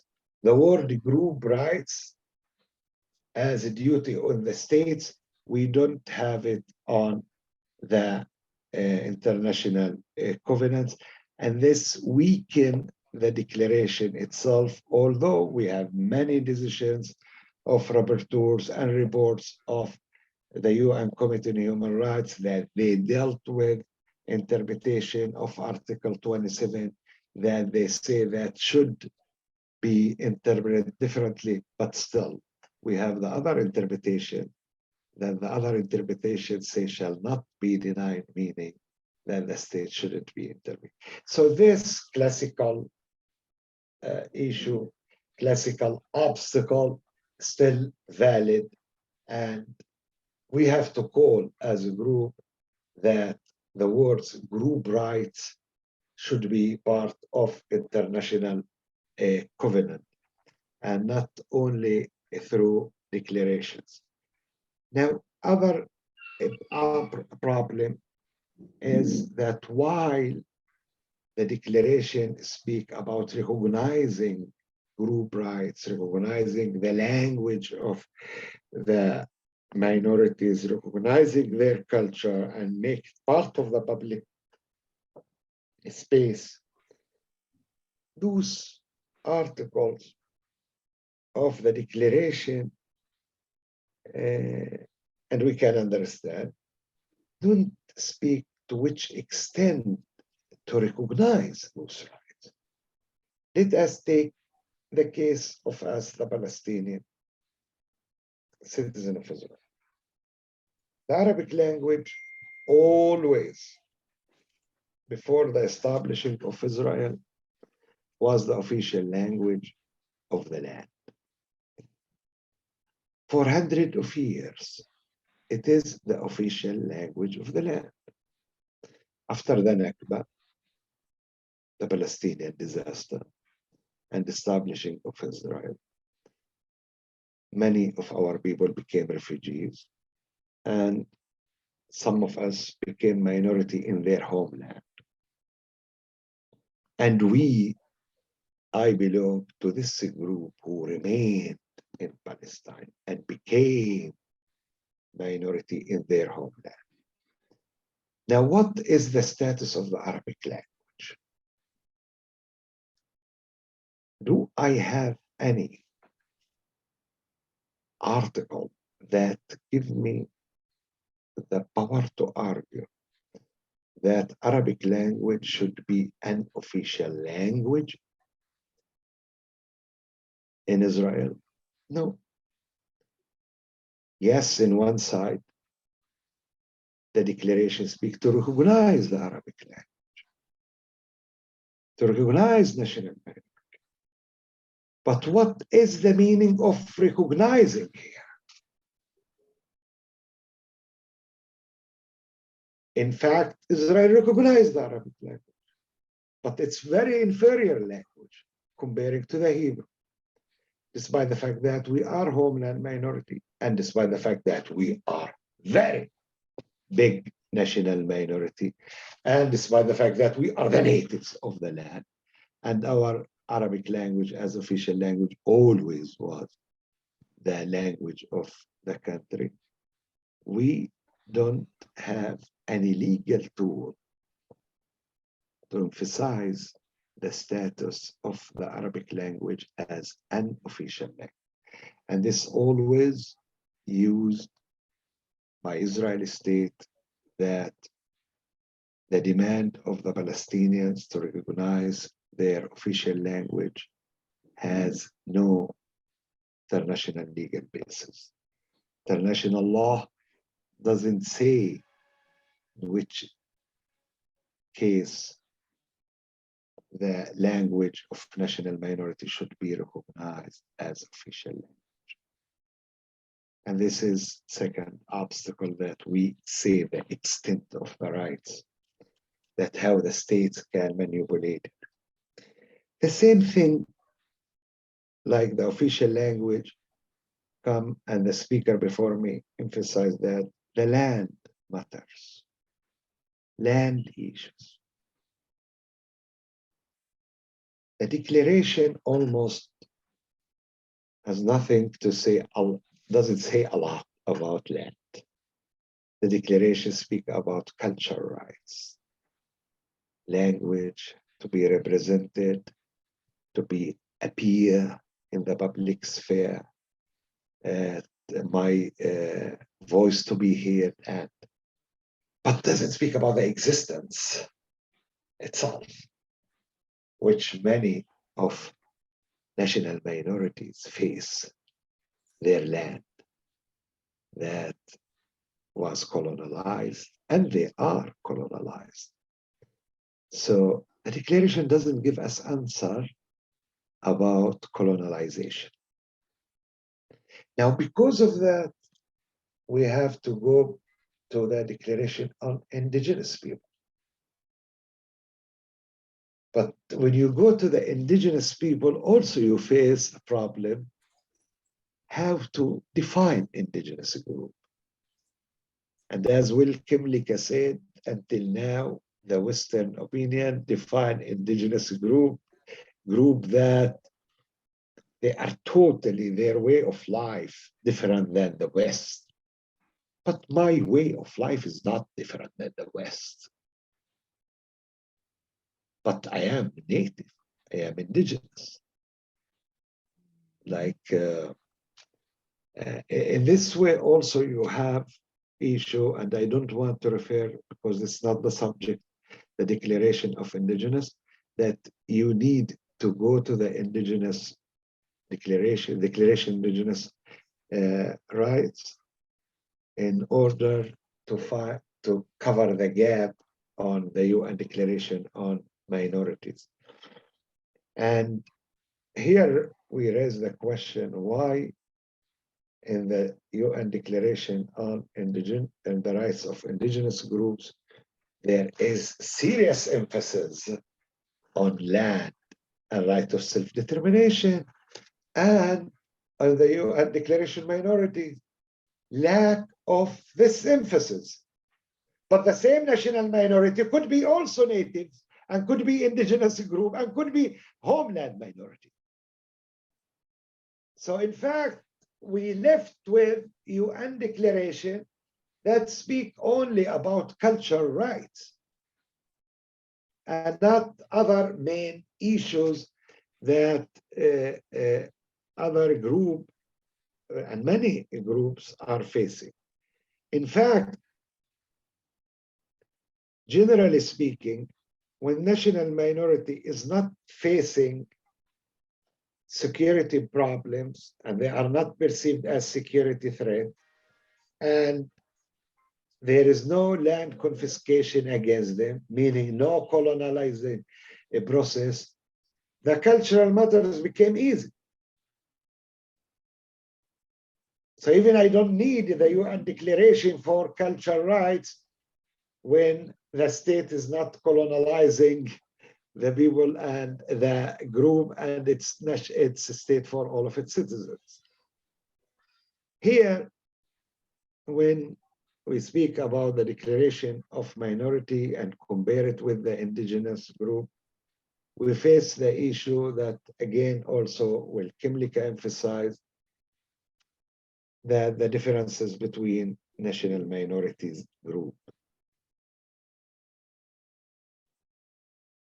They are national minorities that originally they are immigrant, Take, for example, the Turks in Germany. They can define themselves in the future as national minority and demand the group rights, and declaration maybe will fit their rights because they don't have claims of land issues, they don't have claim of self-determination, and other only will be satisfied by recognizing their language rights, cultural rights, religious rights, and representation in public offices. But does that mean that other national minority could be satisfied by that? Take the Palestinian.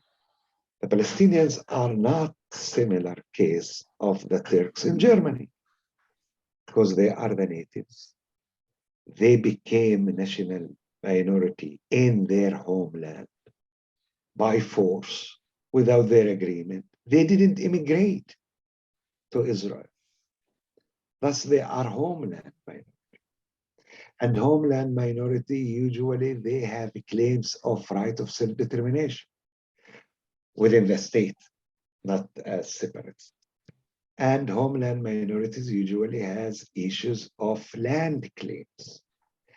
Now, homeland minorities are not only to recognize their cultural rights, but to make their cultural rights equal to the dominant group. So here, the declaration doesn't have the power to make this distinction. And the language of the declaration could be good so far as a language. I'm not speaking how you can extend the interpretation. It could be good for national minority that more or less they are close to group that they are immigrant group, but it's not give satisfaction to the claims of homeland minority. This is why now our situation in the court is different than the beginning. 20 years ago, we relied on the declaration in order to challenge Israel as Jewish state, to say that Israel cannot be Jewish state and democratic state at the same time, because Jewish state doesn't recognize the right of national minority based on the declaration. We use the declaration in order to emphasize our entity as national minority and to define ourselves as national minority. This is why we choose in the title of the name of Adala, the Arab Minority Rights in Israel.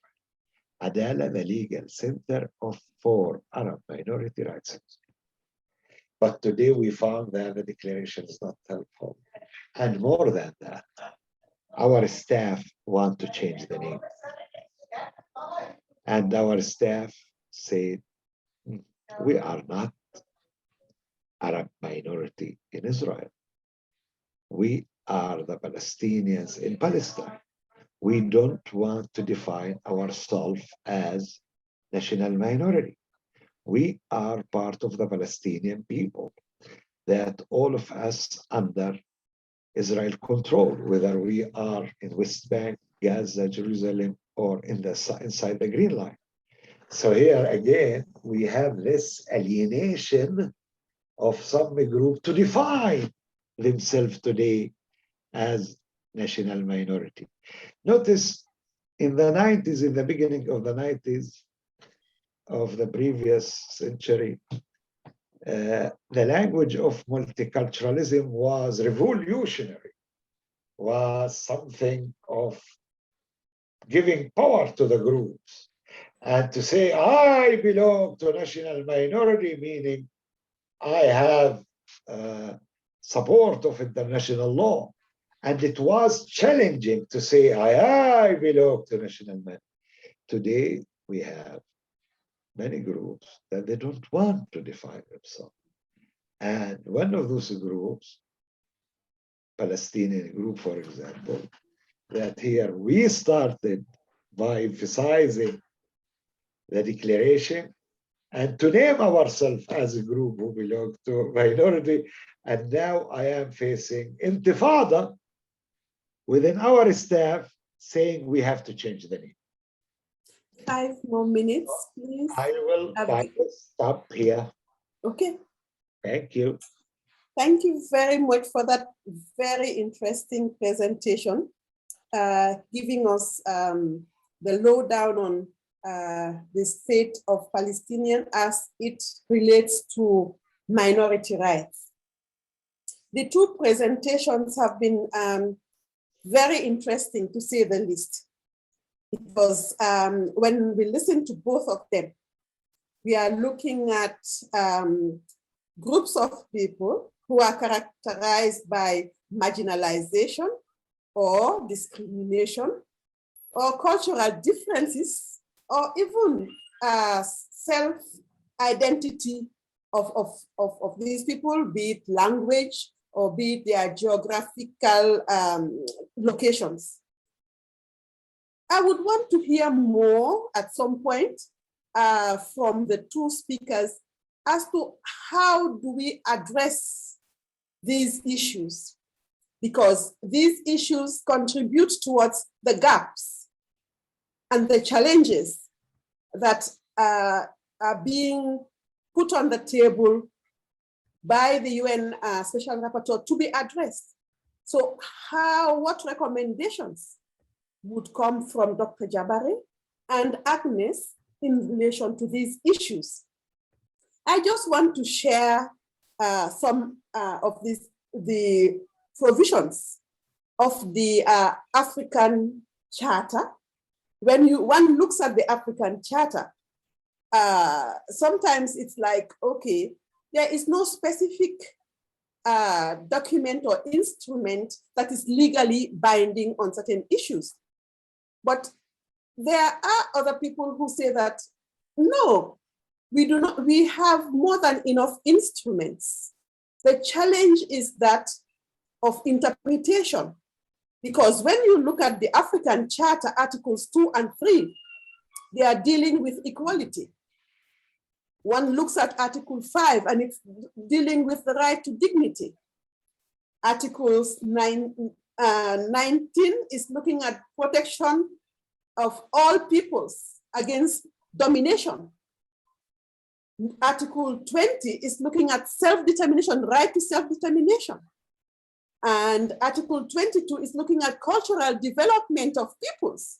So one looks at the different, and I'm sure when we also take a closer look at the ICCPR, there are corresponding provisions.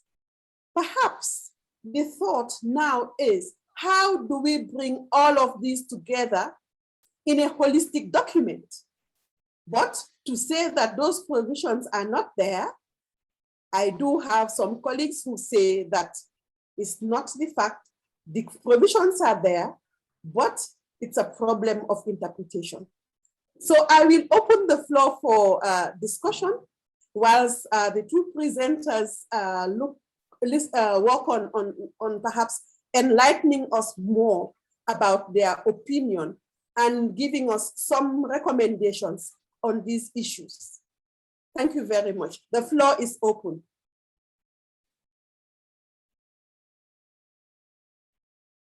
Please indicate by raising your hand so that we will be able to give you the floor. Yes, is it Yusra? You have the floor. Thank you. I listened to you and to Mr. Hassan, but أصلاً je parle en arabe et en français plus que l'anglais يعني. بتحدث يعني الفرنساوي وعربي، عربي وفرنساوي أكتر من English. I can speak both French and Arabic.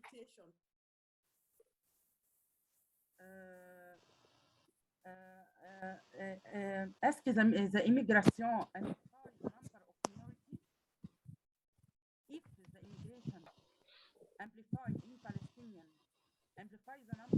minority? How come? We can't hear you. If the immigration in Palestinian amplifies the number of minority, you hear me? Say it in Arabic. We can't hear you.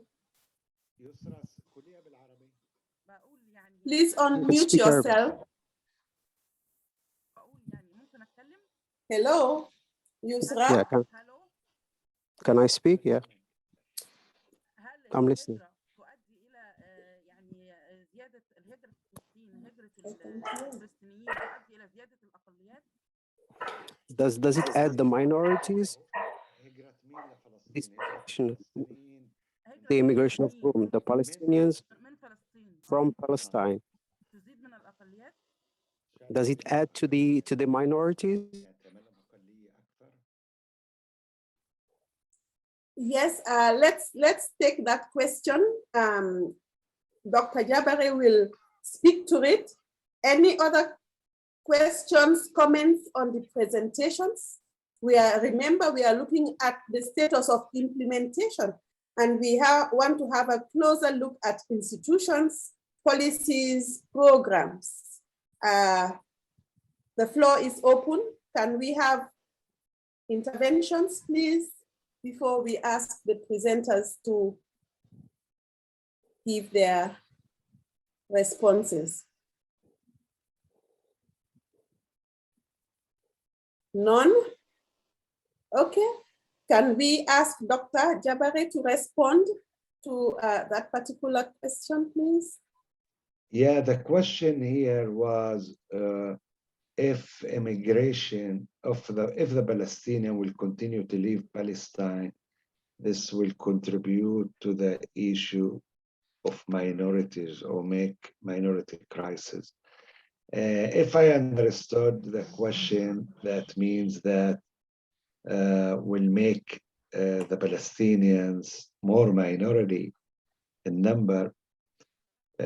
So yes, and the Israel policy all the time to make the Palestinians less in their number, and Israel always define the Palestinian existence as a demographical problem, and Israel emphasized that Israel is a Jewish state in order to keep Jewish majority in Palestine, meaning to make the Palestinians all the time less than with less minority minus, and to make them shrinking in their numbers. It's one of the Israeli goals. This is why Israel the only state in the world doesn't recognize the right of family unification of the Palestinian citizen. There is no state that prohibits in law family unification of their citizens with their people. There is no one state except Israel. And the reason of that is demographical issues. Like Israel wanted to establish a Jewish state in Palestine when you had overwhelming big Palestinian population. To do that, first step was to make Palestinians, most of them, to make them as refugees and to deport them from their homeland, and then to try to make the life of the remained Palestinian in their homeland difficult in order to leave. So this is part of Israel policy. And in fact, we find it in many states where we have crisis or national conflict, that the demographical aspect still play a role between the dominant group and non-dominant group. And in some cases, it reached even a civil war because of this aspect of demography. Thank you. Thank you very much, Dr. Agnes. Do you want to respond to the question? whether it's the lack of coordination is as a result of non-interpretation of provisions in existing legally binding documents or not. Thank you. For me, thank you so much, Hassan, on the assessment. But for me, I equate it to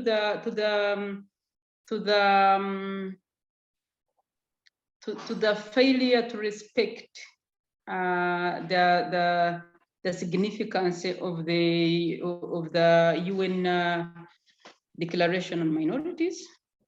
And I find it, although the situation of Palestine is very, very different from the context, for example, Hannah, for the Africa, there is a lot of similarities when a state decides to ignore the international law and do what they desire out of interest, pure interest. Because if you look currently what is happening in Tanzania with the Ngorongoro Maasai evictions, and the Maasai of Ngorongoro are in their territories, they have ancestral claim over those lands they've lived in ages. And I think both the African Charter and the UN Declaration on Minorities would be applicable to them. But the government have an upper hand because they know the international law is not binding on them. They can still go away with it.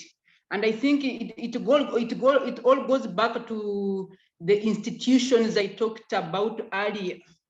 And my question, rather than answering the question, I pose more questions. How much can we strengthen those institutional frameworks that are in place for us to make sure that international law is respected, state is compliant of the commitments they made within those international frameworks? Thank you, Agnes. I have another question. What would be the value added of coming up with a legally binding document when most of these provisions are already in existing legally binding documents? And for that, there has even been decisions that have been made, for example, by the African Commission. And decisions have been made against, for example, the Kenyan government. And nothing has come, they've not even implemented those decisions. And the African Charter is a legally binding document. So what are the guarantees that another legally binding document would make a difference? It makes a difference, Hannah, because there is, it's an advantage to have the framework in place, just the legally binding framework in place. And that's why you still have the success of the Ogiek case before the African Court, and you have the success of the Ndoro's case before the African Commission. And because you have the charter in place and you have the interpretation, the commission interpreting the charter. So what do I mean when you have a binding law on minorities? It gives the opportunity and strengthens the visibility in terms of compliance and in terms of reporting. And that's not the same as when the current form we have is not legally binding. It is reliable. Of course, I know the states may not even respect the binding instruments in place, but having them in place, one, increases the opportunities of reporting. It increases the opportunities of commitments by the government. And to me, the most important again is also, it increases also the more of the institutional framework strengthening in terms of implementing a particular framework in place. Thank you very much, Agnes, for making the case for a legally binding document. I was playing the devil's advocate, and I'm very pleased that you've been able to make a case for it. Dr. Jabare, please, what recommendations would you give to resolve some of the issues that or challenges we've put on the table for discussion this afternoon?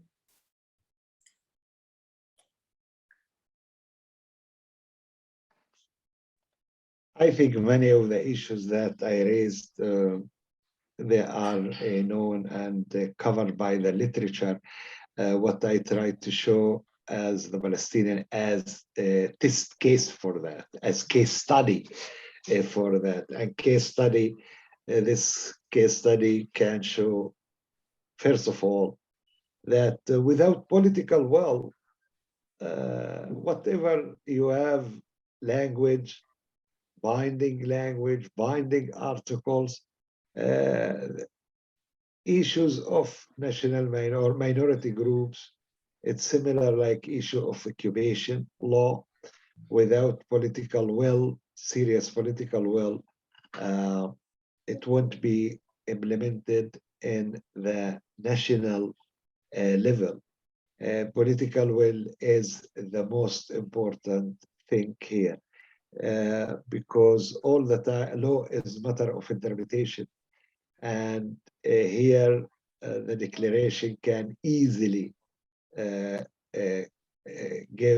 take interpretation that doesn't protect fully the rights of minorities. And when you have political will, you can easily give it interpretation that strengthen the cultural rights of national minorities. So we have to recognize that law is weak in political questions. National minority rights is still considered as a political question. Occupation is political question. So this is why law is all the time the weak factor. We as a human rights activists, all the time we try to show that states violate the law, and we give all the time the active interpretation of the law to protect rights. And we have many tools to support that. As Hannah mentioned, like in Africa, you have articles that about right of self-determination, human dignity, equal rights, and all the international covenant on human rights, they include those rights, and easily, of course, to come and to give the declaration the power based on those. But all of this still need political will. But for us as lawyers, as the rapporteur, we can contribute and make some different thing.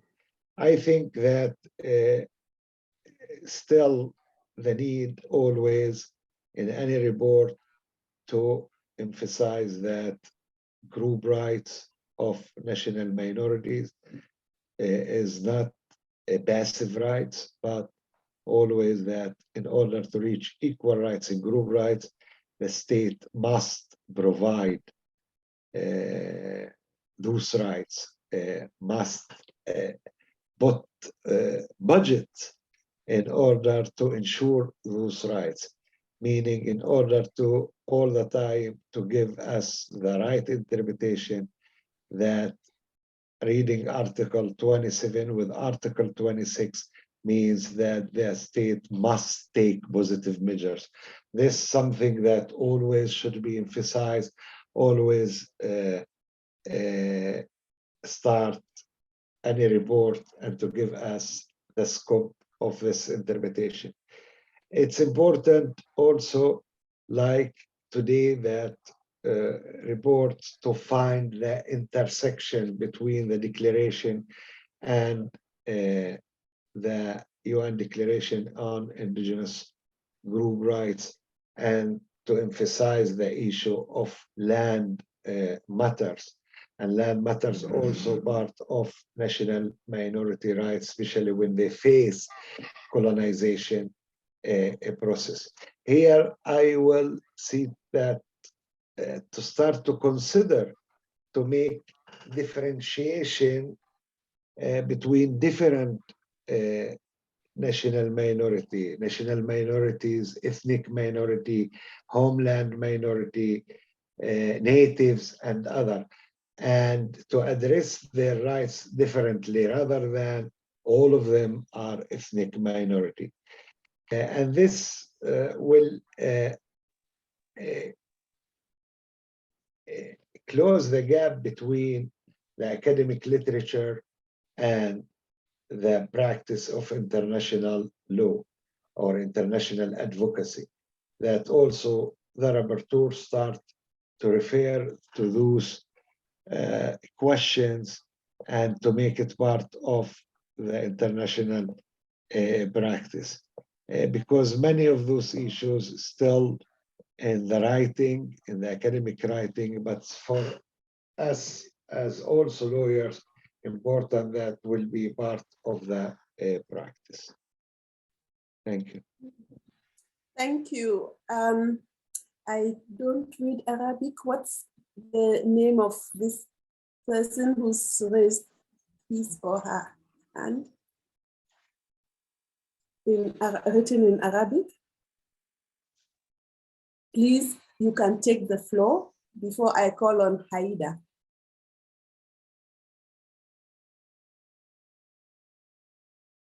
Please, you have the floor.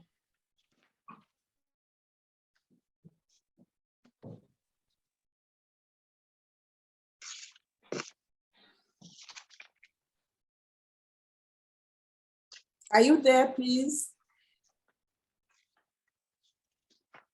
Hello? Haida, you can take the floor whilst we wait for the other speaker to make an intervention. Haida?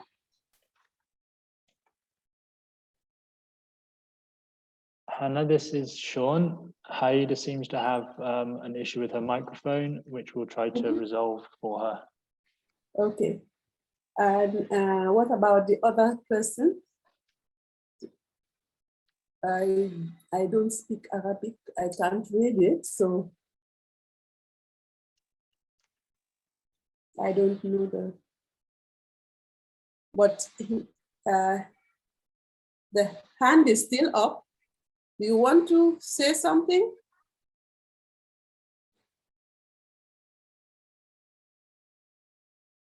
No? Can I, Madam Hannah? Yes. Can I pose a question? Yes, please go ahead. And when you speak, please give us your name and affiliation so we know who's speaking. My name is Yusra Muhammad Masoud. I am Egyptian, Muslim Egyptian. I wanted to say to Mr. Hassan, how can the negotiation and the international law solve the problem of the minority? How is IDHR? How can the negotiation and the international law play a role to solve the problem of the minority?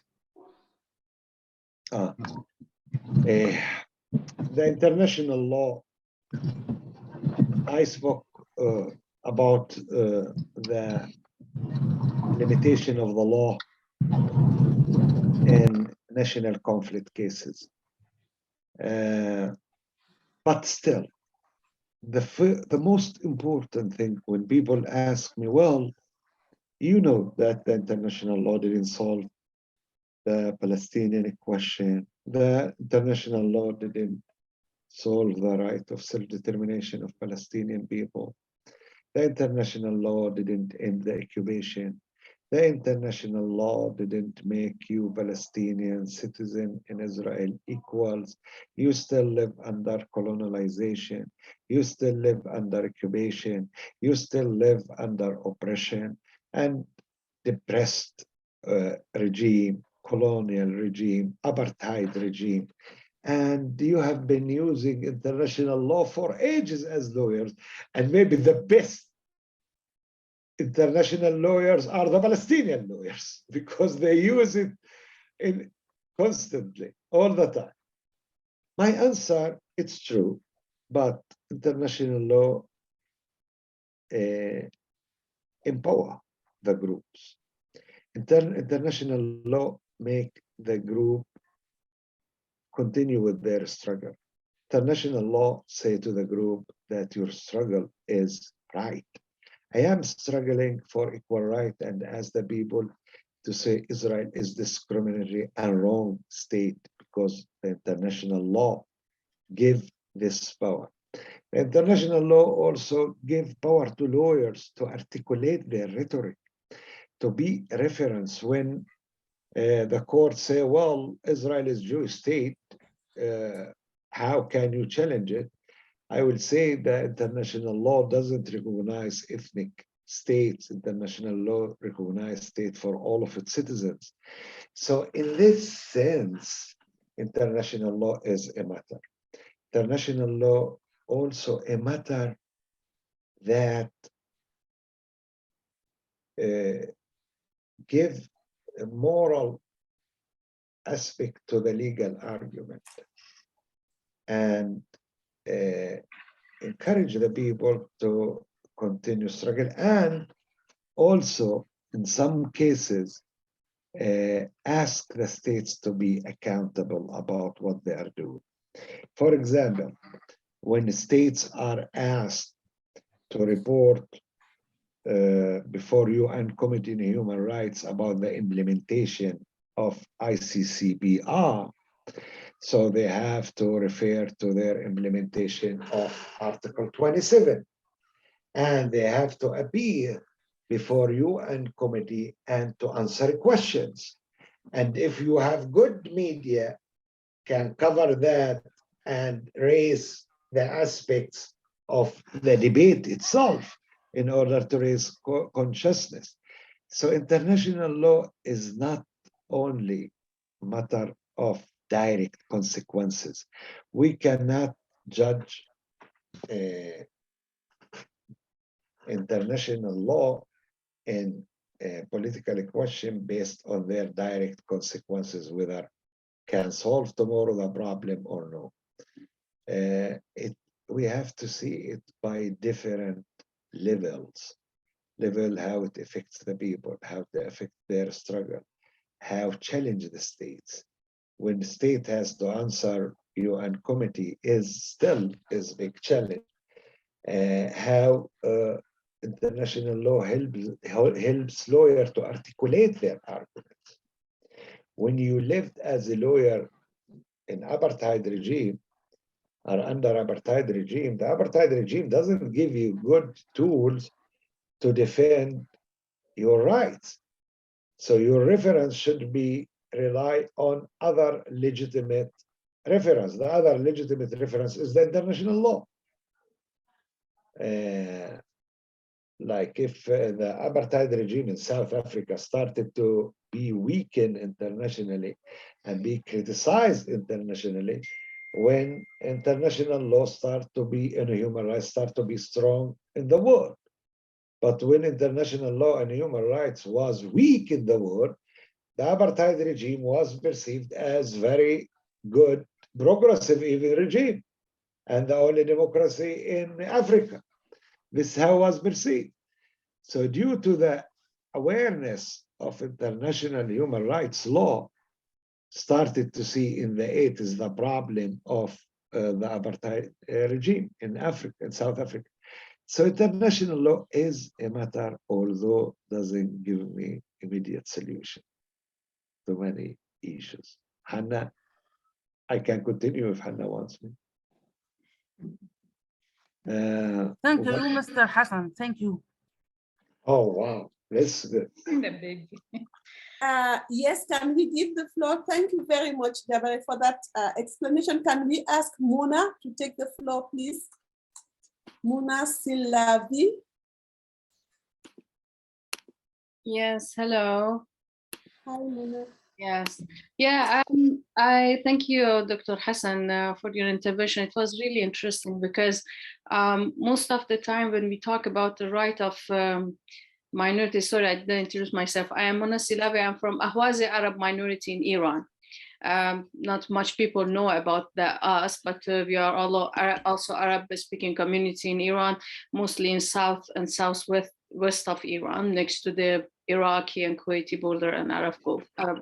So most of the time when we talk with the states, they try to even deny the existence of the minorities. For example, in the definition of minority, when we talk, they say all of us Iranian. But what that means when we say all of us Iranian, if the citizenship or the identity of Iran is based on one religion, one language, one flag. So, and also the idea of minority that I would have liked to speak about it. Sometimes a community is not really small in number, but they become minority because they marginalize them. I will give a personal experience about that. For example, in my own region, Arabs are majority, but in most of the movement, even though, for example, let's say in university movement or a student movement, I would have participated. The mass participant are the Arab students, but when it becomes to the leadership, most of us step down and we allow for a Persian speaking or Farsi speaking person to get the leadership. Why? Because we know that if I get arrested as an Arab, I will be facing more severe sentence in the court. And I will be facing, maybe I am a separatist. But then the Persian speaking, they would have only facing in the court the fact that he created a movement. So I really like when we talked about the concept of definition of minorities, how we define minorities within the countries, and especially how we enforce countries to actually admit that they have minorities and they do not try to hide behind the idea of or concept of citizenship. Thank you very much. Can I refer first? If the face of Mona will continue to be, I will be happy. I want to say something. Hannah, you are in mute. Yes, let's listen to the gentleman who wanted to take the floor before I ask these presenters to respond.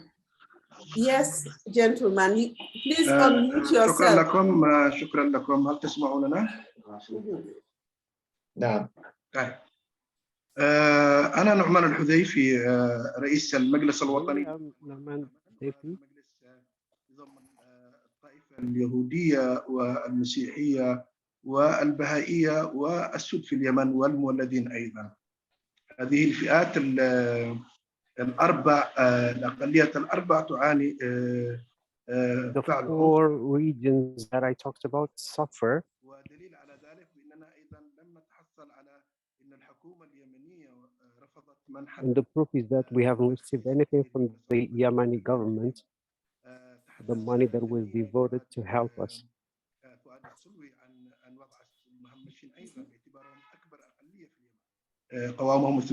Our minority is the biggest, the smallest minority in Yemen.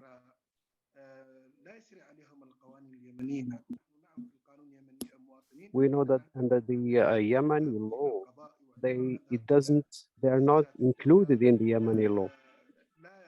لا نجد إنصافا كثير من بناتنا يتم اغتصابهن Our daughters are being raped and we don't receive any rights because we are a minority.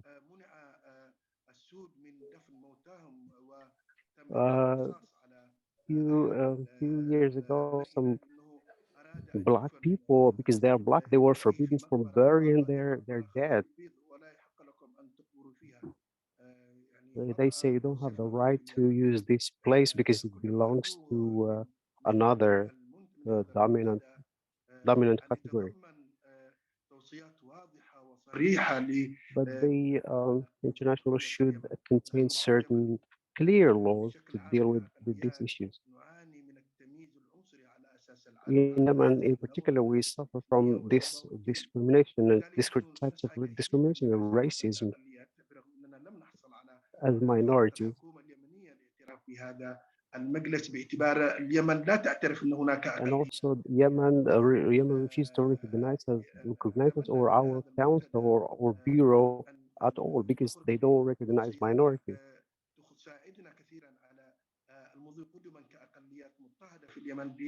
We need more recommendations to move forward with our issues and try to find solutions.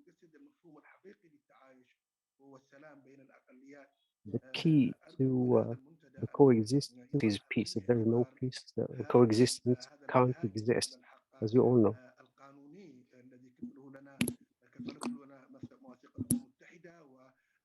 The declarations of the United Nations stipulate all that and talks about the minorities, but we need more interventions to deal with the issue and try to enforce those declarations and laws accompanying it and reinforcing it. Thank you.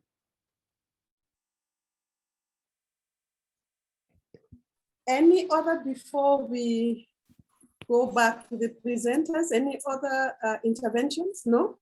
Doctor, please, you have the floor to respond.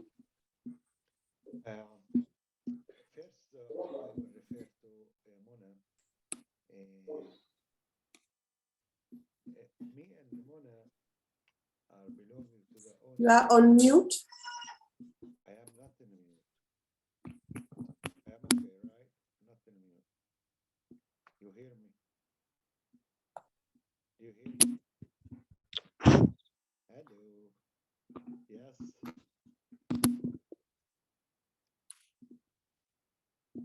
You hear me? Dr. Jabarine, you're just very quiet. I'm not sure why. Have you selected an interpretation button at the bottom? Yes, we hear you. Now you hear me, all of us, all of you. Hannah, you hear me? Hannah, I want to hear Hannah. Yes. Yes. Okay. Okay. Thank you. Without what said, me and Mona are the only group in the world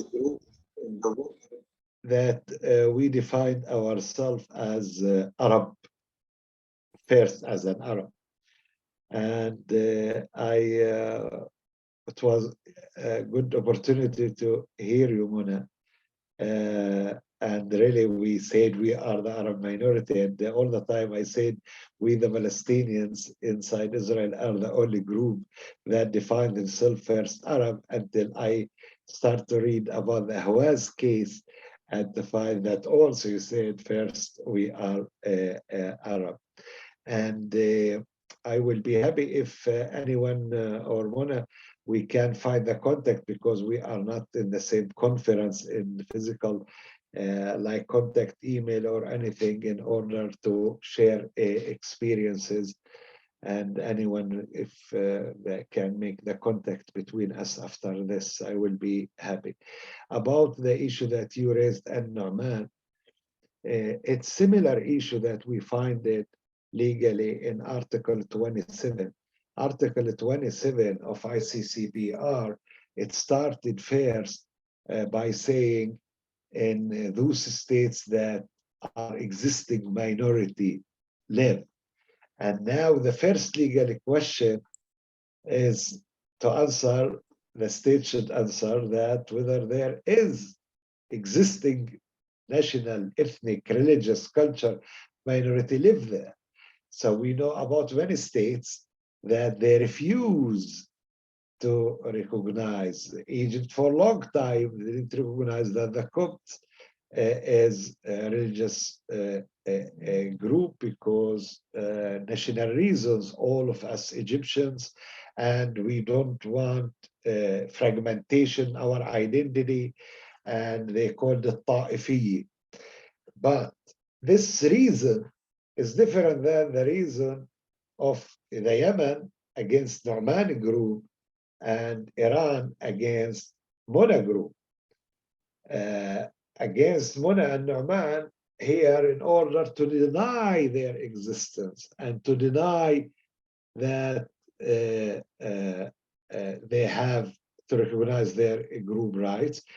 And in fact, unlike the case of Egypt, MENA and Nouhoum, even if they want to be part of the dominant group, they cannot be part of the dominant group. And they are excluded twice. They are excluded because they are Arabs in Ahwaz or racial and ethnic religious minorities in Yemen. And they are excluded also by recognizing them as different groups.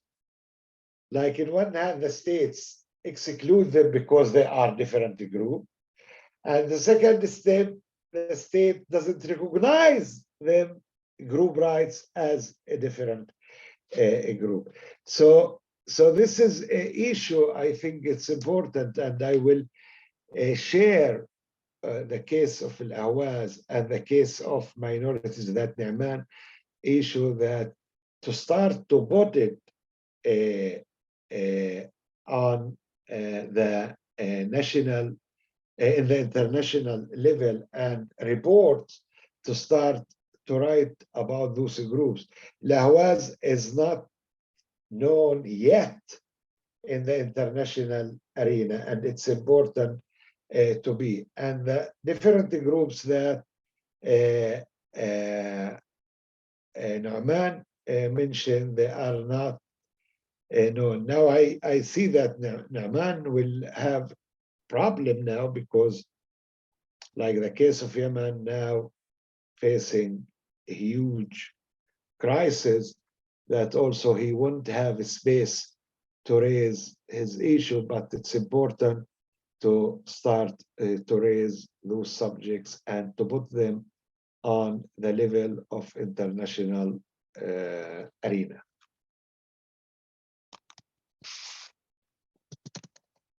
Thank you very much, Dr. Jabare. Do we have any other interventions?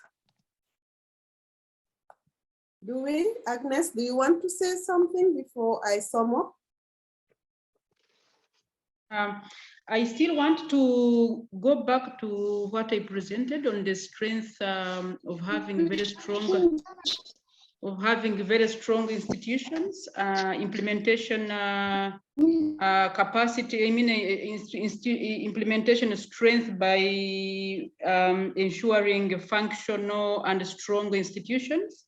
It's very important because it is what supports the implementation of the declaration, and also they create the basis for engagement. I did not have at the beginning. I never had the opportunity of looking at the strength of civil society engagement with the mechanisms existing at the UN or at the African level. And I think we need to look at that because, for example, Hannah, you know very well that the role played by civil society at operationalizing and strengthening the role of the African Commission, it cannot be underestimated. And I'm sure the same thing applies to the UN. So those institutions help to bring closer the declaration to the minorities, and to create spaces for the minorities to engage. And to me, that is very important because across Africa, where I am, one of the biggest challenges is even visibility of minority issues. They are simply not visible, both to the government, who are supposed to be implementing, I mean, complying and reporting on the existing frameworks, and also to the civil society actors who are supposed to support the process and support the frameworks in place. So I think we need to see that one happening. And another thing I would also want to see and which a lot of civil society are working on, UN Human Rights is working on. We need to intensify awareness platforms, innovative programs for creation of awareness on the declaration. Hello, could you hear me, please? On the rights of minorities. Hello. Basically, that would be my contribution. With someone else. You are done. I see Mona, you have your hand up. Yes, if I'm allowed to give another comment, thank you very much, Dr. Hassan. Yes, another thing that also it is really important, I think, with the minorities, it's a right to auto-identification that so many times also the states imposing some definition on minorities. For example, in the case of Ahwazi Arabs or other minorities in Iran, they interpret the history the way they want. For example, they say, you are not really an Arab, you are only Arab speaking. You used to be Aryan, or because of whatever happened in the history, suddenly 5 million people start to speaking Arabic. So this is also an issue when the states want to interpret the collective right of minorities like that. For example, Iran is really far away from being a country, a really homogeneous country. We have at least 5 or 6 ethnic minorities that they do have their own language, but always Iran tries to define them as being Aryan, but for some reasons, because the Turks attack Iran, we start to have Turks, and because the Arab entered Iran, so some Iranian become Arab speaking. So this is really important to respect the minorities when they want to define themselves, how I want to define myself. So we went further as saying that, okay, maybe until yesterday I wasn't Arab, but now I decide to be Arab, and it shouldn't be really to a state to tell me who you are and define me. And I think it is really important to really be inclusive in a definition of citizens of the states. Thank you. Thank you very much. If I don't see any other hand up, perhaps, Sean, can I close the panel? Yes, if you have nothing further for Dr. Jabarine or Agnes, then yes, please. Agnes, yes, and then I close Agnes. Doctor, do you have anything else to add to conclude a message? No? We must all agree. I can say about yes. Okay. The history, yes, is very important. All the time, like the dominant group, try to give interpretation to the history of the minorities, and this is why we have all the time struggle about narratives, and this is part of the struggle itself. And if the dominant group accept the narrative of the minority, then we can say that there is no conflict. So because they disagree with you, Mona, this is why you live in a conflict. And also contextualizing the discussion. Sorry, Hannah. Contextualizing the discussion on who is a minority and the self-identification principle. For example, in Africa, still you have a lot of confusion between the use of indigenous and minorities, that some activists actually also get into the confusion, and you will hear indigenous minorities, because the state will live more, sometimes the states prefer to use the word indigenous, sometimes they are not comfortable with the word minorities. So it needs a lot of, to me, it is something, it's a gap in terms of information, provision of information, and maybe extra need for investigation, research into some of the concepts and how they are contextualized in different areas, and what would be the win, the agreement, the negotiation point for for helping governments understand, as well as institutions understand the different contexts to be able to reach a consensus. So in Africa, Hannah, you know, the working group on indigenous recently expanded and they added the focus on minorities. But still, there is that understanding of even having the two combined in one. You need to help states understand which is which I think it calls for more work in research and availability of that information shared widely.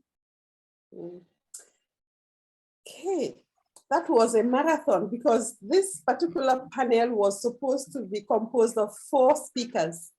But with the 2 speakers, we've more than enough information coming from our 2 able and distinguished speakers.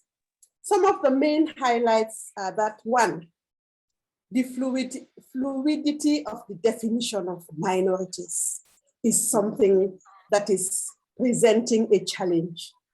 And then it's also emphasized that it is the responsibility of states to ensure that the minorities are recognized, and it is also important that their rights are promoted and protected.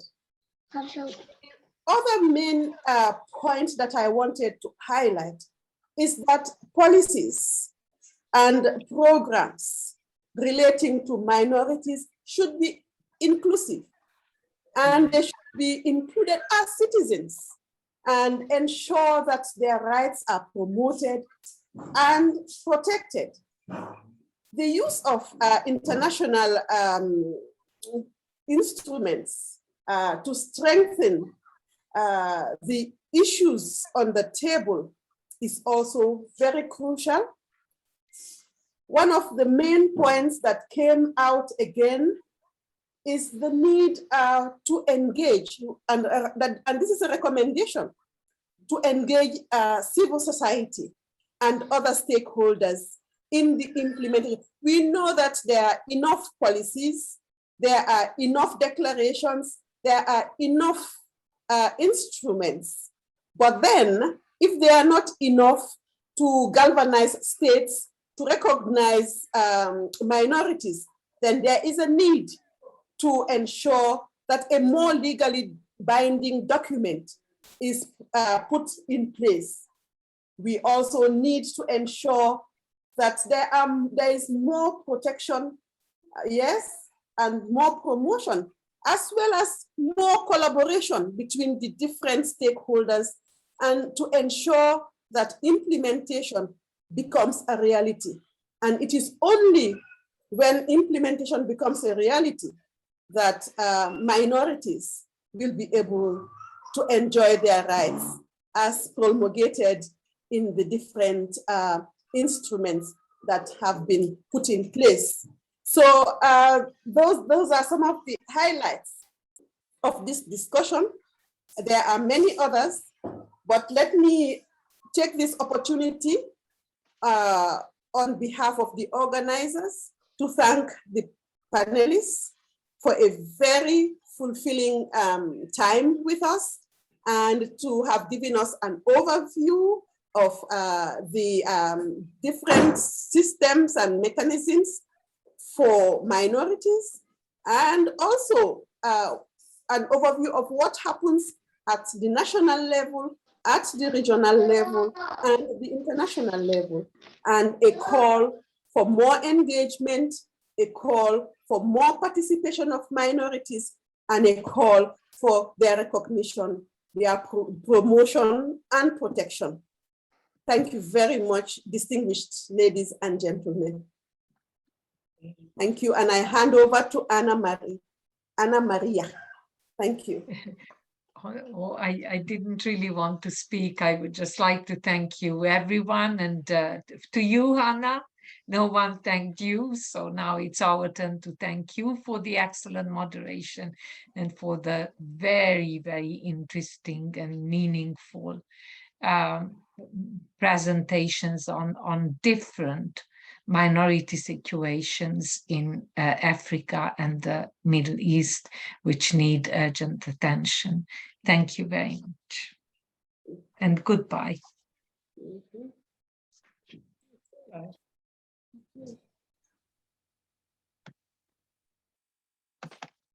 Ooh, my presentation.